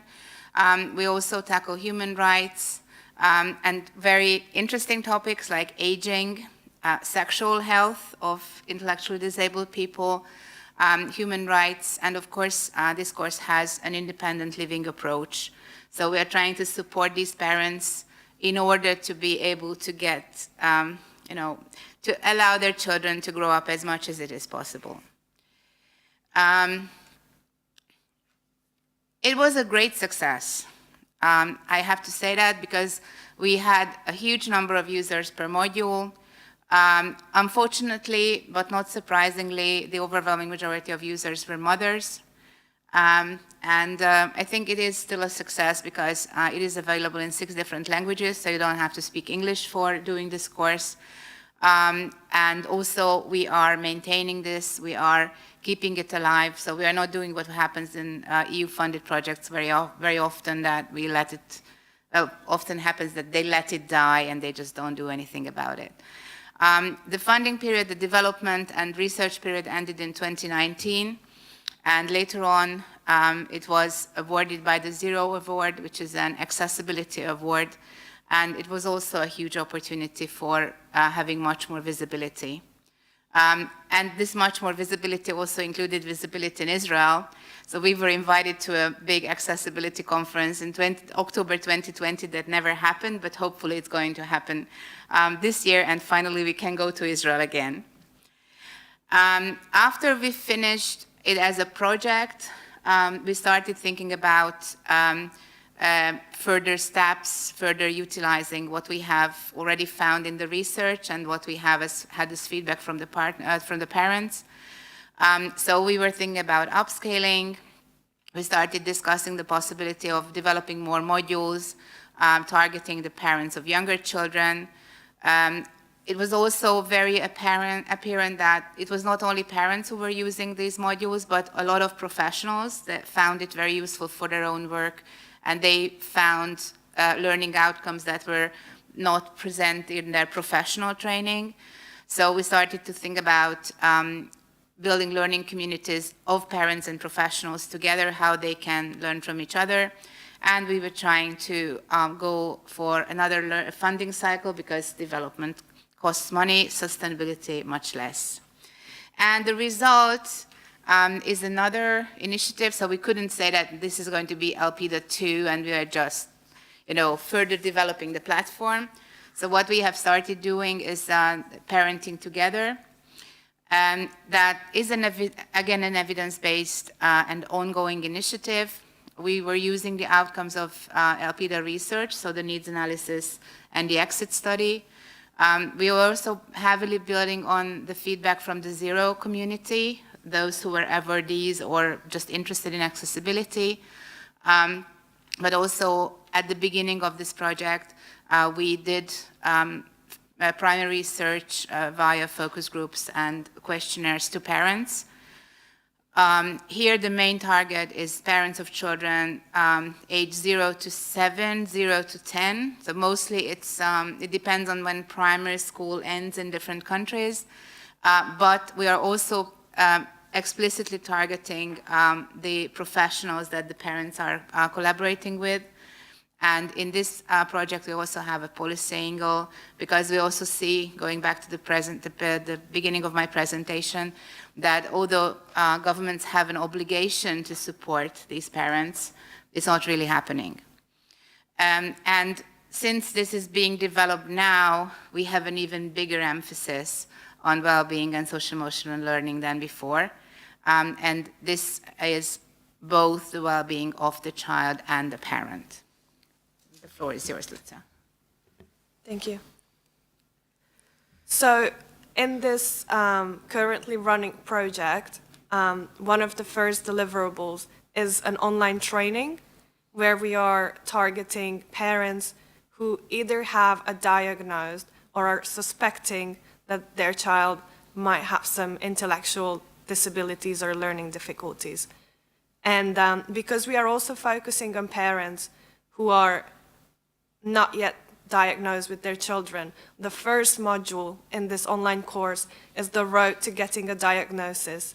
And here we are supporting them with child development facts.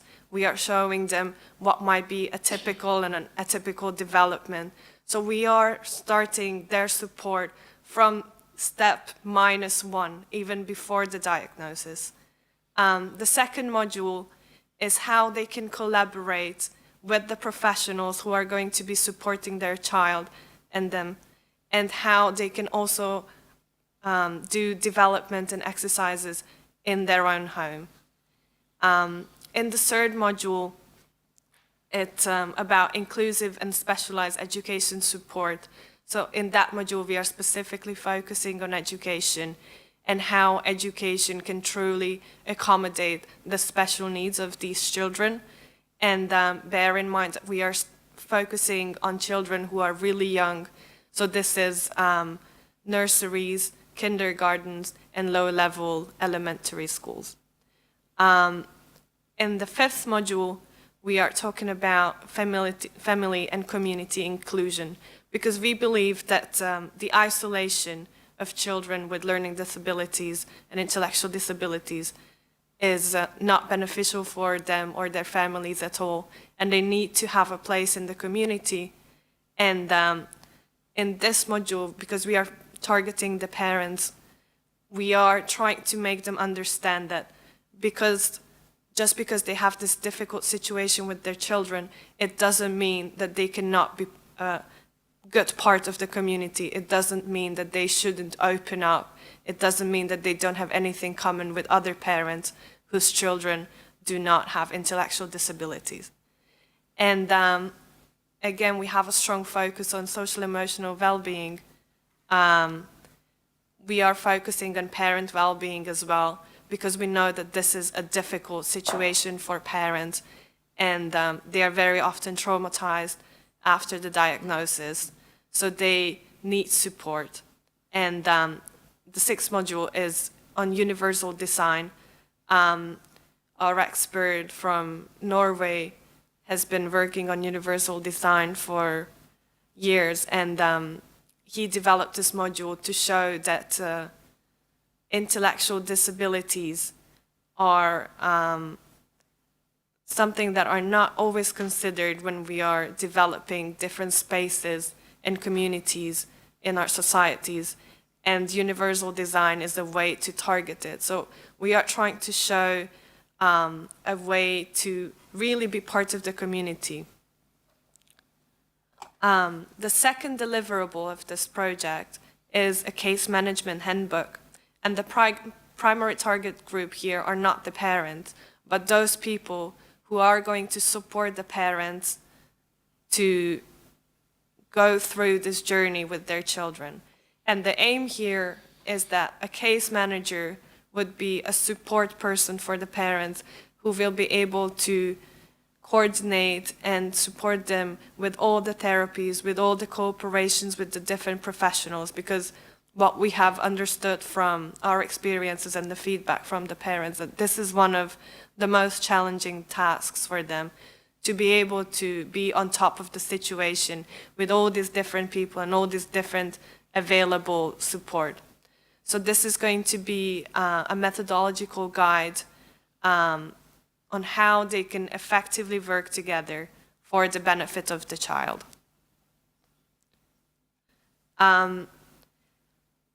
We felt that it is really important to target not only the parents whose children have intellectual disabilities or learning difficulties, but we should also target the parents whose children are typical, because they also need some support on how they can coexist in a peaceful and constructive way with all the other families. And that is why we are going to create the Better Together Toolkit, which is going to be a positive model on diversity, and it's going to show how diversity can be an asset instead of just a difficulty. So here we are going to emphasize on how co-education can be beneficial for both typical and atypical children and their families. And as Esther mentioned, we are also going to focus on advocacy.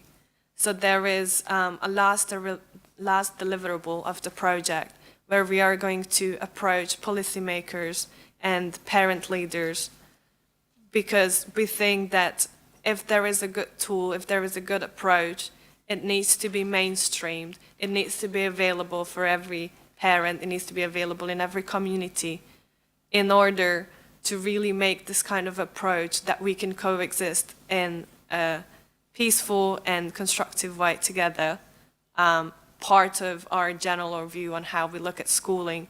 And we also believe that in order to have all professionals properly trained, this needs to be part of the original training of the teachers, of the social workers, of the pediatricians. They need to be aware how difficult the situation for parents and their children is, and how they can best provide the appropriate support.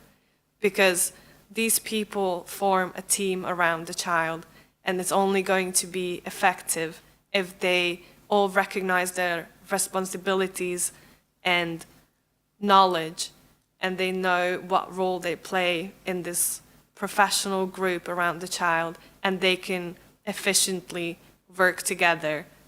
And we believe that this is the way to help these children best and to help them achieve what they can achieve with the right support.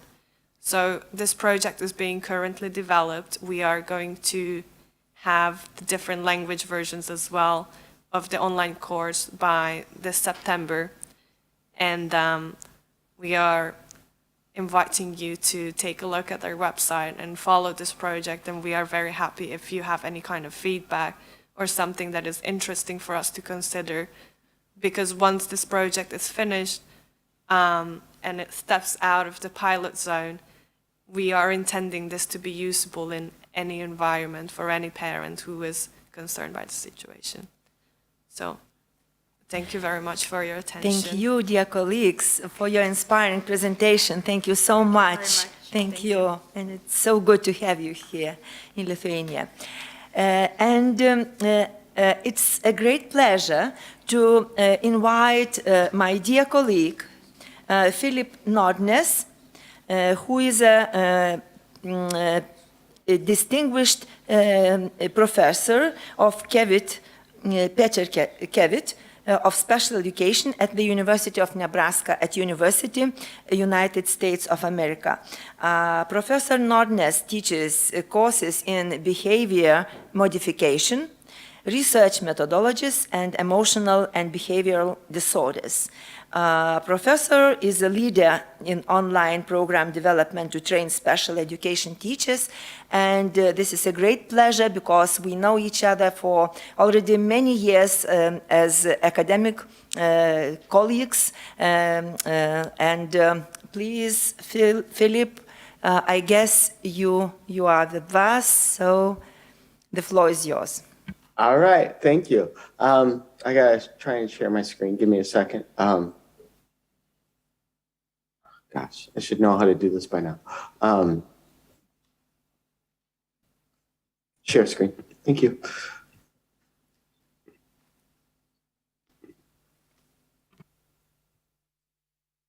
I'm sorry, I'm trying to share my screen here.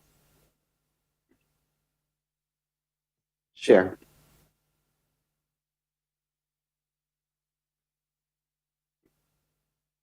We have it. We see it. Good. Oh, you can see it? Yeah, we can see it. Okay.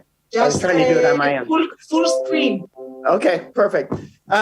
Stefania, we are friends and colleagues, so it is wonderful to be with you all here today. I apologize. I have Philip, a cold. Sorry. Yeah. Can you make a full screen, please? Yeah. Okay, wonderful. Thank you. So, I've been to Lithuania 3 times, and the one city I haven't been to is Kaunas. So I hope next time we can do this in person, and I can be there. Nor have I been to Israel, so maybe we can visit there as well and do this conference in person, hopefully in the future. It's wonderful to be with you all again, and I think of you all often, and my friends and colleagues and partners. I noticed it's 7 o'clock in the morning here in Omaha, so. Hello to everyone and good morning to everyone. After I do this presentation, I need to run my kids off to school. So I need to be brief and to the point here. I noticed a lot of the previous presentations were focused on policy and research. I kind of aimed my presentation today towards practitioners. So I hope it's still appropriate and within the context of the presentation today. I'd like to talk about using positive reinforcement today in terms of increasing on-task behavior for children with ADHD, and certainly applies to children with learning disabilities. As I talk, certainly a lot of this focus would be within a classroom setting, but recognizing that many of these principles we can still apply to those children who might be doing online learning at home on their own computers. And I'll try and steer some tips towards that you might want to share with parents, as well as educators working with kids. Briefly, ADHD, certainly as many of you know, is a persistent pattern of inattention or hyperactivity that can sometimes get in the way of our learning and social engagements and social relationships. 2 themes I want to touch on really quick that I emphasize with teachers who are going out into the real world is recognizing the difference between positive reinforcement and punishment. Positive reinforcement is anything that increases a behavior, okay? Whereas punishment is anything that decreases a behavior. People sometimes get confused with these 2 principles because a lot of times a teacher may think they're punishing a child when in actuality they're reinforcing a child, okay? I'll give you a couple of quick examples. Maybe you have a child who's misbehaving in class. They may find the task too difficult. They may be hyperactive and feel the need to move around. And that teacher may say, you know what? if you're not going to do the work, I'm going to send you to timeout. And the teacher may think they're punishing the child, when in actuality, if the child doesn't want to be in the classroom in the first place, they're probably reinforcing that child's negative behavior. Social relationships. Okay. And so that child may just like leaving the classroom. And so that's a little bit of the difference. A lot of times teachers think they're punishing a child when in actuality, they're inadvertently reinforcing a problem behavior sometimes. So one of the things I'm going to talk about today, or a couple of things, is the difference between these two concepts and making sure that we spend more time trying to reinforce pro-social behavior and less time trying to punish inappropriate behavior. Punitive approaches for children with ADHD.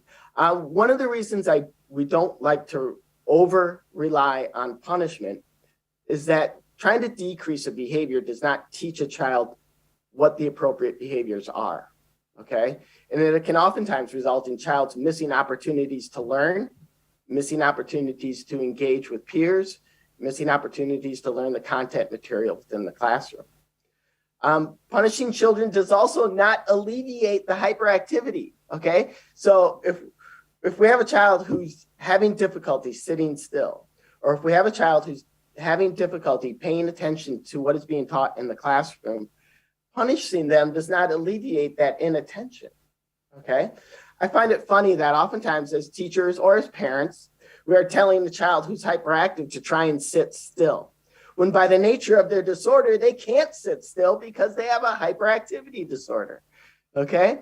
And so it doesn't help that child or alleviate that hyperactivity when we try punitive approaches, okay?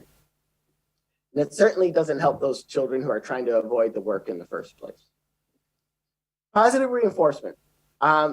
It can help eliminate some of those undesirable behaviors by focusing on pro-social behaviors and teaching the child how we want them to behave, okay? And so we're trying to increase the likelihood of those pro-social behaviors occurring again in the future. So why should we use it for children with ADHD? Well, certainly they can be useful because it can help give them a strategy to facilitate learning while allowing them to be active. One of the things I like to talk about is allowing kids with ADHD to engage in purposeful movement, okay? So maybe we give them a task within the classroom that allows them to move around while meeting some of our behavioral expectations, okay? I worked in one school where when a child got off the bus, his first task of the day was to go around delivering the milk and orange juice to all the other classrooms. So to start the day, we immediately gave him a task that allowed him to move around and to actually have some positive social interactions within the classrooms, okay? There are other things within the classroom you can allow that child to do that enables them to move around, okay? Maybe they have a desk towards the back of the classroom that allows them to stand while they do their work. We'll talk about a couple of other ideas as we move forward. Reinforcement, positive reinforcement can be faded out when the child begins to do the task as expected. And I'll talk a little bit about more with that. And we can also use positive reinforcement to help them learn skills that they may otherwise not find reinforcing, okay? Whether it's engaging in reading tasks that they find to be difficult or mathematic tasks that they find to be difficult. Positive reinforcement can help with that motivation to help them engage in learning those fundamental skills. And I'll give you a couple of examples of how we can do that.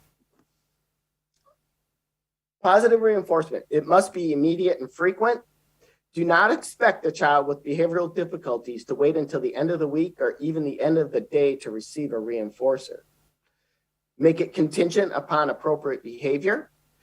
And what that really means is if we're going to praise a child, if we're going to give them a token reinforcement, we don't do that until they display the appropriate behavior we want to see displayed by that child. Otherwise, we're engaging in bribery, okay? So a lot of times people will say, well, am I just bribing a child to behave? No, in a bribery, we give the person the money before they do the behavior. With positive reinforcement, they must do the behavior first and then receive the token reinforcement or the praise or anything else we decide to use that's reinforcing for them. Positive reinforcement does not always have to be material. It can certainly be things like verbal praise, allowing a child to be first in line, allowing a child to spend some time learning on a computer. There can be natural reinforcers to help that child. Material reinforcers such as stickers, pencils, or coloring books work well. Decades ago, we used to say one of the #1 reinforcers for children with behavior problems are stickers. And I think that still holds true today. So, factors that influence the effectiveness of positive reinforcement. First, they have to actually display the behavior we want them to see. It must be presented immediately after they display the targeted behavior, and the reinforcer must be meaningful to the student, okay? And that can be a little difficult when we're talking about 16, 17, 18-year-old students. A lot of these principles work really well with the younger kiddos. It can be a little more challenging the older they get sometimes. While a 7-year-old child might like getting stickers for doing well on their schoolwork, a 18-year-old student might not think that's as fun. So how do we implement this? Well, first, make sure your behavioral goals are written to increase pro-social behaviors, okay? So the goal is to increase on-task behavior, or the goal is to increase the student raising their hand to be called upon, or the goal is to have the child keep their hands to themselves, okay? So make sure your goals are written to increase pro-social behaviors. Then we need to develop a strategy to help that child get reinforced, okay? To help them display that behavior and get rewarded for it, okay? And then we need to create a reinforcing classroom.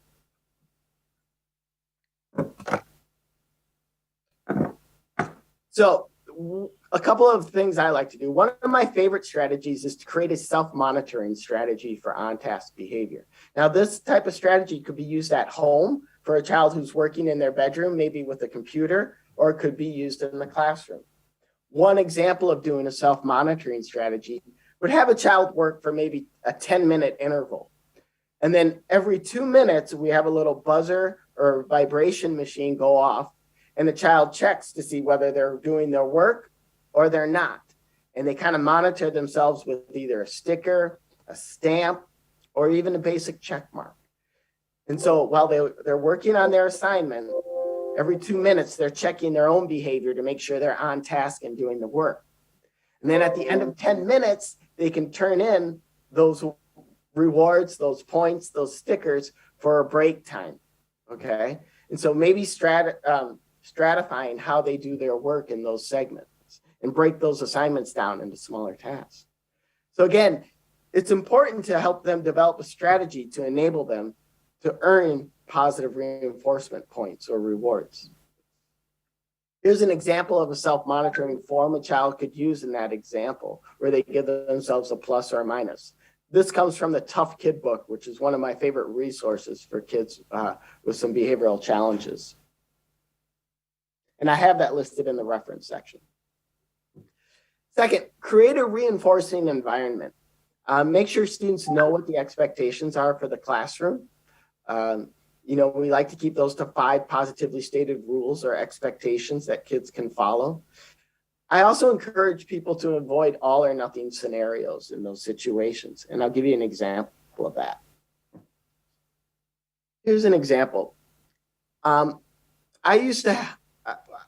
once got asked to go into a kindergarten room where they had a child with autism. And they said the child starts the day with 25 minutes of recess time. But if the child misbehaves in the first period or in the second period, they lose those 5 minutes and then they only get 20 minutes. If the child misbehaves again, then they only get 15 minutes.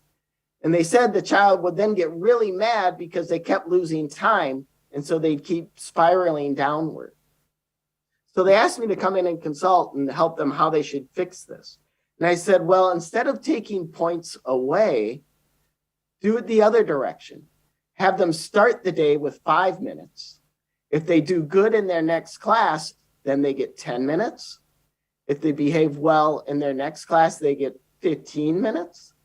Maybe they don't do well in their other class, but they still earn some time for recess.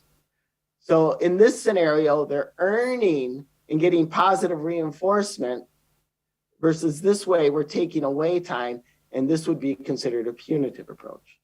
We find this approach, positive reinforcement, to be much more applicable, much more successful for our students. Some people will say, well, if I have to reward the child all the time, will they ever learn to do things for themselves or intuitively? Well, I'll give you one quick example if I have time here. If we teach a child and we're trying to teach them a functional skill that they find useful to themselves, eventually you can fade away the reinforcers. Okay? My simplest example of this is when we were trying to teach our child to use the toilet. When my child was 3 years old, we wanted him to use the toilet instead of using diapers. Okay? And so every time he used the toilet, we gave him a sticker for using the toilet, and we cheered him for using the toilet appropriately. Okay? Many people use that strategy for their children, right? We praise our child, we give them a sticker chart. When they use the toilet appropriately, they get a sticker. My child is 16 years old now. I do not have to give him a sticker for using the toilet appropriately. Okay? And you know why? Because he realized that using the toilet, it's much better than using diapers. Okay? And so I no longer have to give him a sticker. You can apply that same thing to learning how to read or learning how to do math. Once a child starts to find success with reading, you don't have to keep rewarding them all the time. Now, all kids are going to want verbal praise. All kids want to be recognized. But you can lessen the intensity of that over time, as long as they are finding value in the skill that you're trying to teach them, whether that's a behavioral skill or whether that's an academic skill. Okay? But again, the other one is, why should I have to reward a child for behavior that should be expected? Well, because the child may not know what the expected behavior is. We assume all children know how to behave, when in actuality, they may not. Okay, there are a number of children who may not know they're supposed to raise their hand to get called upon when they're first coming into school. There are a number of children who may not know how to use appropriate language because maybe they're hearing inappropriate language at home. Okay, and so we can use positive reinforcement to help them teach expected behaviors and learn more socially appropriate behaviors for the classroom setting. So that was fast. That was a lot. I'm happy to take questions, but that's all I got for you today, Stefania. It's good to see you. Thank you so much, Phil, and hope to see you again in Lithuania soon. Yes, yes. Thank you. Okay, Tova? Yes, I am happy to present the next presentation. Phil, could you please already close your presentation, Philip? Yes. Okay, thank you. No, they have to, Philip has to close his presentation, please. Thank you. Okay. And your screen, Philip, please.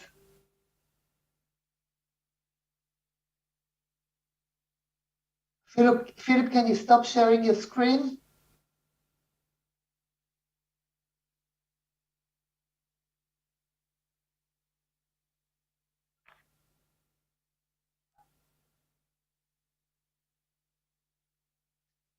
Okay.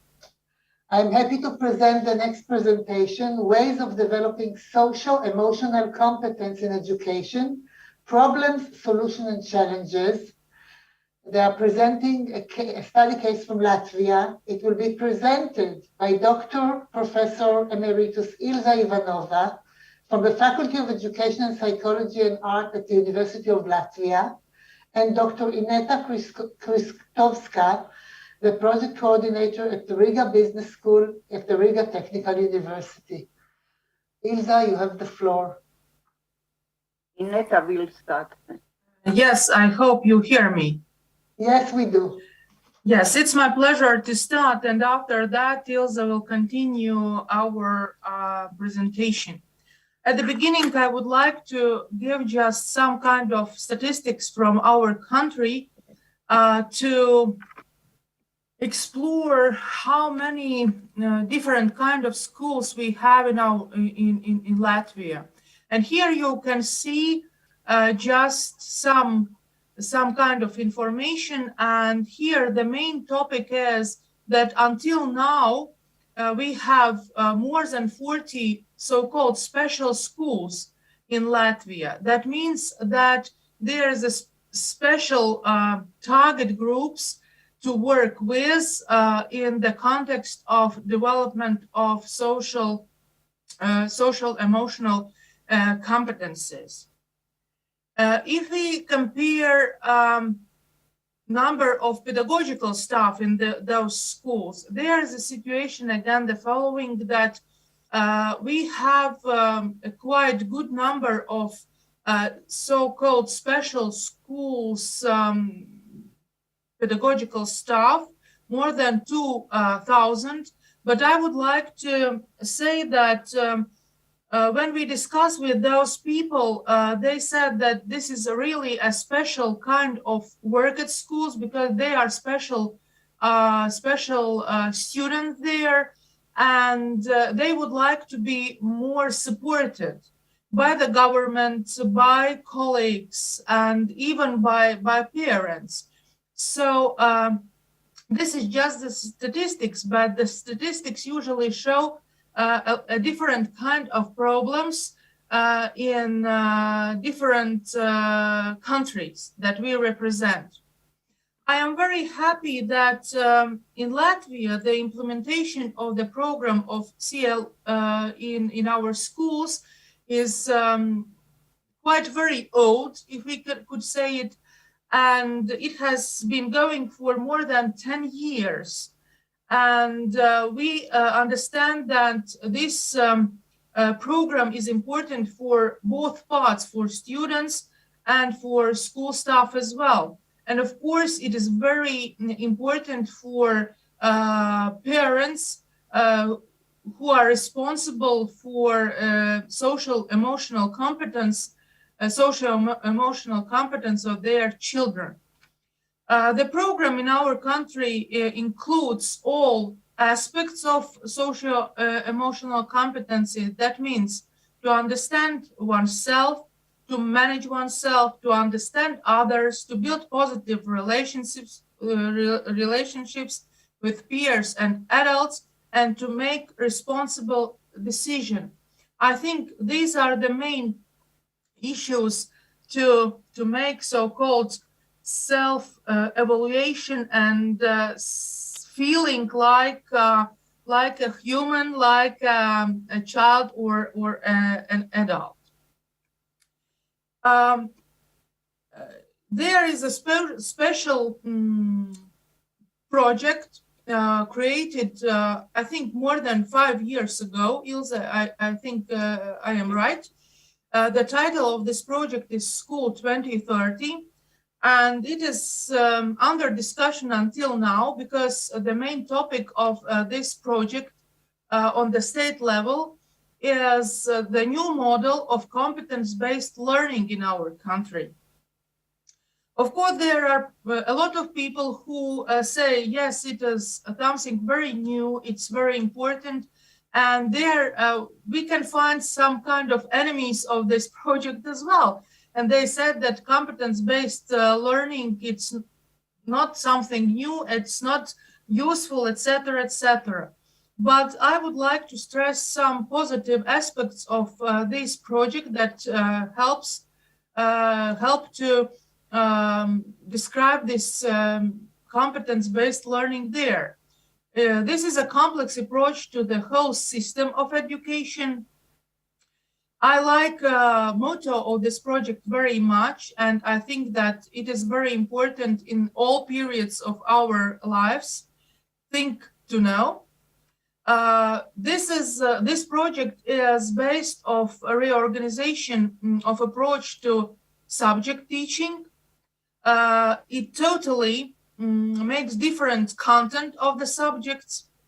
It is made in cooperation of teaching staff, and it includes a special cycle of teacher education as well.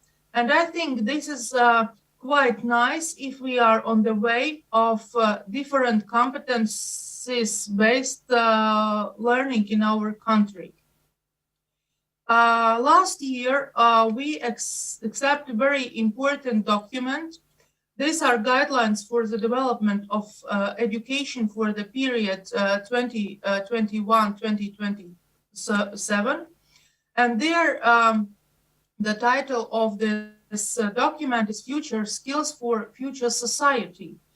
And the main topics of this very important document, and I can say that this is our strategical document for the period of next 5-7 years.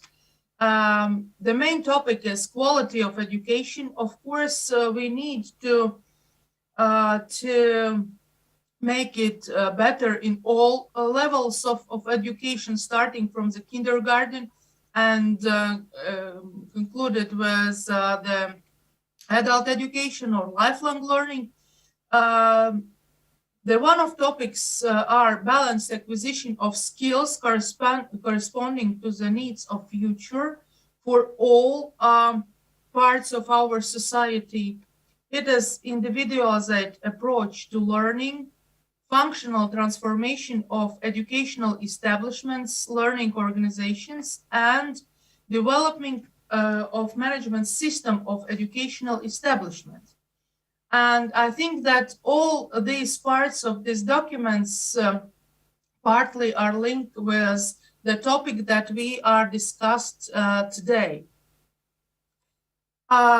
I think that it is not a secret that mostly all things in our country is done under different kind of projects. And this is a very good opportunity to use money for good goals. And I am absolutely sure that projects help us to development of SA skills as well. Here I can mention Erasmus Plus project and Learning to Be that stresses the following competencies again: self-awareness, self-management, social awareness, relationship skills, responsible decision-making.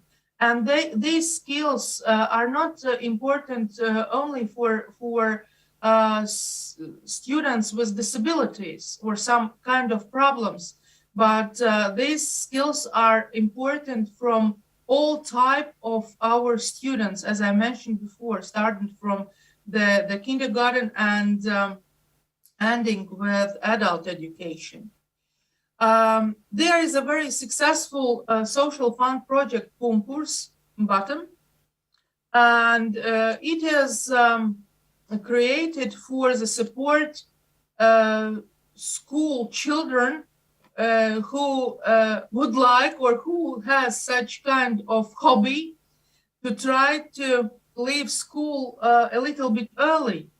And this is a special system of support for early school leavers, support for teachers during COVID period that was mentioned in different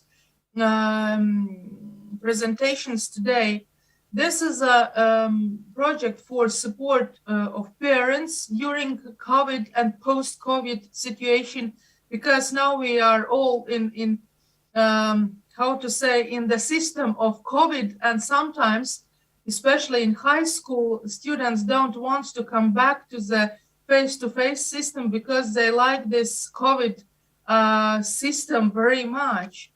And in context of the conference, today conference, Project Pumpurs is very supportive for students with special needs as well. And this project is organized cooperating with local municipalities. And this is extra money for their needs to help students from, how to say, from not so good families, socially and financial based families. And I think that the main successful result of the solving problems of socio-emotional status of our students is so-called EMU school that is funded by the Ministry of Education and Science in our country. This is a very helpful digital support tools, and it allows to follow the emotional needs of children at school. And it is very important, as I mentioned before, in this post-COVID period, because different things are changed, and we need to come back, or I would like to say we have to go further to change the system of education in this post-COVID situation. This project was piloted and tested in 15 educational institutions throughout Latvia.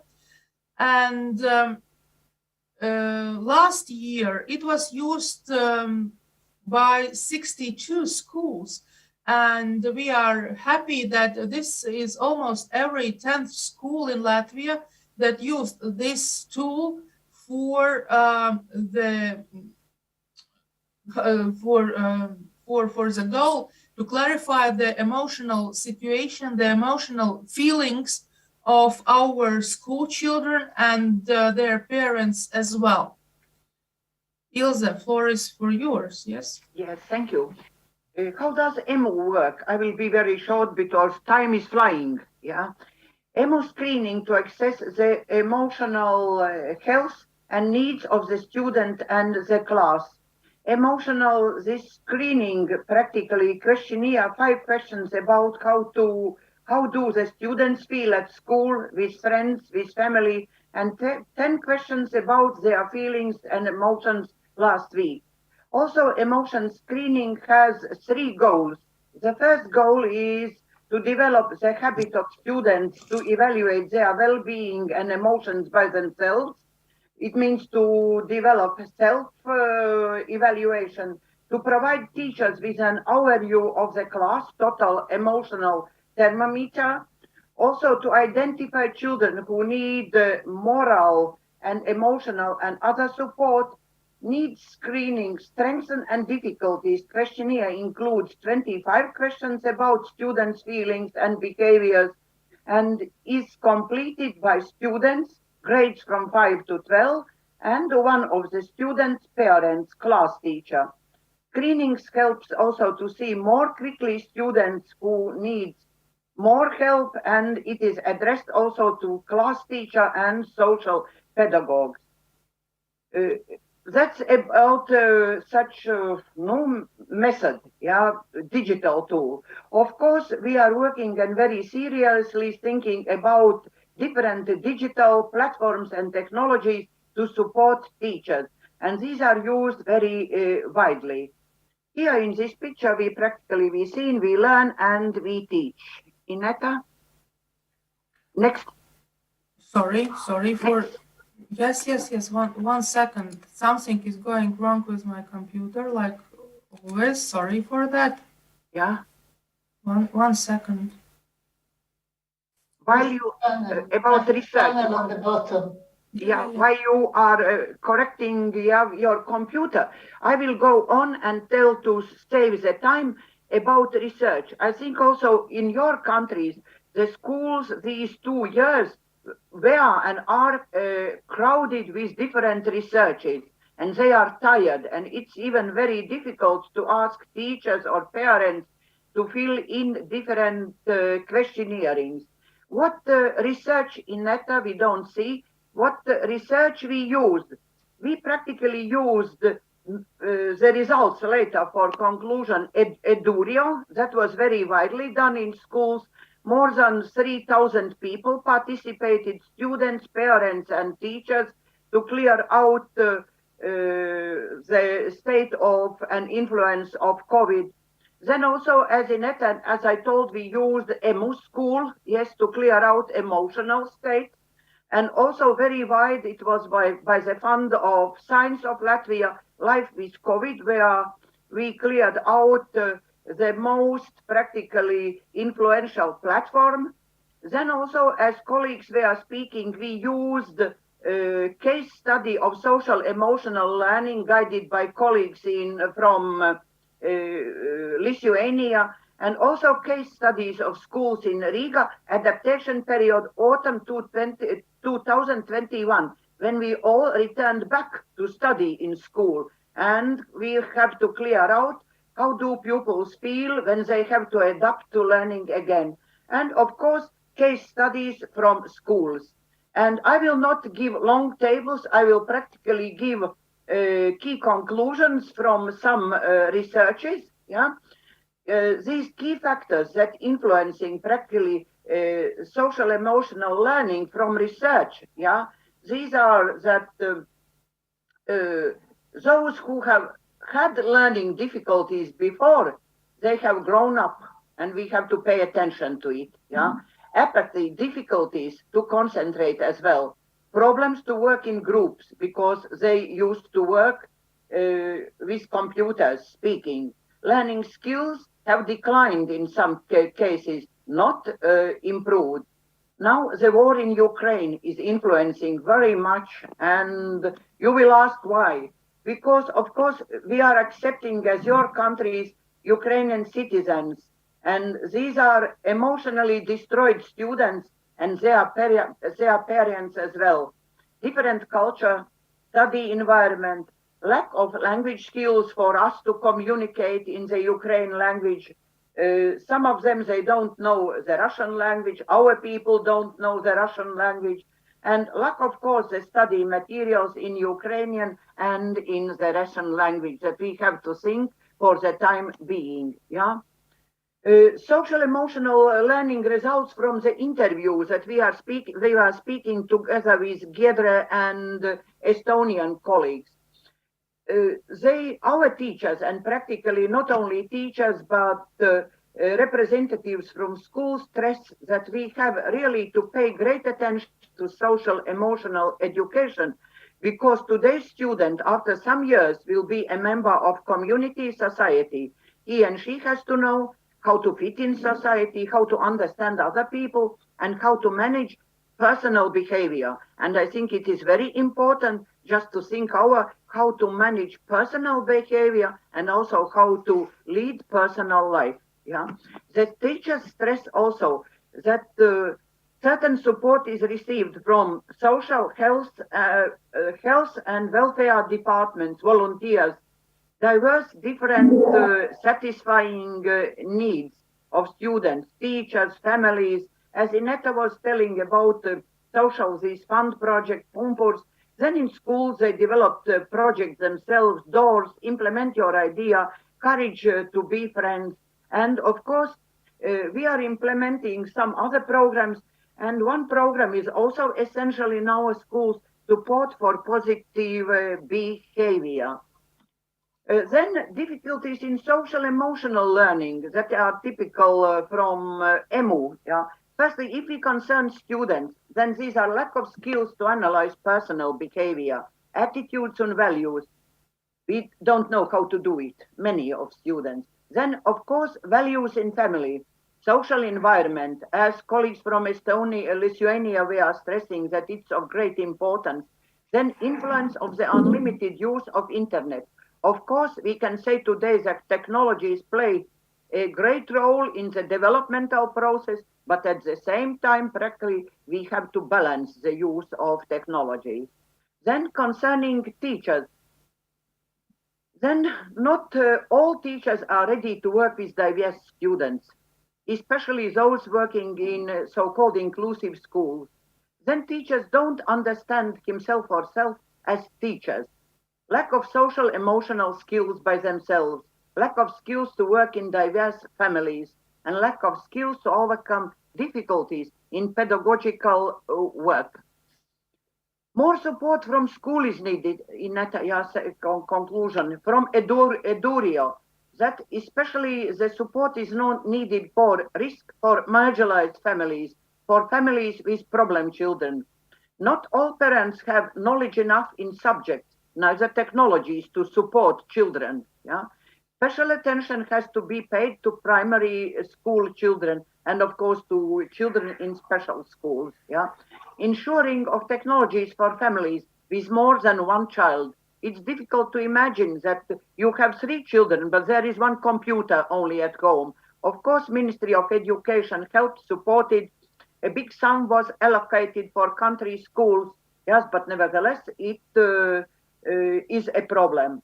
And of course, more communication is still needed with parents about success in learning, more meetings for parents, for exchange of experiences, and of course about health problems. And information for parents about learning platforms, learning materials, because parents want to support children, but they know nothing about these platforms. And more feedback for children in learning, because sometimes teachers are very concrete and we are missing this feedback. Yeah. What are solutions? What we are thinking? Firstly, we think that it's necessity to strengthen the ability to observe the current situation and the ability to adapt to current situation. It's not so easy, yeah, especially even now, yeah, to develop also mutual communication and the ability to listen to each other, because sometimes we speak a lot, but we don't listen, yeah. To put social emotional teaching curriculum in each school and in each preschool, plus initiative of teachers. Inetta told that practically we have for 10 years, but we don't have such wide research, the results. What are the results? And it's very difficult to measure. Then it is also necessary to balance demand and supply for learning of everybody, to strengthen individualized learning, especially in special schools, flexible learning, creating opportunities for learning of everybody.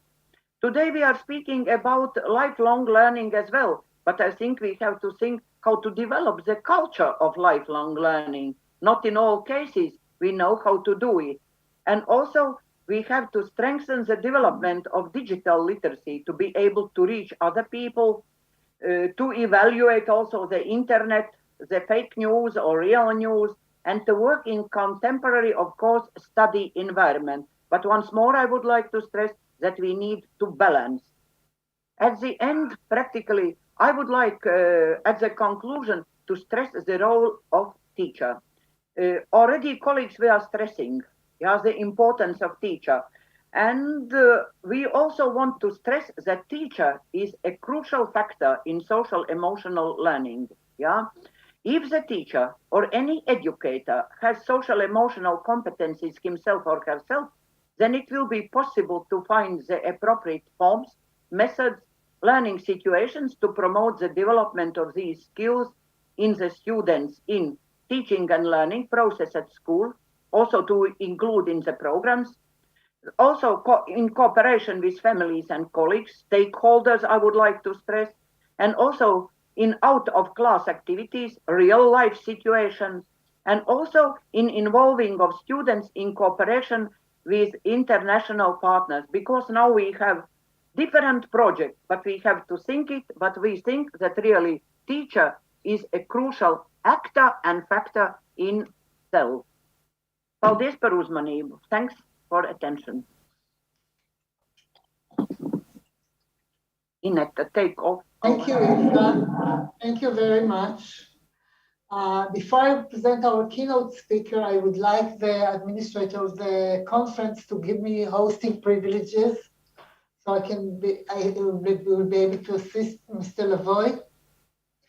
It is my sincere pleasure to introduce to you our keynote speaker, Mr. Richard Lavoy, a renowned lecturer who holds 4 degrees in special education and has served for about 30 years in leadership positions at residential schools for learning disabled students. He authored 2 books, The Motivation Breakthrough and It's So Much Work to Be Your Friend.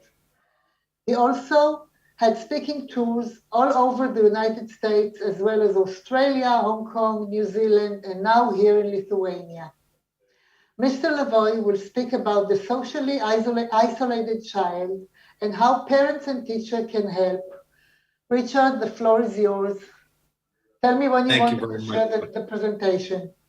You could put them up now and I'll just say, Okay. next slide, put up the first slide if you would. Thank you. Okay, I hope they gave me the privileges. Yeah, it seems like it. Just a second. Oh. And here we go. Thank you. Okay.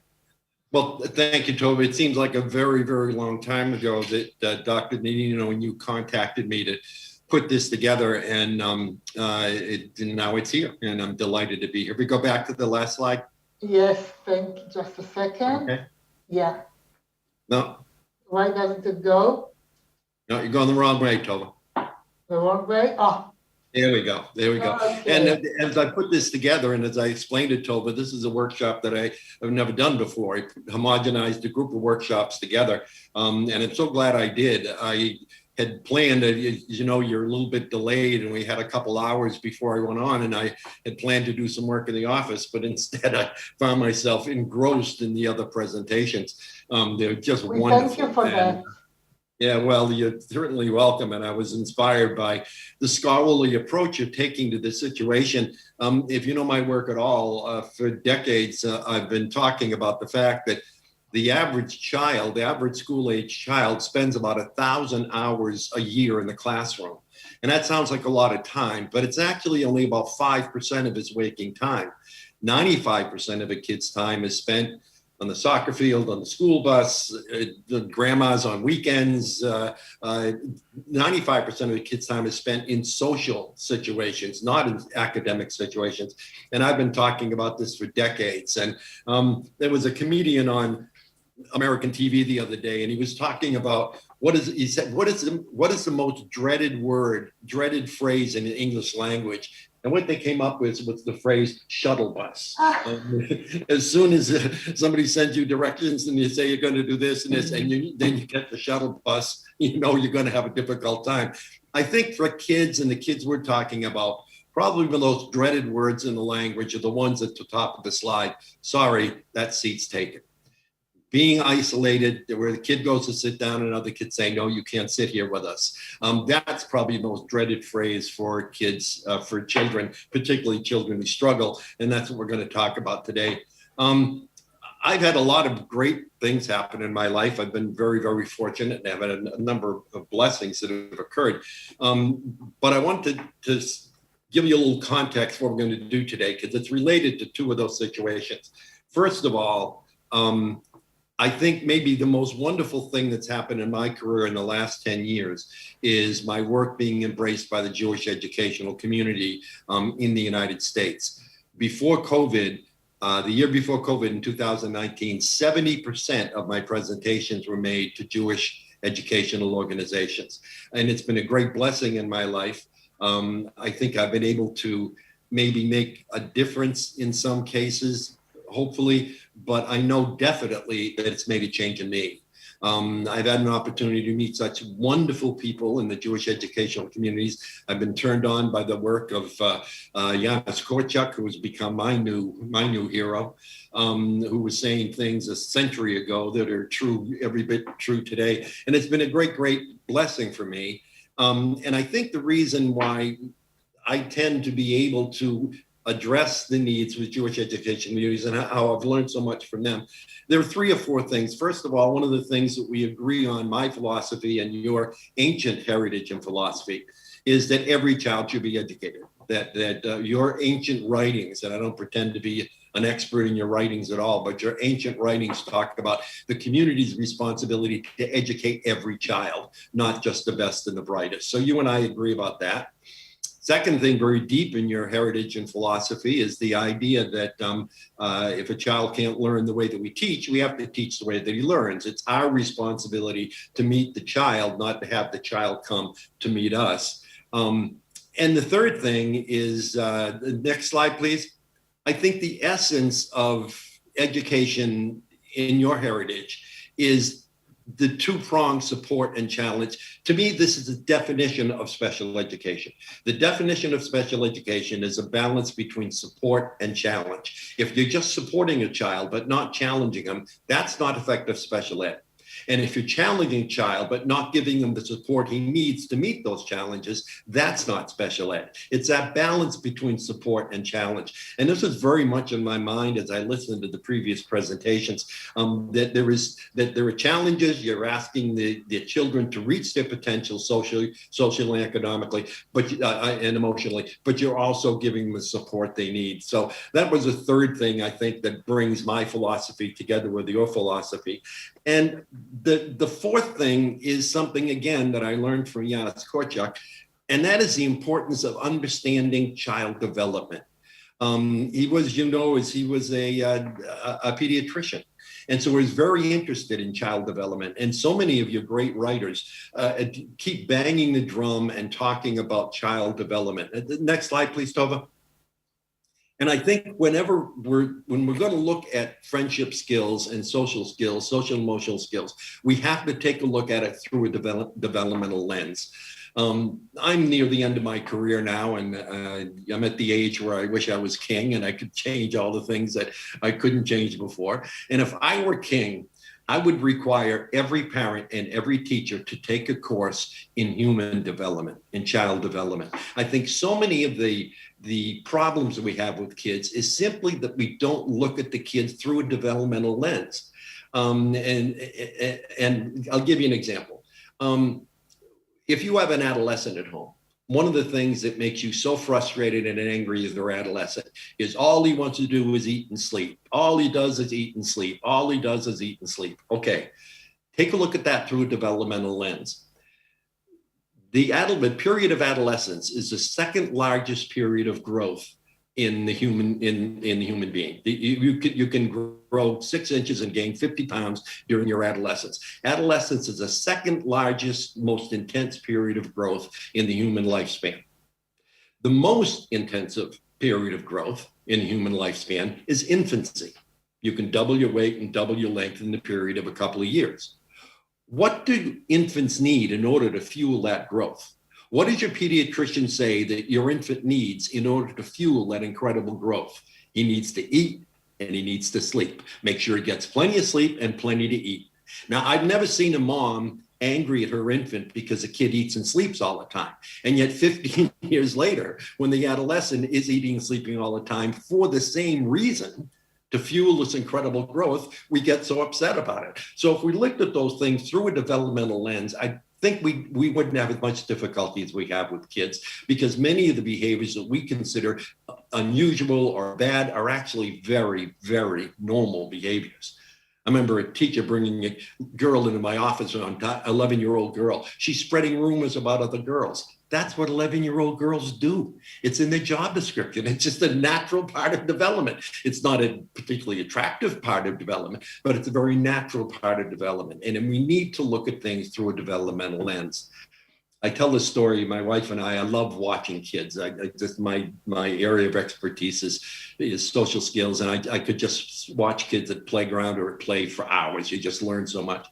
And Jen and I were at the beach one day, and this mom showed up, and she had about 9 or 10 kids in tow. A couple of them were hers. They had some neighborhood kids, some other mothers are going to meet later. And so she brings this big, large group of kids to the beach, and they're running around having a great time. And she was really trying to keep them all corralled. And I'm pretty good at picking out the ADHD kid in the group. And I saw this little 5-year-old kid, and I said, I'm going to watch him because that kid is going to give me a story. You could just tell he was just very rambunctious and running around as our ADHD kids do. He goes up to his mother and he says, Mom, my towel's wet. Can I have a fresh towel? She said, how did your towel get wet? Well, I was building a sandcastle and I put the mud in the towel, and now the towel's wet and I can't use it. She said, okay, now you listen to me. The kid's 5 years old. You listen to me. I'm going to give you this towel. It's the only dry towel we have. It's your sister's towel. Do not let it get wet. Do you understand? Do not let it get wet. He says, fine.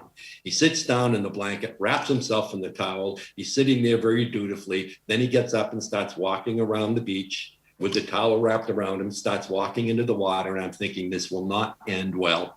He gets into the water about up to his knees, and he starts putting his arms up in the air like this to keep the towel dry. He's got the towel wrapped around him, his arms like this. He gets about up to his waist. He's still got his arms like this to keep the towel dry. Somebody throws him a frisbee. He reaches for the frisbee. The towel drops, and now the towel's wet.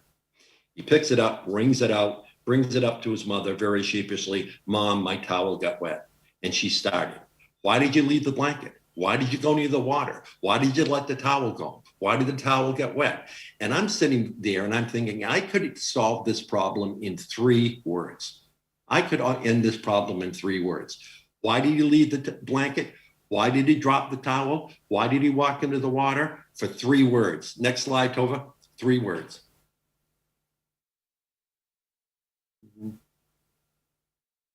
Next slide, Tova.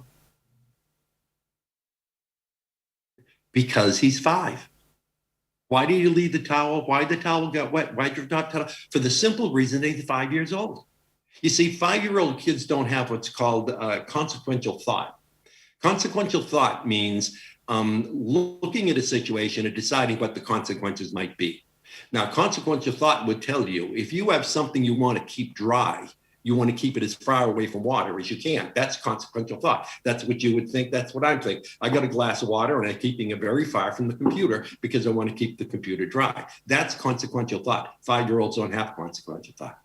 You don't develop that till about 7 or 8. So why did he get off the blanket? Why did he walk in the water? Why did the towel get wet? Simply because he's 5. And if we look at things through a developmental lens, I think we get a much better idea of some of the things that our kids do. And we need to understand that friendship develops along a developmental course too. Next slide, please, Tova. When you're a little kid, like 4, 5, 6, 7, up until about 8 years old, you develop your friends based on who lives in your neighborhood and based on who has the best toys. So if a little boy in the neighborhood has toys you like, he's going to be your friend. And that will carry a kid up until about 5 or 6 years old, that he will have friends just because these kids live near him, proximity, and he might have some toys that the other kids enjoy. But after about 6 years old, kids begin to require different things from a friendship. They require loyalty.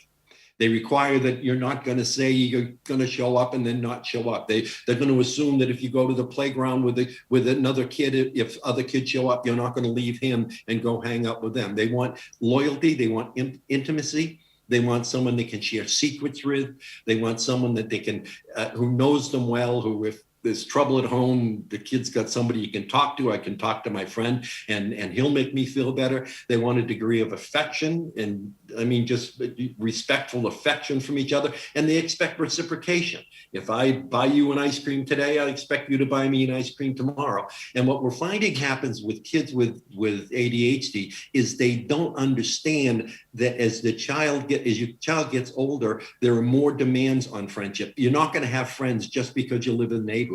You're not going to have friends because they like to come over and play with your toys. You've got to develop a sense of loyalty, intimacy, affection, and reciprocation. And I think that's something we can actually teach to kids. And we're going to talk about how we can do that.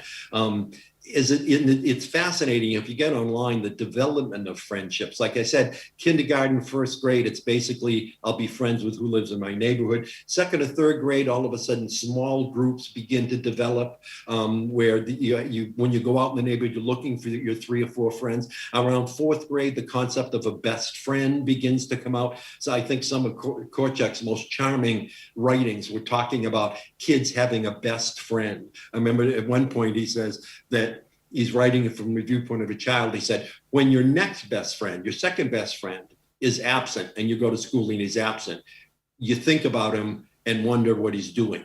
But if your best friend is absent, you think about him all day. He keeps coming to mind. You keep wondering what he's doing at that moment. And at 4th grade, that begins to develop. So it's important to recognize that friendship has a developmental sequence to it. We know language has a developmental sequence. We know physical development has a developmental sequence. I think we also need to understand that friendship does as well. The second, I said I had 2 blessings I wanted to talk about. The first being my acceptance and being embraced by the Jewish educational community, which again, I will tell I've said in speeches across the country, it's the most meaningful thing that's happened to me in the last 10 years of my career. The second blessing that I had is, as Tova said in the introduction, for 30 years, I had leadership positions in special education residential programs, literally putting kids to bed at night and waking them up in the morning, literally 24/7, 365. And when you have that kind of exposure to kids, you begin to realize that, frankly, the academic problems our kids have that we worry so much about, but the academic problems our kids have are literally the tip of the iceberg. The really big part of their problem is the social skills, and social interactions. We're going to talk about that a little bit later. What I came to recognize, having worked 30 years in residential, next slide, please, is what I refer to. Next slide. There we go. The pervasive nature of learning disorders. If there's one thing you remember from what I say today, let it be this. Learning disabilities is not a school problem. It's a life, language, and learning problem that impacts on every moment of the child's day. The neurological system that causes him problems in his math class is the same neurological system when he goes to soccer practice, when he goes to visit grandma on the weekends. It's the same neurological system. Why did it take us so long to understand that the difficulties that our kids have, the differences, the disorders our kids have in learning, not only impact their academic learning, but also their social learning?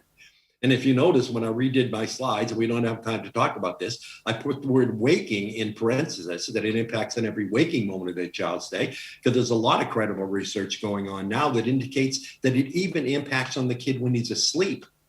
We're beginning to realize that the ADHD kid in particular has very, very strange sleep and wake habits. And so we're even beginning to realize that not only does the ADHD and learning problem impact on every waking moment of their day, in fact, it impacts them on a 24-hour basis, that pervasive nature of the disorder. And let me give you an example. There are many things, academic problems that the kids have that also cause social and emotional problems. And let me give you an example. Next slide, please, Tova. Many children you work with have difficulty spelling.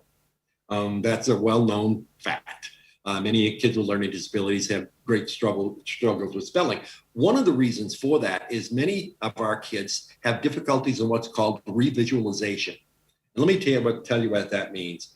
If I were to ask Tova to spell the word arithmetic for me, she would picture the word arithmetic in her mind and then call off the letters to me.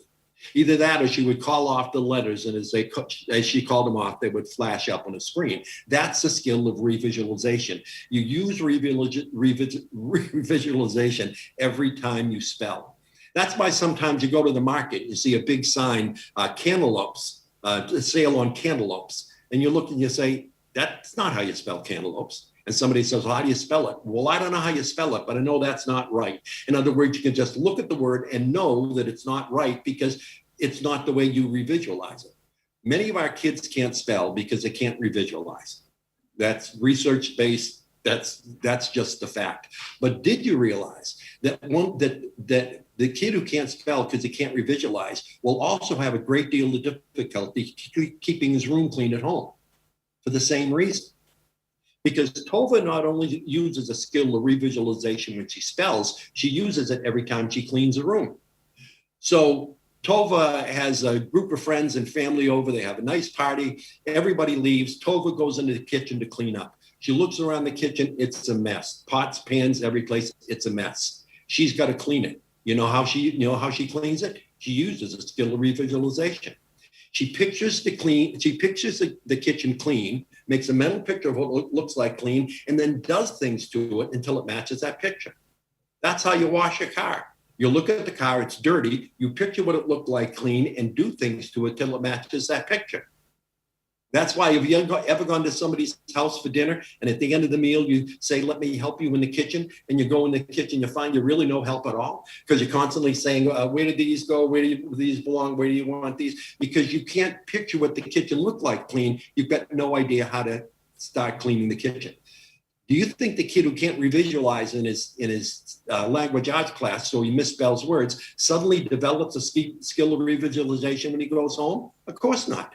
So dad throws him in his room and says, don't come out till the room is clean. He walks into the room, he can't picture what it looks like clean, so he's got no idea where to begin.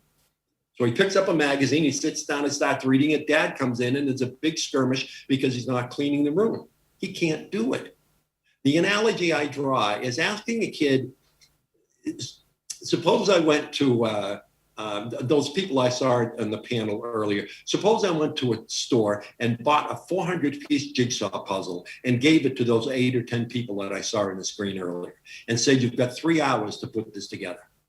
400-piece jigsaw puzzle, 3 hours, could they do that? I would think, sure they could do that. Well, what if I did this? What if I opened up the box, threw the box top away, put the puzzles in a bag, shook up the bag and said, here, put these together? They'd say, well, where's the box? Well, I threw it away.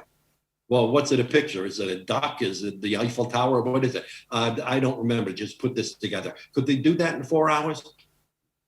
4 weeks? 4 months? Probably not, because they don't have any idea what the end product's going to look like. They've got no idea where to begin the task.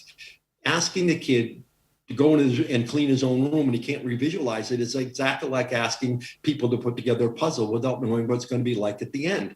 My point is that these disabilities that the kids have academically bleed very much into their social, emotional, and their home lives. By the way, a solution to that problem, if you've got a kid that can't do that, get the room clean, take pictures of the room from all angles, put the pictures up into the bulletin board. That's what your room needs to look like before you go out and play. It needs to look like this. Now he doesn't have to revisualize.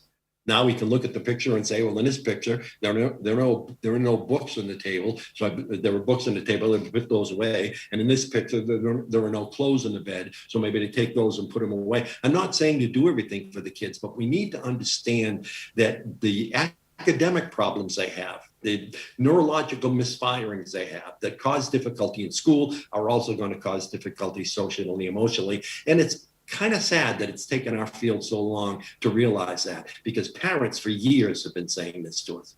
Parents for years have been asking for help with social emotional learning.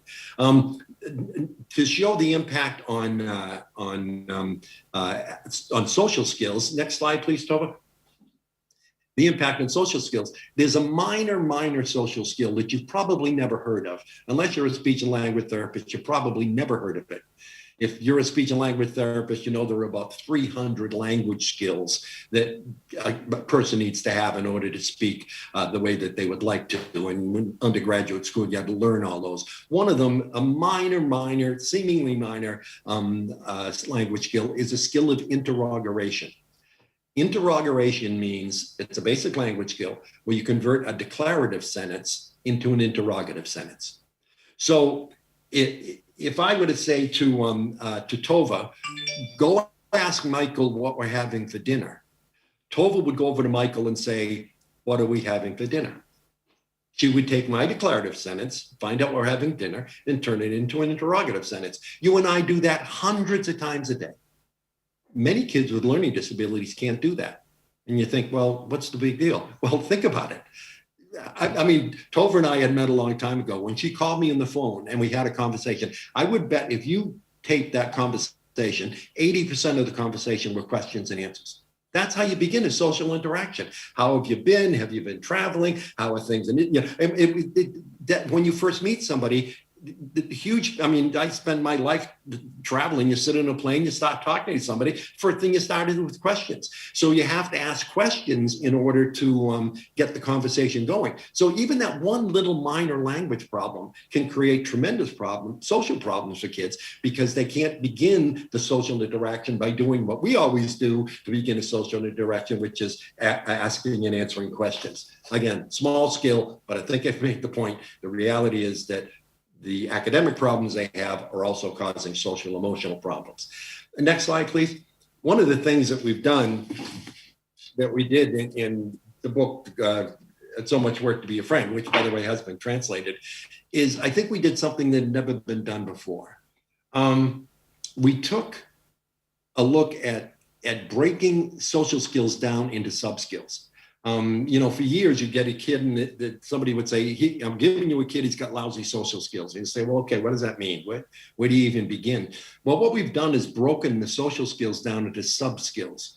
And much like the reading field did, took reading, we used to say this kid's got dyslexia, he can't read, and which wasn't very helpful to the teacher. So then we broke reading skills into sub-skills of, this kid's got a problem with reading comprehension, this kid's got a problem with semantic relations. We broke it into, that's what we did with social skills in the book, is we broke them down into sub-skills. So instead of saying the kid has poor social skills, we say the kid has a problem with social memory and affective matching and timing and staging.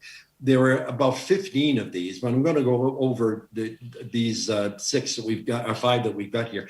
And you'll think I've been looking in your classroom window, because these are the problems the kids have. One is a problem what's called timing and staging. Timing and staging.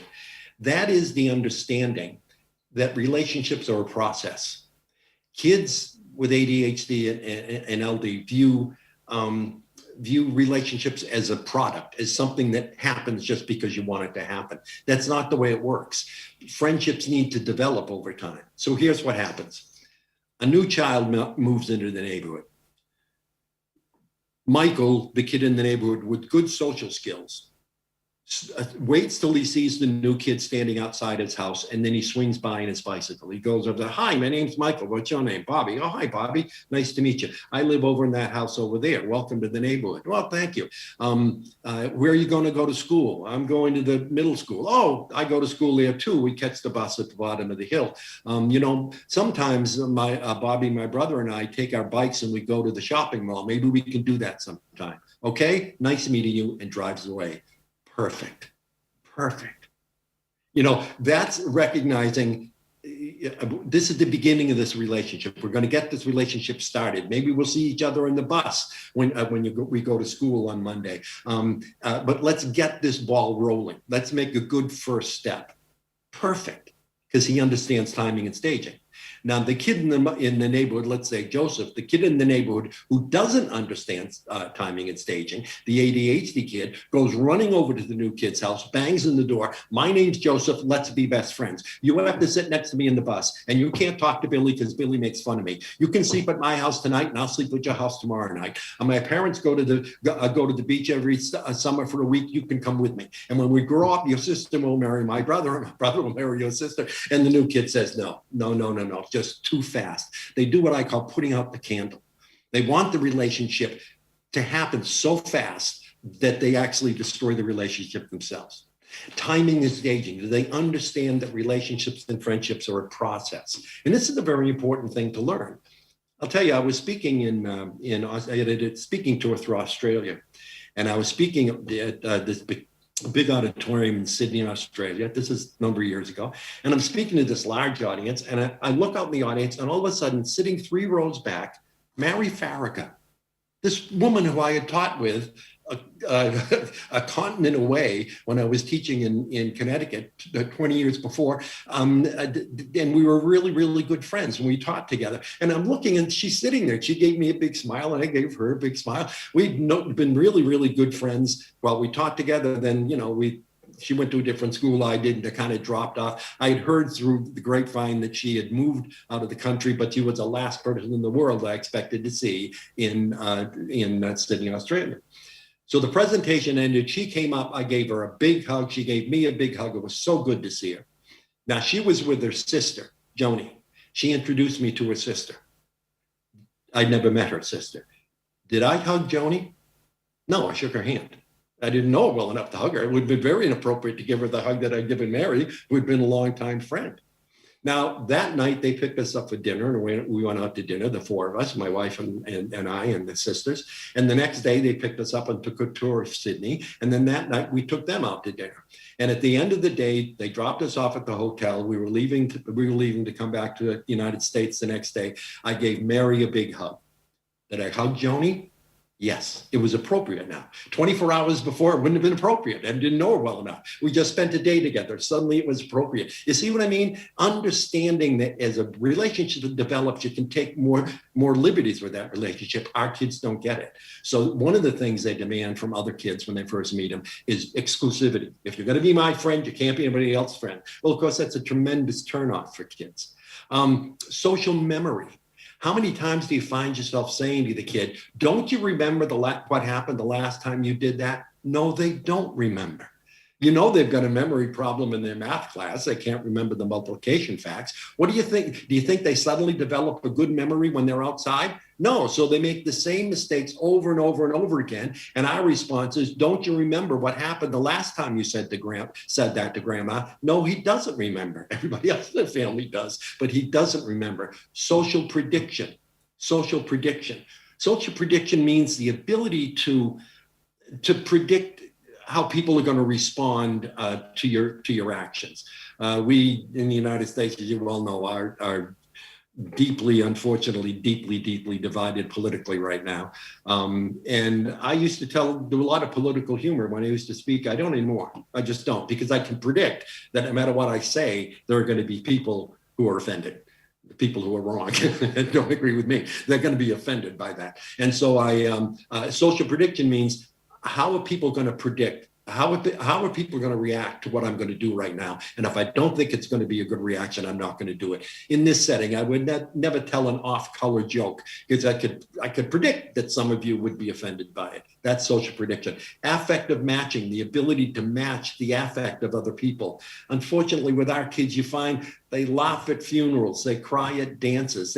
They don't understand that your job in a situation is to match the affect of the other people.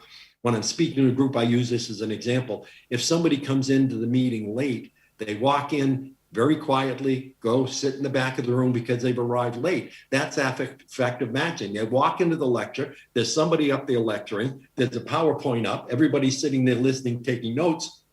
It's their job to match that affect and to do what everybody else is doing, not to walk in and wave to everybody and say, sorry, I'm late, and sit in the front row.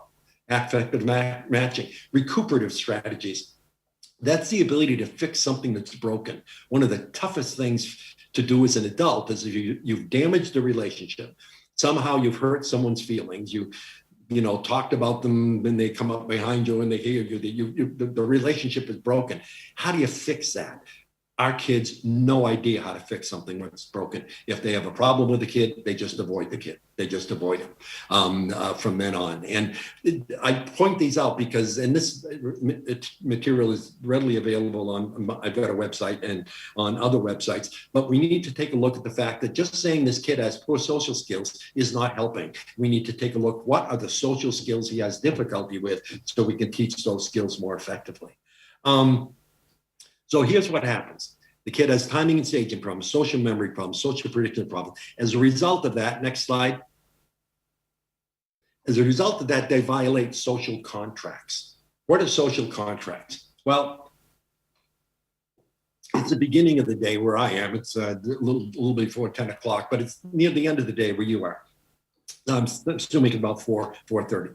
By this time, you have been through probably 2,000 or 3,000 social contracts today. 2,000 or 3,000, and you'll go through another 500 before you go to bed tonight. What are social contracts? The unwritten, unspoken social expectations or duties that you have with others in your environment, generally total strangers. And I'll tell you what I mean. You decide you want to get a cup of coffee before you go to work. You walk into the coffee shop, there are 5 people standing in line. You don't know them. You've never met them before. You couldn't pick them out of a police lineup tonight. You don't know any of them. But for about 5 or 10 minutes, you've got a social contract with those people. You've got a social contract with them, and they've got a social contract with you. What's your social contract? What's your social contract? Get at the end of the line.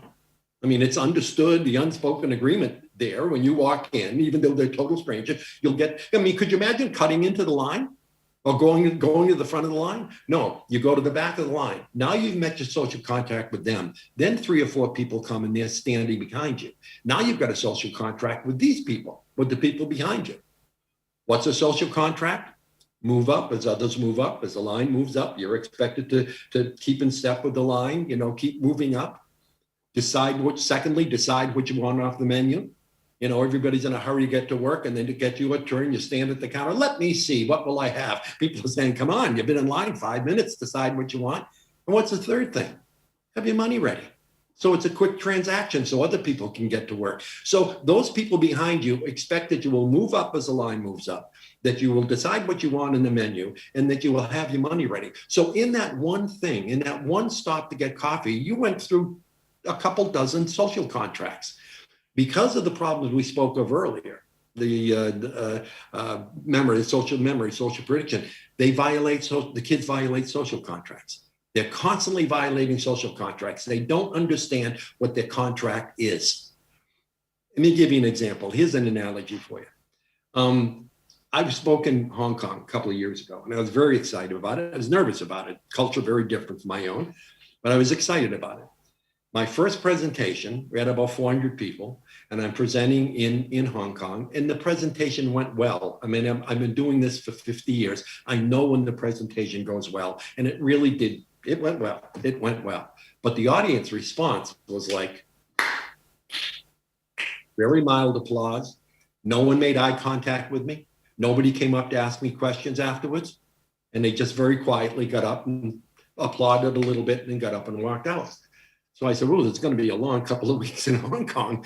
My stuff doesn't seem to be going here. So we're going to the next venue, and the woman who was sponsoring it was driving me. I said, can I ask you a question? Give me an honest answer. She said, sure. I said, how do you think that went? Oh, it went beautifully. Oh, people loved it. And I said, okay, I was surprised by the audience response. She said, oh, yes, I should have told you, and she should have. That in Hong Kong, when you speak or address a group or entertain a group and the audience applauds, it's anticipated that the speaker will return the applause to thank the audience for being attentive, that you're expected to return the applause.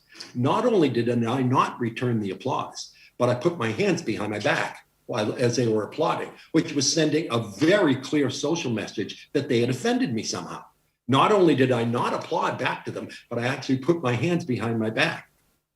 Now, the reason I tell that story is there's 400 people in Hong Kong who I offended, and they were probably still wondering what they did to offend me.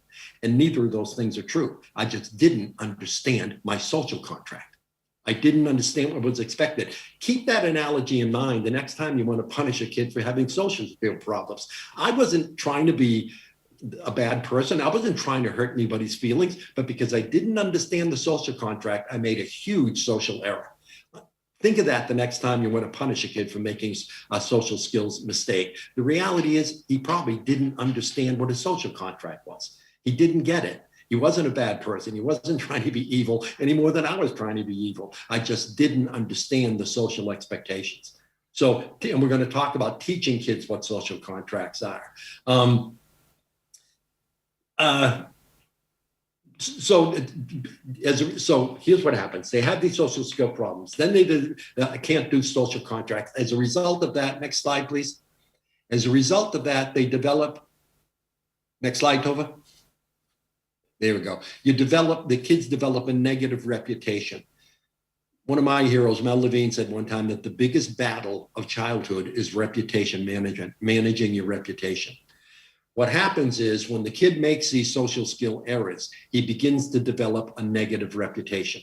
And when you talk about reputation in childhood, it is totally different from adulthood. And I'll tell you what I mean. Adults can be flexible about reputation. I bet you could name right now several people in your life who you really, really like when you first met them. You see, we can change. We can change. So adults can be flexible about reputation. I'll bet there are people in your life who you enjoy very much, but when you first met him, you didn't like them. But then you got to know them better, and you can be flexible, and suddenly he's acceptable. And with adults, it can also be very situational. Reputation can be situational. I can say, gee, I love Jim Middleton. He's a great, great guy. He's a nice guy. He's a very helpful friend and real loyal friend. I really like Jim. But I don't like going to dinner with him because he's rude to the waiters and waitresses. And I don't like that. So I don't like going to dinner with him. In other words, I like Jim, and I'll play golf with him and I'll hang out with him. No, Back again, please. There we go. But I'm just not going to go to dinner with them. In other words, there's some things I like about Jim, some things I don't like about Jim. Kids can't do that. Reputation is permanent. Reputation, I mean, what you develop a reputation in grade 1, that's going to be your reputation the entire time in school. They just can't make that change. They just can't make that change. I remember walking down the street with my son one time. He was about 17 years old. And this other boy walked our way. David came walking our way. And he, you know, neighborhood kid, I'd known him for years. He went to school with my son for years. And I said, "Hi, David, how are you?" And he said, "Hi, Mr. Loy, how are you?" But my son pointedly didn't talk to David, and David didn't talk to Kit. And after David went by, I said to Kit, why didn't you say hi to David? You've known him for years. Why didn't you say hi to him? "I hate that kid." "Why?" "He stole my lunch." "When?" "Second grade."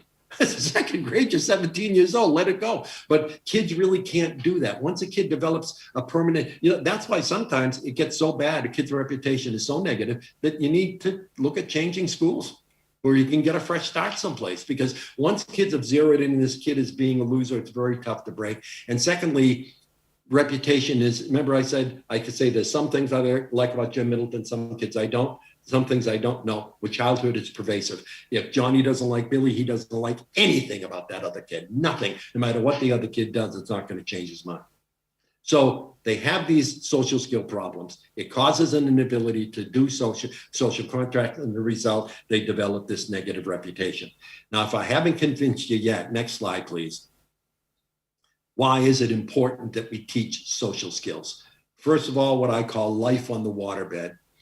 I do a workshop for families called The Special Needs Child at Home and in the Family. And it's called Life on the Waterbed. And it's because of an analogy that I use. A family of 6 is like 6 people lying side by side on a waterbed. Whenever one person moves, everyone feels the ripple. And that's the way it is in a family. If one member of the family is having trouble, dad's having trouble at work, mom's having trouble at work, one of the kids is struggling at school, if anybody's moving in that family waterbed, everyone feels it. I say to parents, you don't have a special needs child, you've got a special needs family. Because that entire family is impacted, and nothing impacts a family more than a kid with poor social skills. He's a source of great embarrassment to his brothers and sisters. He's a source of great concern by the extended family, the grandparents and aunts and uncles that don't understand why can this kid be so attractive and yet so socially inappropriate, and the cause of tremendous pain for the parents. Tremendous pain. Let me speak to my colleagues. I was speaking and went out to lunch, a working lunch with a group of school administrators. And this one guy was very loud, very vociferous, and he was arguing that we shouldn't be teaching social skills in school. Parents don't want us to teach social skills. Parents want us to teach reading, writing, and spelling. They don't want us to teach social skills. And finally, somebody turned to me and said, "What do you think? You're the consultant. What do you think?" And I said at the time, that had been doing it for 25 years. It was a while ago. I said, "I've been working with families of special needs kids for 25 years. And in those 25 years, maybe 50 times, 50 times, a parent has sat at my desk and put his or her head on my desk and just sobbed about their special needs kid, just sobbed. And not once was their parent crying because the kid couldn't read, or the kid couldn't write, or the kid couldn't spell." When a parent is reduced to that kind of pain, it's about the social isolation and rejection that these kids suffer every day. It is almost indescribable, the pain that a parent feels when he's at work or she's at home, whatever, during the day, thinking right now at this moment, my son is being bullied in school. It is such a painful experience. So why should we teach social skills? To help out the families. Secondly, all environments are social. Your kid can avoid any one of his academic problems. If he can't spell, you can go play soccer with a group of kids. You don't have to spell to play soccer. If she can't read, well, you can go hang out with a bunch of girls in the corner playing hopscotch. You don't have to read to play hopscotch. So you can avoid all of your academic problems, but it takes social skills to play soccer. It takes social skills to play hopscotch. Every single human reaction is social. So you can avoid your academic problems, you can't avoid your social problems. Compensation is impossible. No matter what academic problem your kid has, I can compensate for it. Can't read, I'll put the book on tape. Can't spell, give him a spell check on his computer. I can compensate for any problem your kid has academically, but if he's got social skill problems, I can't compensate for that. I can't sit on the school bus and whisper into his ear, now say this, now say this. You can't compensate for it. And the last thing I used to state as an opinion, the research is so clear, I state this as a stone cold fact. The ultimate success and happiness of the kid you're dealing with as an adult will be determined by the quality of his social skills, not the quality of his academic skills. Whether or not this kid makes it in the real world, adult world, will be determined largely by the quality of his social skills, not the quality of his academic skills. The research shows that so clearly. And yet we continue to emphasize academic skills in school at the exclusion of social skills. You can do both. You need to do both. That's why we should be doing it. They asked if I would give some techniques and strategies for parents and then some for teachers. And so let's go. Next slide, please. This is an important piece of information that we've learned. This is from the mouths of babes. These are things that kids tell us they like about other kids. So as a parent, you can actually teach these skills to your kids or foster them, encourage them. Kids like other kids who smile and laugh. The kids are not impressed by somebody who's always, with a long face and not sad and complaining all day. That doesn't turn kids on. Many times our kids will think that will get them attention if they're always saying that they don't feel well or they're always saying they've got a headache. No, they've interviewed thousands of kids. Kids don't want to hang out with somebody like that. They want to be with kids who smile and laugh. They want to be with kids who greet each other, who say hello to each other in the hallway, not walking down with their eyes downcast. They like kids who greet others. Everybody feels left out. So at some point, every kid appreciates somebody who invites others. So you're playing kickball with a group of boys and you see David is over in the corner not participating. David, come on over and play with us. That's a social skill other kids like. Other kids like kids who share, and other kids like kids who give compliments. So you're playing kickball and teach your son to say, when you're playing kickball and somebody on the other team makes a good shot, say to him, hey, nice shot, compliment him. Other kids like that.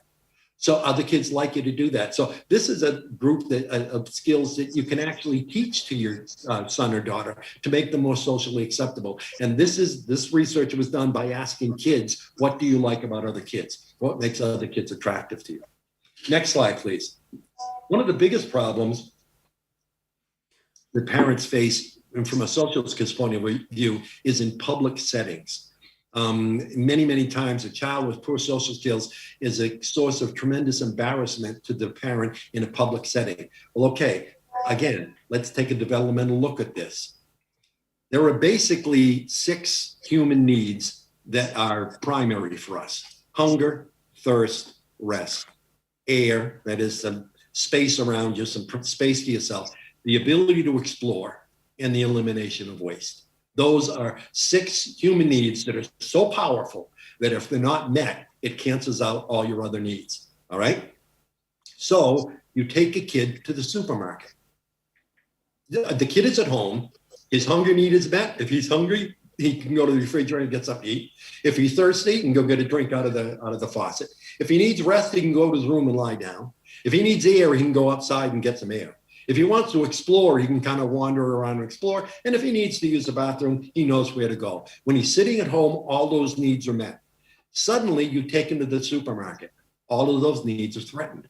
That's one of the reasons that kids, particularly kids with anxiety disorders and ADHD, act up when they're in a public setting, because all of a sudden, these needs cannot be immediately met. If they're thirsty, they just can't go get a drink of water if it's a supermarket. If they need if they're hungry, they can't just grab something to eat. If they need to go to the bathroom, they don't know where the restrooms are. So you take a kid in a public setting, and all of a sudden, all these needs that were readily met when he was home, all those needs are threatened. So what happens as a result? Slide, please. There we go. As a result, it creates tremendous anxiety. The kid gets, and I do a lot of work in anxiety, and I don't mean to be cute about this, but people use the words anxiety and depression interchangeably as if they mean the same thing, and they really don't. They're very different. Not to be simplistic about it, but depressed people worry about the past. Anxious people worry about the future. If you know somebody in a depression, they're all upset about something that happened to them in their past life. Anxiety is totally different. Anxiety is worrying about what's going to happen in the future.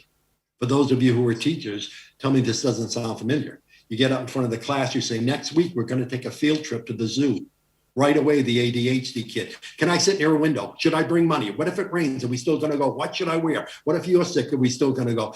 Just saying we're going to go on a field trip sends the kid on a roller coaster of anxiety. So the kid is in this new setting at the supermarket. There's a great deal of anxiety. Secondly, there's a great deal of what I call conflicting objectives. You go to the supermarket, your job is to get a pound of butter and a bottle of milk. That's your objective when you go there, to get some butter and milk. That's why you go there. But for the kid at the supermarket, oh, I want to go look and see if there's any dead fish. I want to go look at the new magazines, see if there's any new magazines, any new comic books out.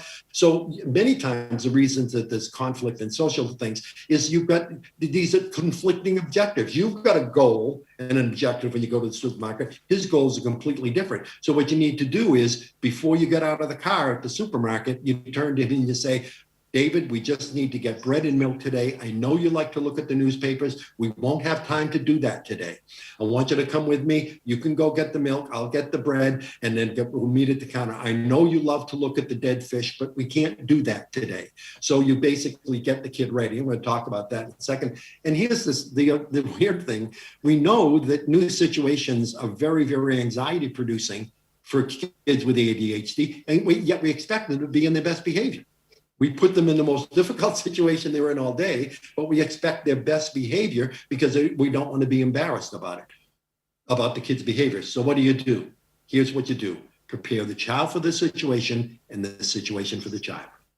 You'll find that you'll eliminate a lot of the behavior problems in social situations by preparing the child for the situation and the situation for the child. What does that mean? Your child's going to go to an art lesson on Thursday. On Wednesday, you take your child to the place where the art lesson is going to be. And you say, okay, here's where you're going to be tomorrow. Here's where you're going to be. Let's go take a look where the bathrooms are. The bathroom is right over here. If you need to use the bathroom, that's where you can go. Now, there's a flag over there, and I know you love, flags, and you love waving flags around. I want you to take that flag and wave it around now and then put it back so you won't have to do it tomorrow. Here's the computer that the art teacher is going to use. It looks a lot like Dad's computer, but you don't want to touch that unless the teacher tells you to. But if the teacher needs an assistant, you can say, yeah, I know how to use that computer. And you basically, you prepare him for the situation. You go to the room before the class is held. And it can be just before, even the night before, and you prepare him for the situation. And then the second step is to prepare the situation for the child by going to the art teacher and saying, our son's going to be in your art class for the next couple of weeks. He's a really, really good kid, but he has attention deficit disorder. And let me tell you a couple of things. He often acts like he understands when he doesn't. If you give the directions, he'll say, yep, I get it, but he really doesn't. What we found at home is useful to do is ask him to repeat the direction back to us. So I'll say to him, I want you to take out the rubbish and feed the dog. What I want you to do, I want to take out I'm supposed to take out yeah, very good. Give him the direction, let him repeat the direction back to you. We find that very, very useful at home.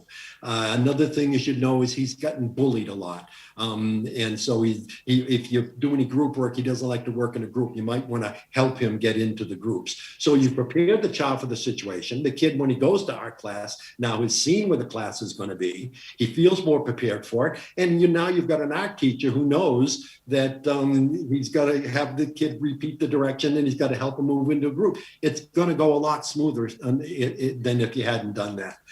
Just a little tip that can be very, very helpful for parents. The other thing you can do, slide please. I continue to use the word social skills, and it's only because I've been doing it for 40 years, and I'm trying to break the habit because the term we really should use is social competence. Social competence is a combination of social skills and social information. Social skills meaning the social memory and all that kind of stuff we talked about. But social information is stuff, just stuff. I'm a college educated adult, as I'm sure many of you are. Do you realize that I have 3 trillion pieces of information in my brain? 3 trillion pieces of information. We're at least a generation away from knowing from designing a computer that can handle as much information as a human brain can. It's 3 trillion pieces of information. Now, how did the number get so big? Well, I know, for instance, that this is a book. That's one thing I know about it. It's a book. I also know it's not a screwdriver. It's not a pencil. It's not an air conditioner. So if Tova said, Rick, could you give me a pencil? I wouldn't give her this because I know it's not a pencil. So when you take all the things I know this is and all the things I know it's not, you end up with trillions of pieces of information in your brain. And much of that is social information, stuff. What does that mean? Stuff that you know when you don't know how you learned it. I go to a hotel, and I hope this translates the way you folks live. I think it will. I go to a hotel and check into the hotel. The woman at the desk says, Mr. Lavoie, you're in room 515. Do I need to ask what floor it's on? I've never been to that hotel. Do I need to ask what floor? No. The first number in a hotel indicates the floor. Okay, so I don't know who taught me that. I don't remember who taught me that. It's just something I know, that the first number in a hotel room indicates the floor. So then I got up to the floor and I'm walking down and I'm looking for 515 and I see 501 on the left-hand side. Where am I going to look for 515?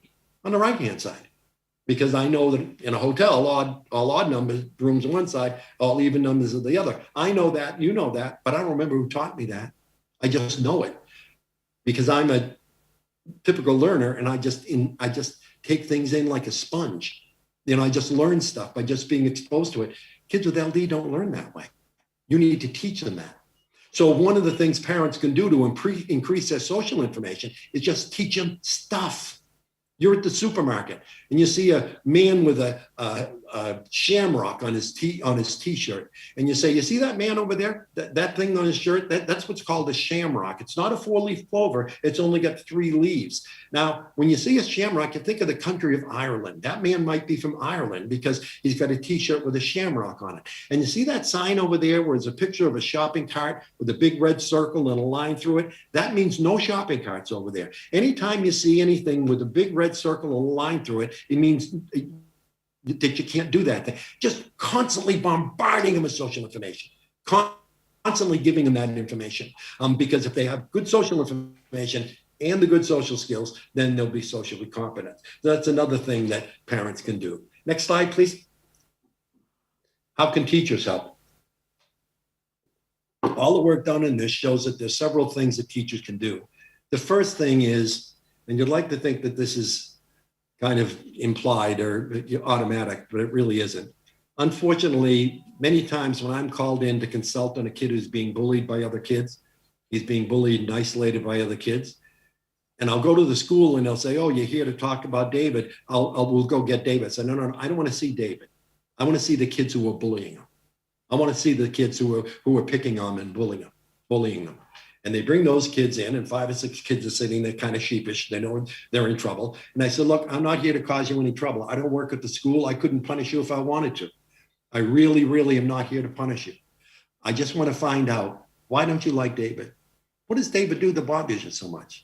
And don't be defensive about it. Just tell me what they did. And I'm here to help David. Maybe if I know what bothers him, what bothers you, I'd be able to help him a little better. Tell me what bothers you. And you know what the answer is I get almost 100% of the time?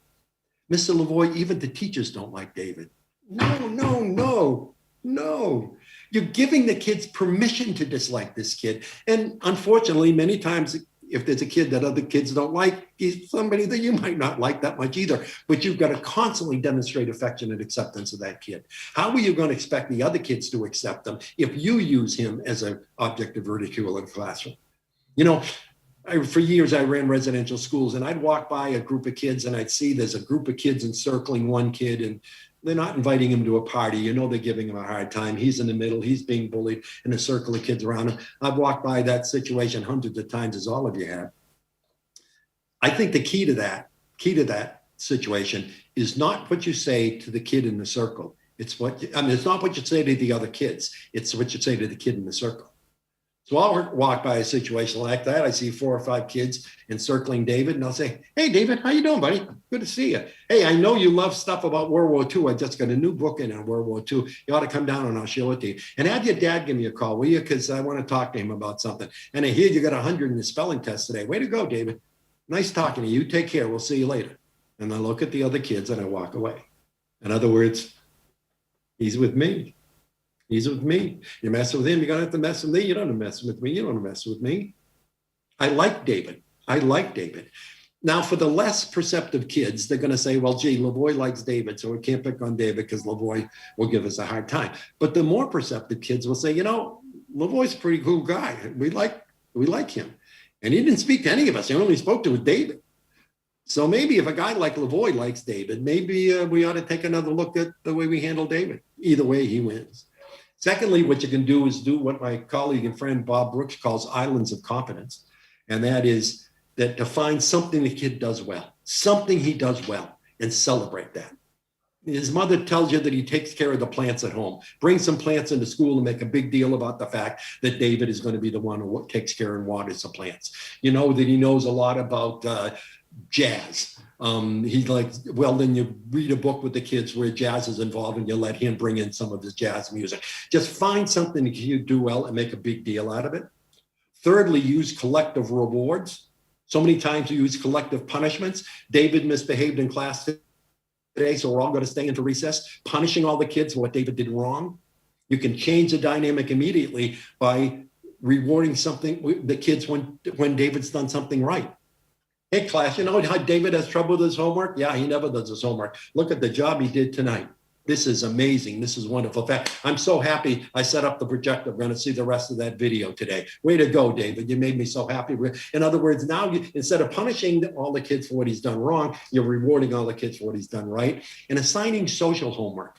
When you're teaching a social skill with David, say, okay, David, what you learned today is when you wanted to borrow those scissors, you just grabbed them from the other kid. What we talked about is going up, asking the kid if you could use the scissors when you're done. That's a good social skill. I'm going to give you some homework. Use that skill at home sometime in the next couple of days, and I'll check in with you. But use that skill. You learn that if someone's using something you need, the thing to do is to go up and ask if you can use it when they're done. Do that at home. And the kid will come in a couple of days later. Hey, I did my social homework last night. My sister was using the computer and I went over and I said, would you let me, I'm going to be in my room. Would you come and let me know where you're done so I can use it? I use that social skill. That's how social skills are going to develop and change. Let's see. Next slide, please. Focus corrections. I think what you want to do is you want to define the social skills you want to work on and then focus on those in class. In other words, you get them in front of class. Today, kids, we're going to talk about, we're going to focus on using your inside voices. That's a social skill we're going to work on today. If you're not using a napkin at lunch or something, I'm not going to hassle you about that today. We'll focus on that some other day. But we're going to focus today on this one social skill. And you really focus on that. Almost ignore the other skills, but really focus on your target social skill. And we're finding that's a better way to promote social skills. You need to understand, slide please. You need to understand that there are 4 kinds of kids in this world. Kids who are rejected, kids who are actively rejected by the other kids and bullied. Secondly, the kids who are isolated, the kids who are ignored. Thirdly is the largest group of kids, which they call a controversial kid.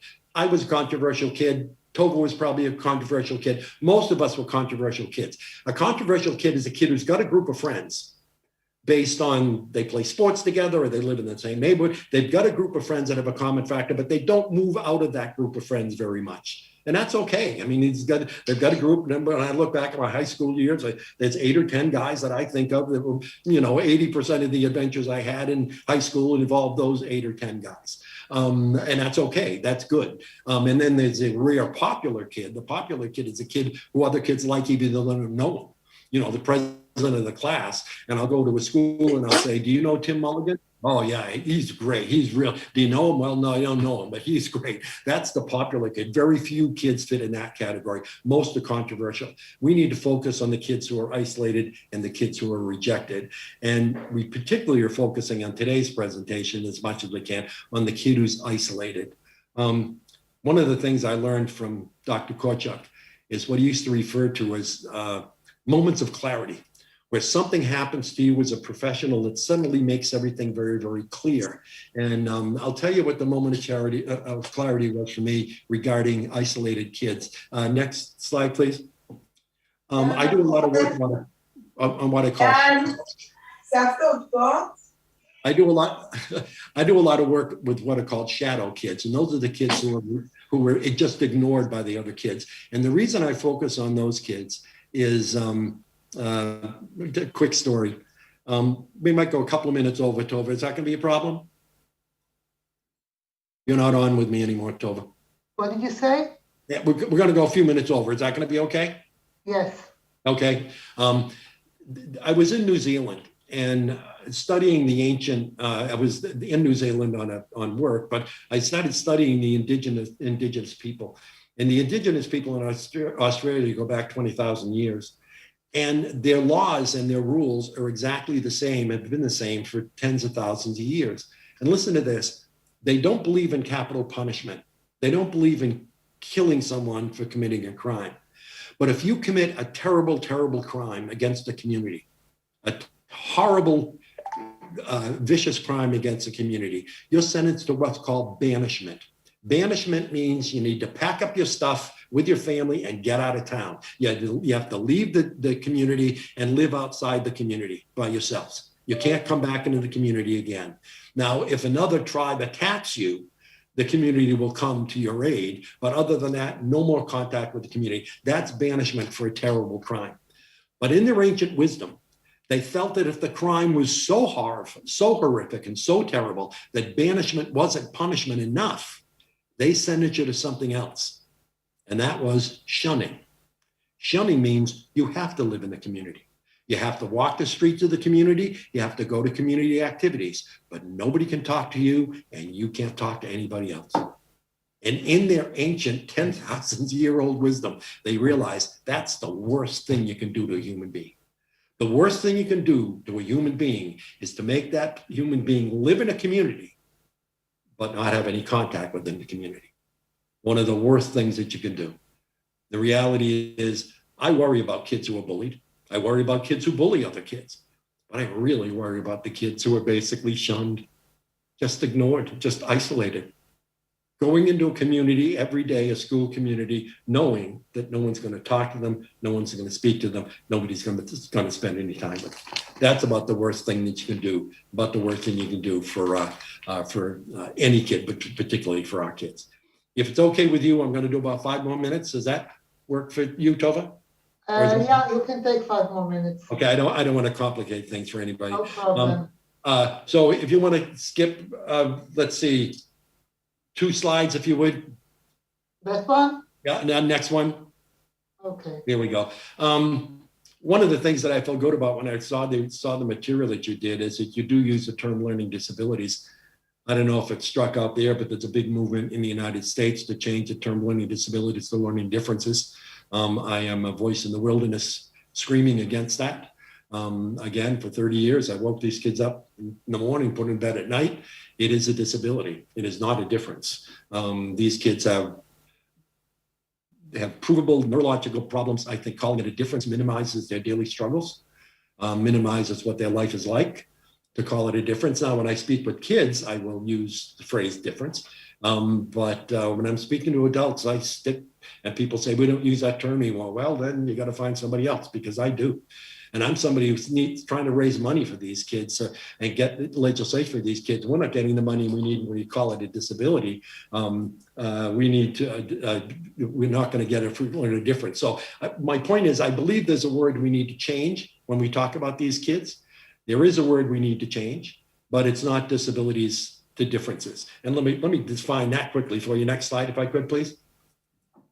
I see people using the word impairment, disability, and handicap interchangeably as if they mean the same thing. You know, oh, the kid's got an impairment, it's got a disability. They're very, very different things. And let me explain what the difference is. I'm trying to get my colleagues to begin to regulate this kind of, where we use the terms interchangeably. They mean totally different things, and I'll tell you what I mean. I am developing a case of arthritis in my right hand.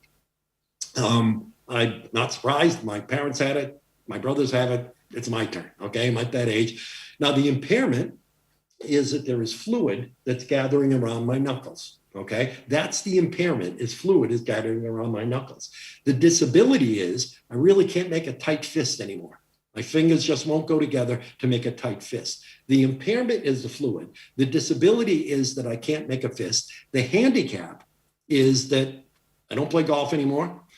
I used to go to batting cages and try to hit a baseball, but the bat keeps flying out of my hands. And I have difficulty opening jars now. I can't have difficulty opening jars. The impairment is the fluid. The disability is the fist. The handicap is the inability to open jars and play golf. When I'm sitting in my office doing research, do I have an impairment? Yeah, there's still the fluid. Do I have a disability? Yeah, I still can't make a fist. But do I have a handicap? No, I'm not handicapped when I'm doing research on the computer, because my impairment, my disability doesn't impact my disability doesn't impact on it. Now, what I did with the jars, Larry, there we go. The way you deal with that is, as I said, I can't open jars. So I got this. This enables me to open the jar. So I still have the impairment.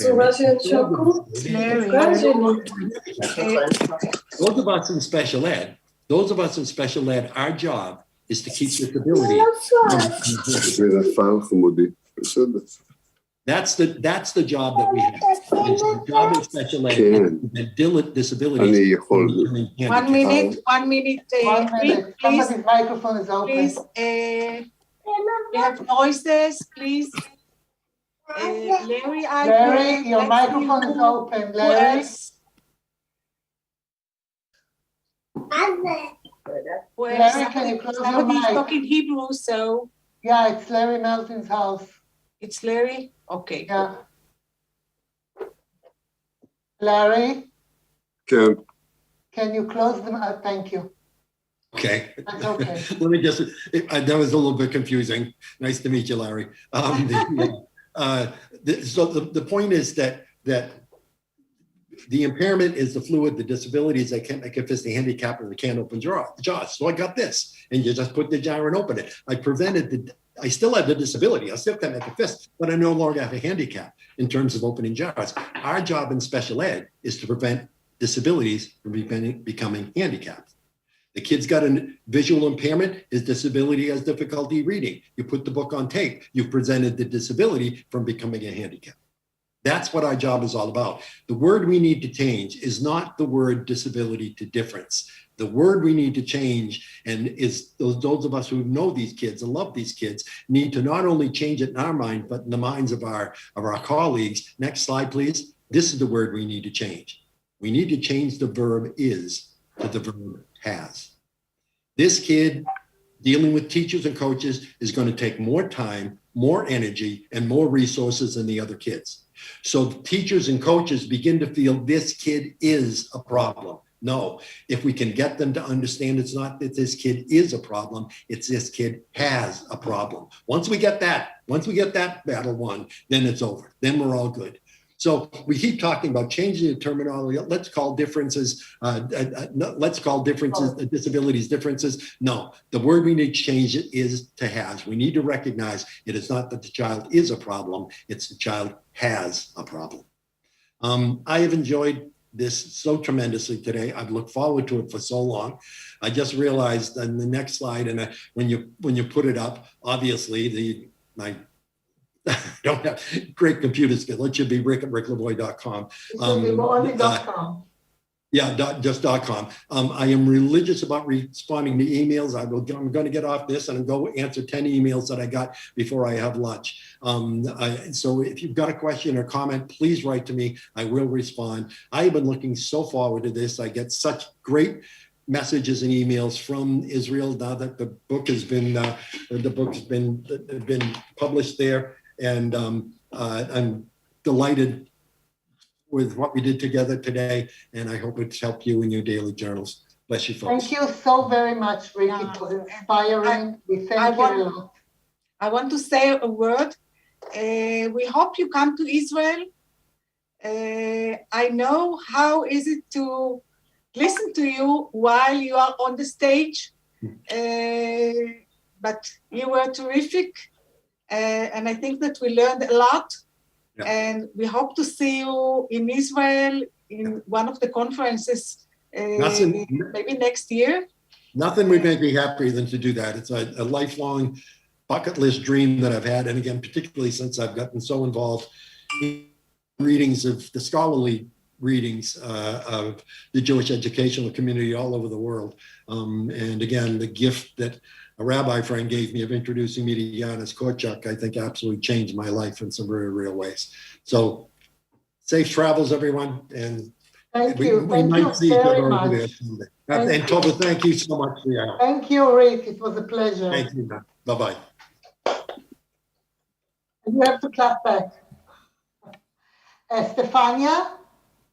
This is Giedre. Thank you, Richard. You are wonderful, and thank all presenters for wonderful and big ideas on a very important topic, because social emotional prototype, as mentioned, our rector, academic Professor Juozas Augutis, is main idea today because we have a big crisis in all Europe, and of course, all speakers we are inviting in Lithuanian, and all speakers are inviting to make articles.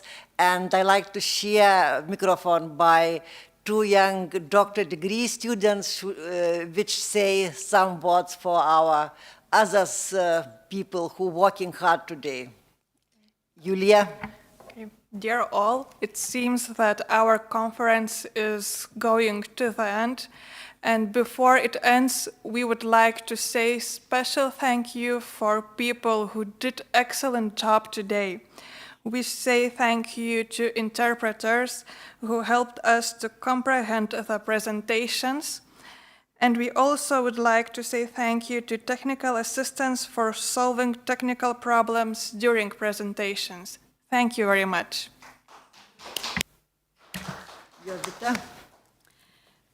Dear colleagues, thank you for all presentations, for your crucial ideas, and for new ways and new minds for our future.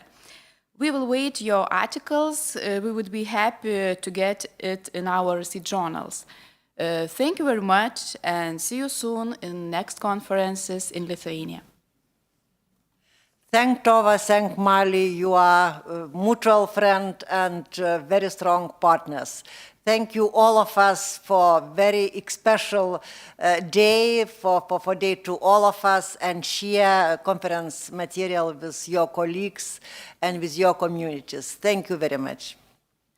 Thank you. Thank you so much, Giedra.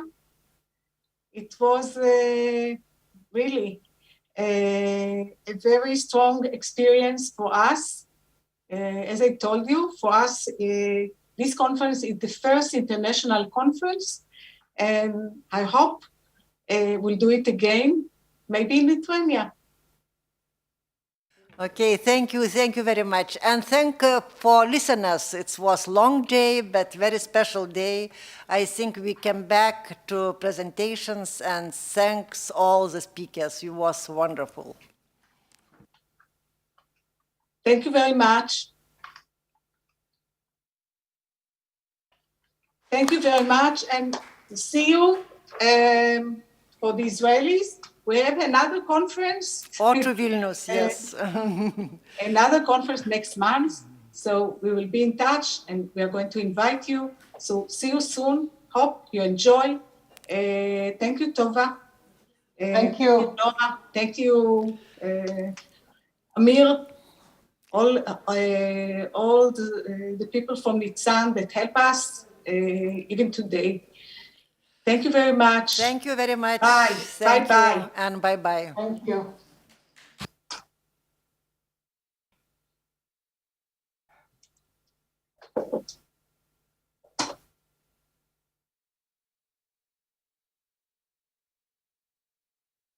Peace out.